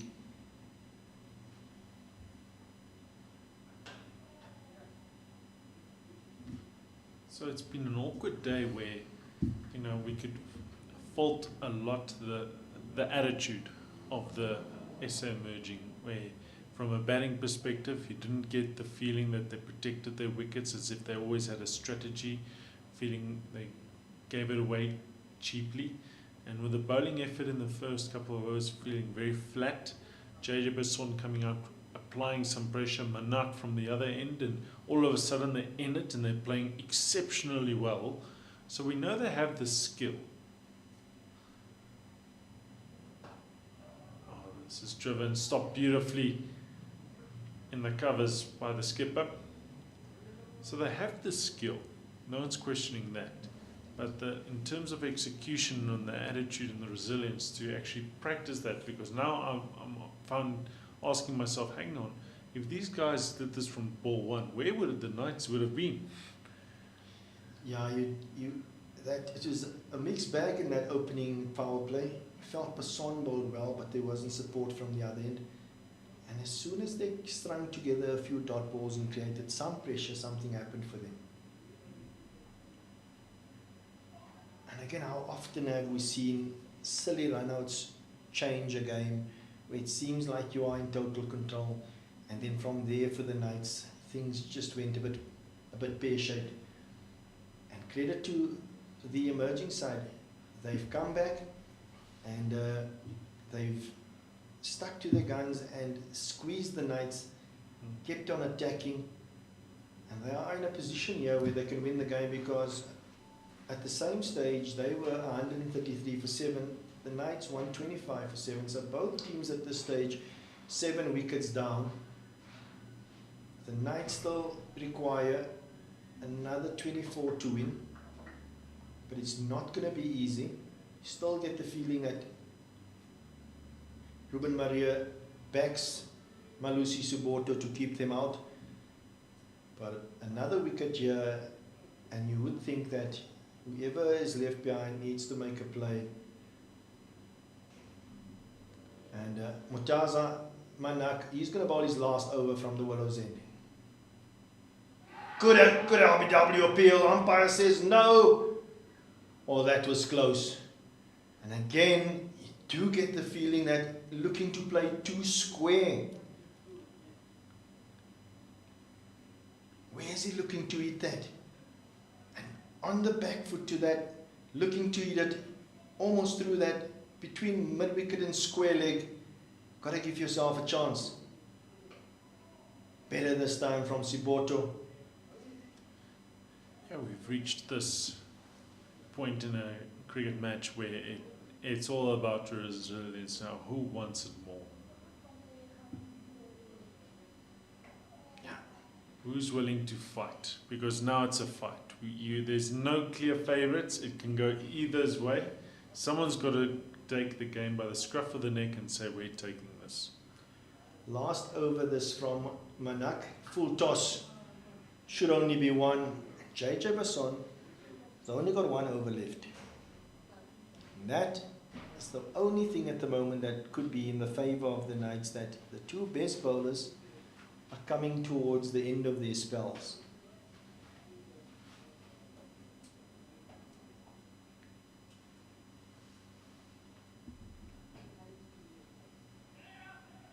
It's gone past that backward point. They are going to come back for the second, looking for the third. Valuable third run. Good running by Malusi Siboto. And we are down to 20.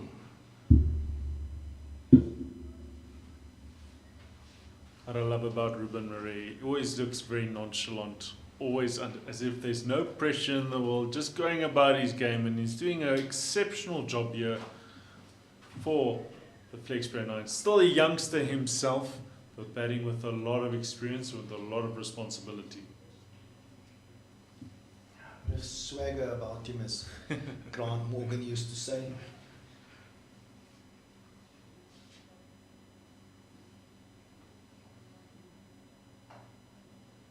That's much better from Siboto.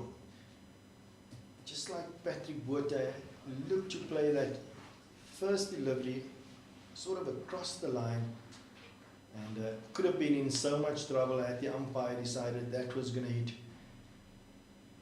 But as it stands, it's the end of 31 overs. The Knights need 20 runs to win, and SA Emerging needs another 3 wickets. Are they going to continue with Basson? He is definitely going to bowl his last over. It's going to be a big over this in the context of the match.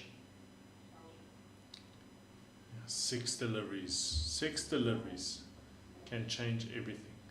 If he can remove the scalp of Ruben Murray, SA Emerging will feel they're right on top of this. Manak has been superb. His bowl is 10 overs, 2 for 30.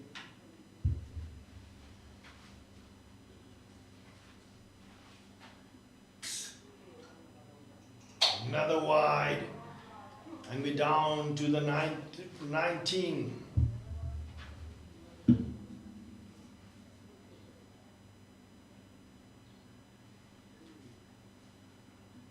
Again, this partnership, 11 at the moment. Valuable runs for the Knights.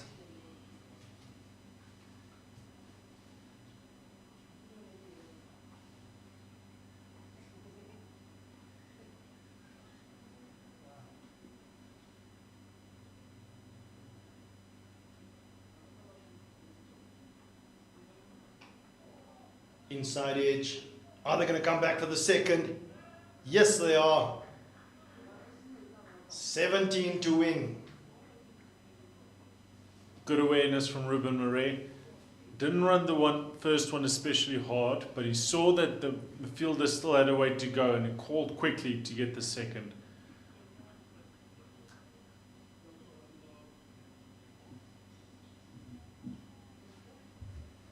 Some real nerves out there as we get to the conclusion of this match.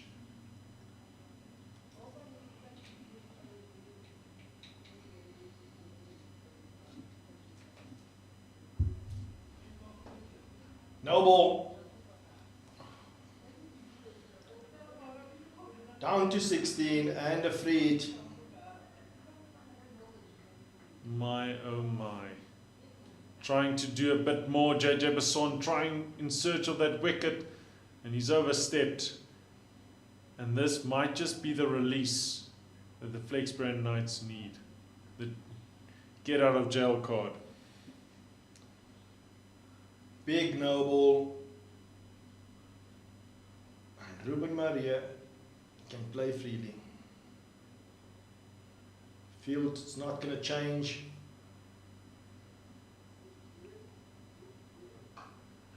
Thick out top edge, falling into a safe space. They're not going to come back for the second, just the single. So not too much damage done, but if you consider an extra run for the no ball and that run, that's 2. In the context of the game, that's massive. 15 to win. So for 3 additional runs this over, a wide, the no ball, and an additional run off that free hit. It's costly, but there's still 4 deliveries to come.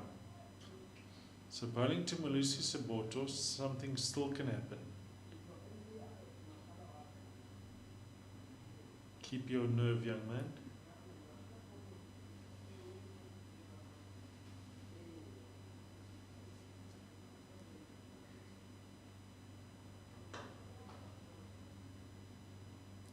Fuller.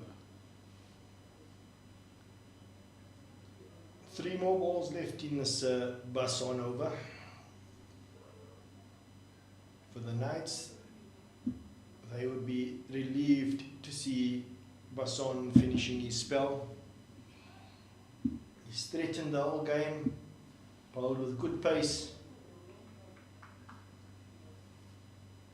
Just shows you the value of having a couple more clicks to your bowling, how much it can really disrupt batsmen out there in the middle. Wide, playing a miss, and he's taken it.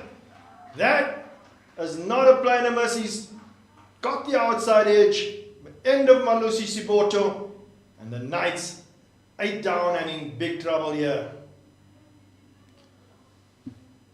No, not a good shot on this occasion.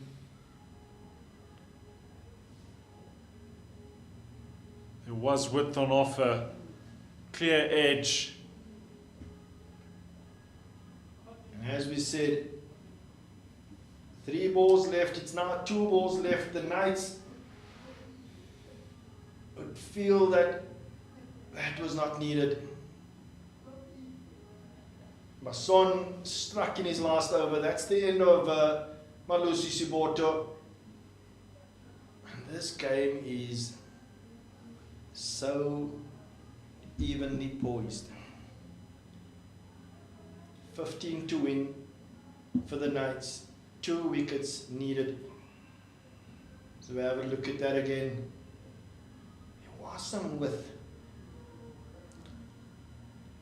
Unfortunately for Siboto, couldn't find the middle of the bat, but rather the edge of it. Caught behind by the wicketkeeper.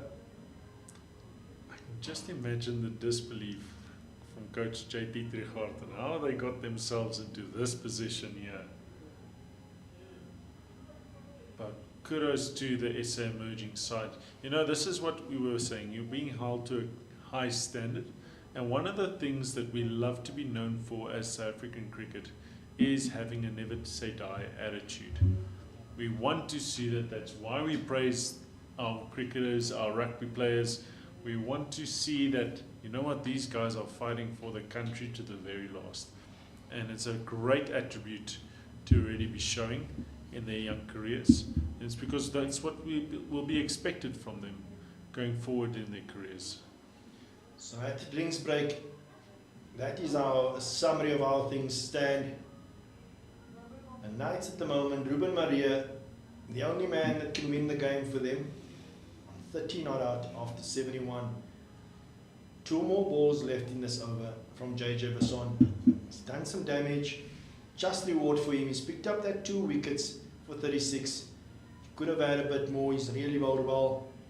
And Otaza Manak, he's bowled his 10 overs, 2 for 30. He's the one that during his spell things happened, pulled it back for the CSA emerging team. So that 15 runs, a long way still to go to get to that. But we did ask earlier on, what would Ruben Maria's approach be from here on in? He's now batting with Sitembile Langa, and next in would be Mbongi Mshlanga. He's going to look to take the bowlers on a bit more, accelerate, put his foot to the pedal, or does he still trust that both these guys can hold up the end?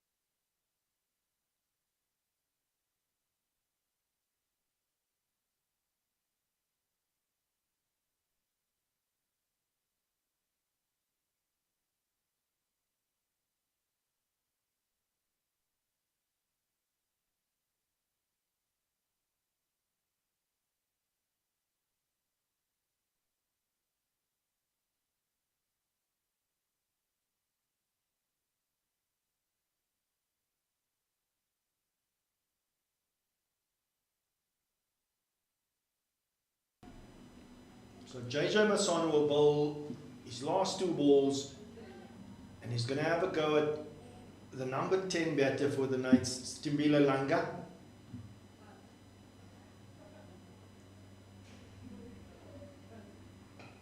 Keeps that one out.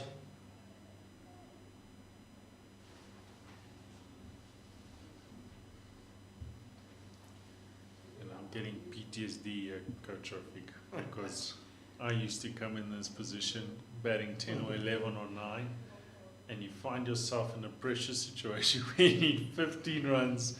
And I can particularly remember a game against St. John's at schoolboy level, 2-day match. Goodness gracious.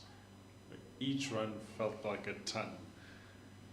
Who would have thought we would have sat here and this game would have turned out to be so interesting and so even? I mean,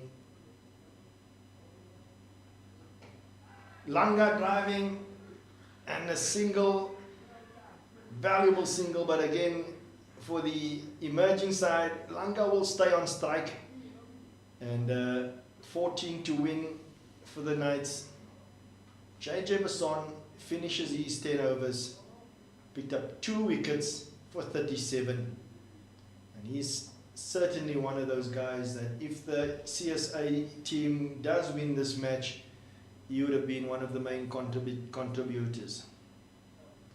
Most definitely, and as we were seeing who's going to be taking over the reins, the skipper himself is taking the responsibility, David Tiga. But just getting back to your other point, like Bloemfontein's been a high scoring field and today has been really tough out there. It's been a difficult wicket. Was it on Tuesday when Inyati played here as well? We did have a lot of rain prior to that, and I do think the persistent rain has hampered the preparation of the wickets that we've played on. But we've also said that it's not as if there's excessive sideways movement to the ball turning, ragging and turning square. It is a lot of soft dismissals as well. Again, that will just going on, as we've seen before from Tiga. It's not somebody that does bowl the one that just continues on with the arm, and the odd one, slower balls, bit of grip and turn. 14 to win.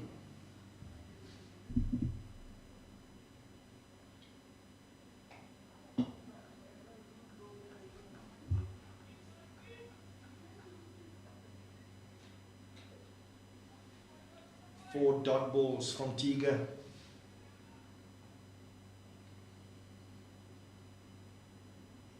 Oh, past, beats the outside edge, beats the off stump as well. Closest of margins with this delivery.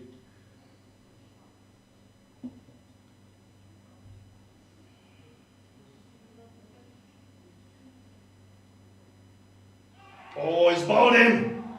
He's played it on. And the Knights are in deep trouble here. Last ball of the over. And that's the 9th wicket. Langa departs for 1. So we have a look at that again.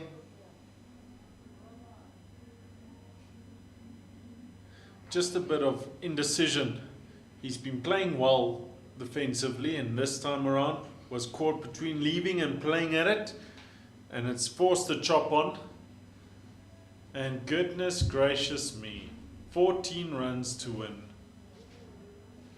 Now, Rafiq, you said it. Ruben Murray. What does he do? He needs to chance his arm here. He needs to have a go. He needs to have a go. And he needs to look to get there quickly. So we will have a bowling change from the Loch Logan end. Does look like Steve Stork coming in. Also one of the veterans within this SA emerging side.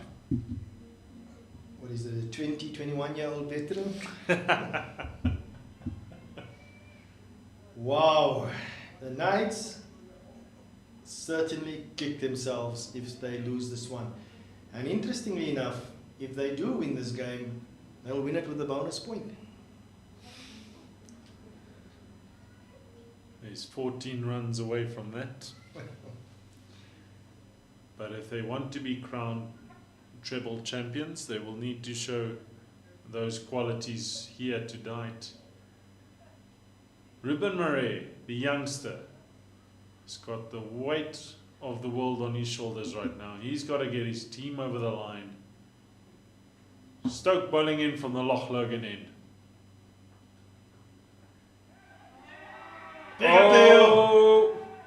There was a touch of something, and he says it's the leg.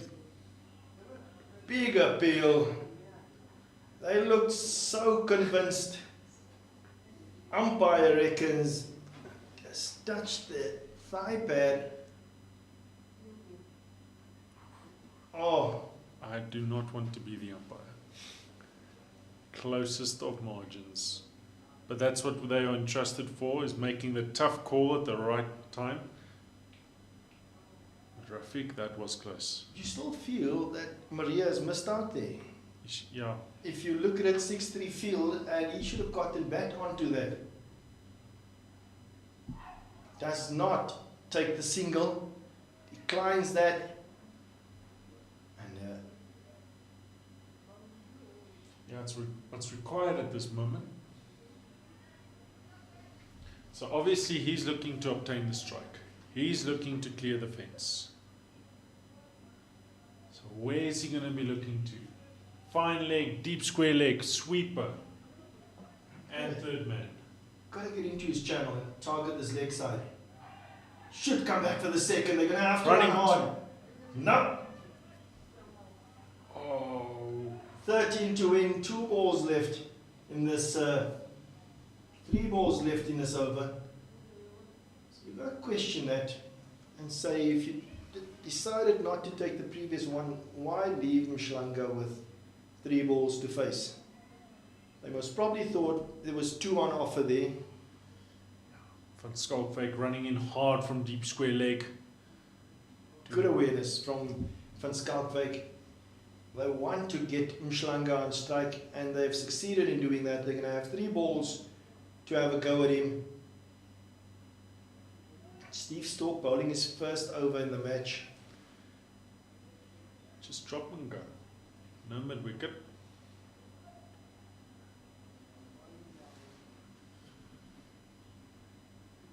Pressure for the number 11 batsman. Steve Stork running in from the Loch Logan end. Shlanga keeps that one out.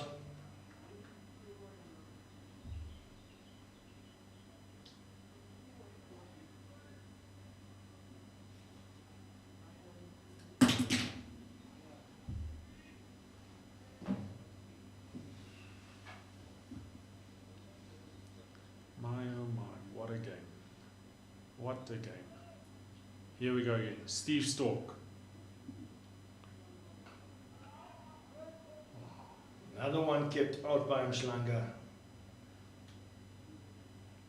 One more delivery. Thinking just one more delivery to see out.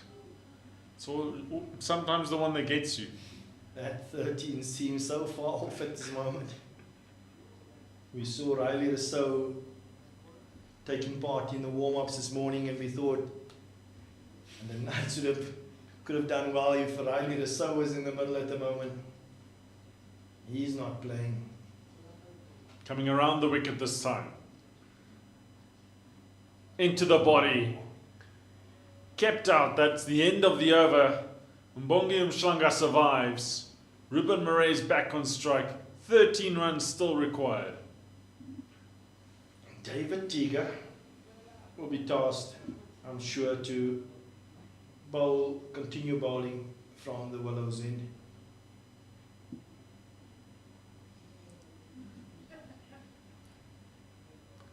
This morning talking to Riley Rousseau, I was just thinking, as a youngster, you saw this man play the cricket. Imagine you have to bowl to this gentleman.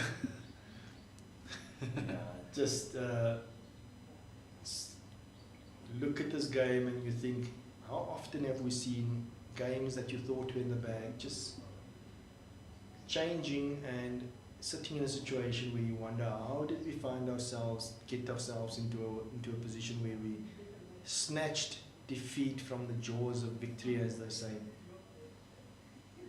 Tiga to the left-handed Ruben Maria. You can see that the field is spread for him. Only they've got 5, obviously, in the circle.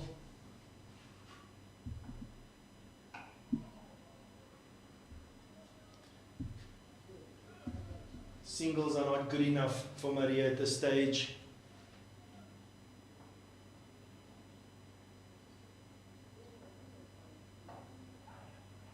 played fine. It's behind backward point. They're looking for 2. They'll get it. 2 more runs. 11 needed. And I'm just wondering, where is Coach Gerard Murray sitting at this moment? Father of Ruben Murray. Yeah, knowing him, he's somewhere on the embankments. He loves his cricket, supports his son. It's short. It's cut hard.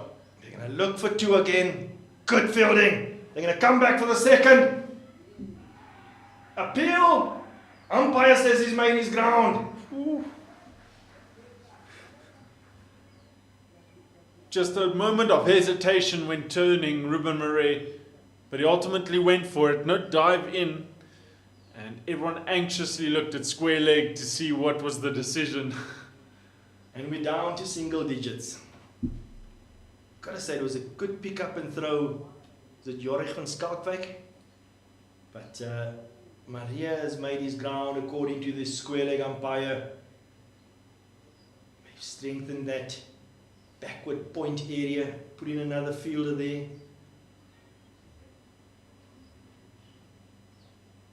Want to make sure that Maria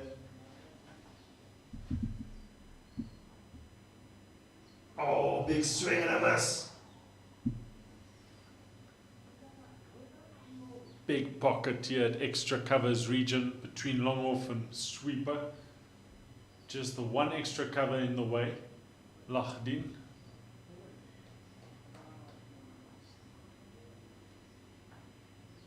Oh, mind games. 2 balls left in the Stiga over. As Maria going to look to get himself to the other end.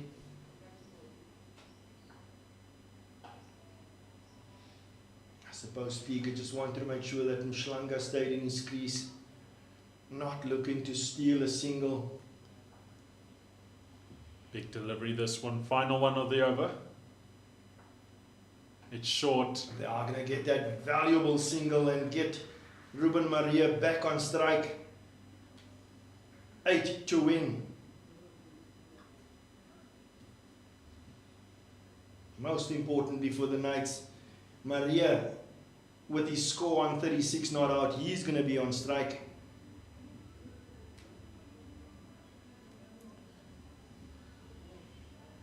Now, Rafiq, I was thinking the whole time, as a coach, what is your feedback to these players? You know, at the halfway mark, you know, it was this, and you thought, you know what, it was simply not good enough with the bat, with the bowling effort in the first 10 overs. You thought, you know, the guys have already given the game away. Now they're sitting 1 wicket away from victory. What type of feedback do you give these players? I suppose it's also important whether you win or lose the game and what the emotions in the change room is all about. At times, if you do get into a situation where you lose a game from the position that they were in, you most probably do not want to say too much after the game as well. Not looking for that single again off the first delivery. Beautifully timed to sweeper. Ruben Murray opts to take the strike. I think Umbongi Mshlanga would be happy to not be on the other end.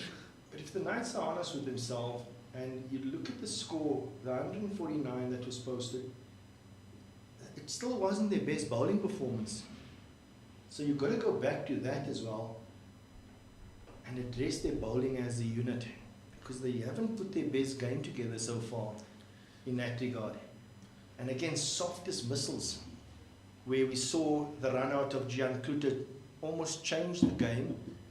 And yeah, just the poor execution at times. If you look at Cole Abrams and Patrick Botha, their dismissals as well. Lucy Siborcho, wide one that he nicked off.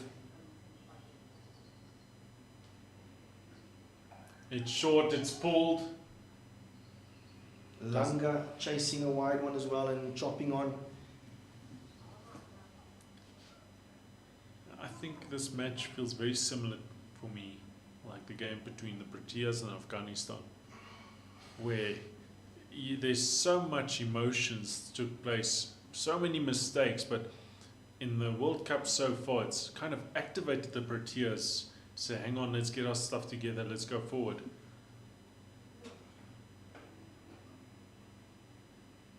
Defender to mid-on, no run. You spoke earlier on about obviously the expectations, or sometimes being whether we become overcritical and forget that these are youngsters, but you do always look at what the benchmark is. A number of these youngsters, if you look at the Knights players, want to get to the next level and play Division 1 cricket next year. And at times you've got to look at that also and say, if we cannot deal with the pressure at this level, how are we going to deal with it at the next level, so to speak? If we cannot execute under pressure, how are you going to execute when the pressure is even higher? It's always a very tough pill to swallow. Where you don't want to be critical, but as you say, there's got to be a toughen up process, and understand if you want to get to that level, it will require growth, bit of stretching. And today has proven to be one of those matches where players are stretched and the pressure is on. One ball left for Mhlanga to maneuver and see out.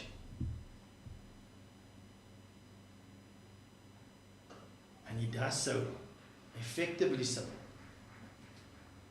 7 to win. Very mature batting here from young Ruben Murray. He knows there's only 8 runs needed. It's within grasping reach, but he hasn't gone for the big shot.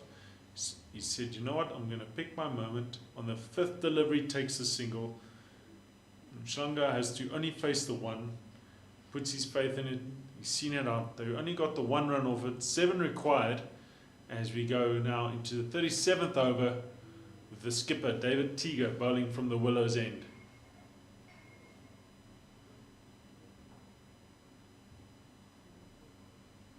So sweeper, long off, long on. Deep mid-wicket, very square.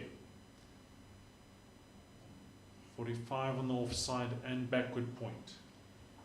This pocket looks tempting here over that, in that mid-wicket area, the extra cover area.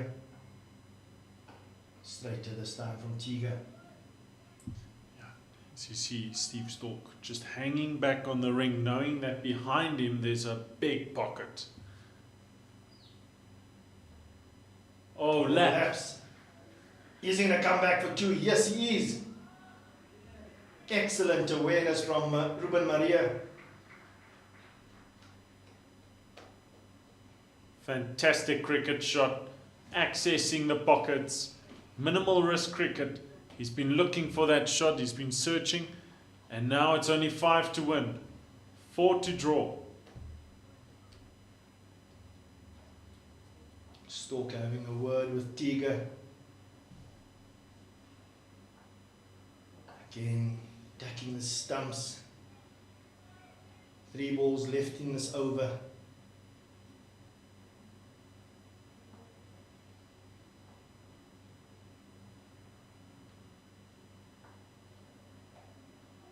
Backward point, make sure that he holds on to that.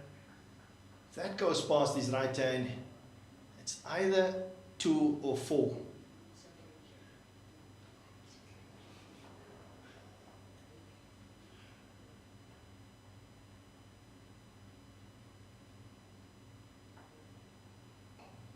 Single off the second last ball.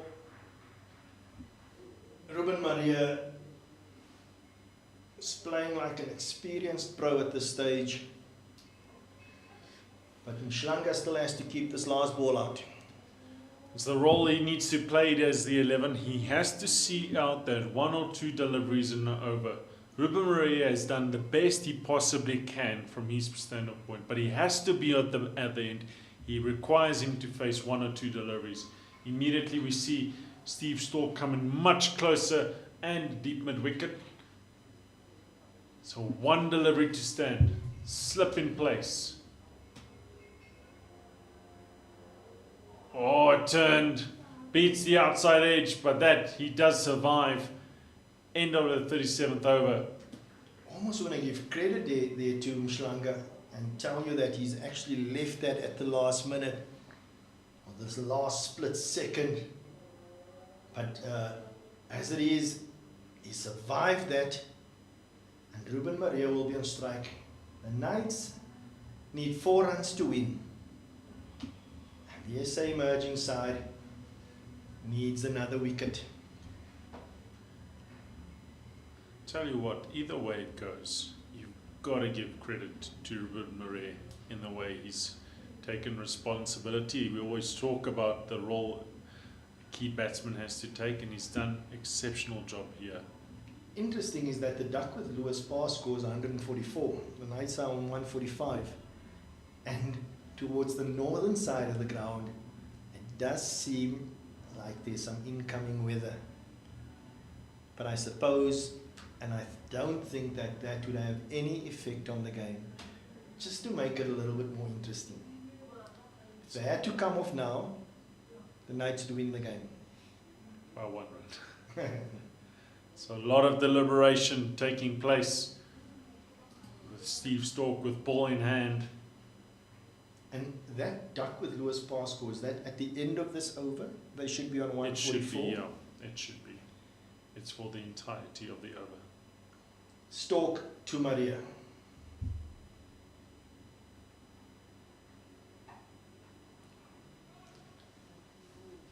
Not pulling the trigger yet. Deep squares out. At that short ball, and there's a huge open space through that mid-wicket area. Very, very tempting. I'm looking at that area. It's massive. Everything in front of square, the only protection's at mid-on. Tell you what, Ruben Maria would have been the hero for the Knights, and he still has an opportunity and a chance to be that if he gets them over the line. It goes through that mid-wicket area, but the mid-on would have gotten to that, and it would have only been one. Maria decides against it. So I do feel that is an opportunity here with that vacant, huge pocket through that mid-wicket area. And if Steve Stork gets it wrong,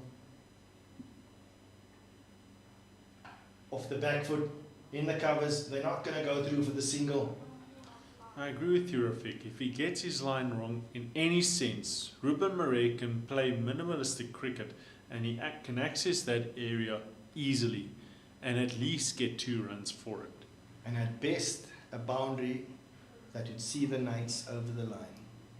So he must be thinking about it, because he is bowling back over length. Wickets are not really in danger. If he steps across his line and he can get in line and hit it into that area. And interesting that Steve Stork now decides to come around the wicket, which makes that even more of an option.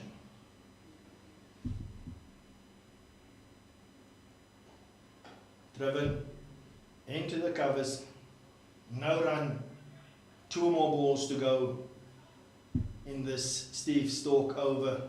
What is Ruben Maria going to do? They've taken out the slip, and they've decided to strengthen that area that we've been licking our lips off here for. We saw an opportunity then. They've obviously realized that you still feel that guy Adnan Lahadin very close to the batter. Steve Stork has now again decided to come over the wicket. What is Ruben Maria going to do?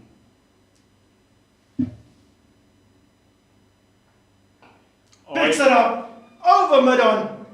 It's going to plug. They are going to look to come back for the 3rd. Yes, Maria's going back to the danger end. Scores are level. What a shot from Ruben Marais. The pressure has been immense, but the scores are level. 1 more ball to go that Mbongi Mhlanga either needs to get a single or at best just keep out. And again, Ruben Marais plays his role perfectly. But that one ball to survive from the number 11 batsman is required. Mbongi Umhlanga, one delivery to survive. He's well aware of it. A lot of discussions with the bowler. Where is he going to bowl it? You've got to think into a Yorker. Is he going to bounce him? Now, fine leg comes up into the circle. Third man comes up into the circle. Steve Stork has done an incredible job with ball in hand. He's kept the pressure. He's not give any looseness. I don't think Mbongi Mshlanga needs to do anything other than what he's done so far, and that is just to try and keep it out. There's no way that I would even attempt for him to try and get the ball past the ring. Just defend the ball. Just defend your wickets. Leave anything not on it. Take it to the body if you must. Here it comes. Wide, gone for 4, and the Knights won this game thanks to Ruben Maria, an invaluable 43 not out, and I just had a feeling that that ball could have gone into that line, and it has. So the Flex Brands Knights have won this CSA 50 over match by 1 wicket. It has been so nail-biting and exciting. And to wrap things up, they've done so with a bonus point.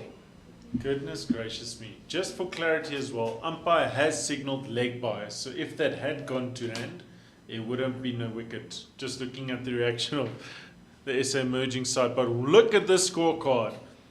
CSA emerging were sent into bat by Dane Pitts, skipper of the Flex Brand Knights. They had a good start. But since their good start, things started to crumble and were bowled out in the 33rd over for 148. Flex Brand Knights responded strongly. Jiang Klitter, Jacques Snyman going on quickly. And we thought this game was all but over.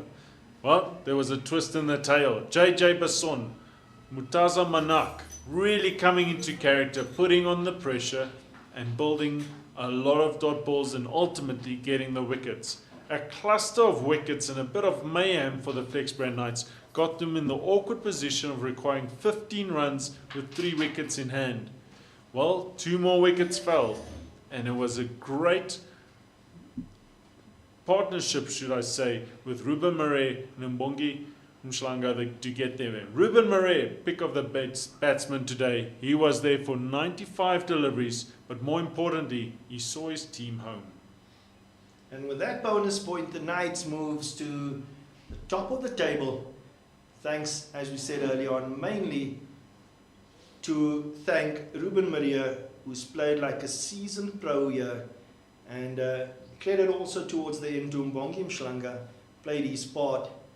Credit to the two, especially the two bowlers for the CSA emerging team. Murtaza Manak has bowled exceptionally well. He's 10 overs, 2 for 30. JJ Basson could have had so much more luck. 10 overs, 2 for 37. They nearly managed to win the game for the CSA emerging side. But as it is, the hero for the Knights, the guy who's gotten them over the line, Ruben Maria, the youngster from Mangaung Oval. That's a wrap. See you next time.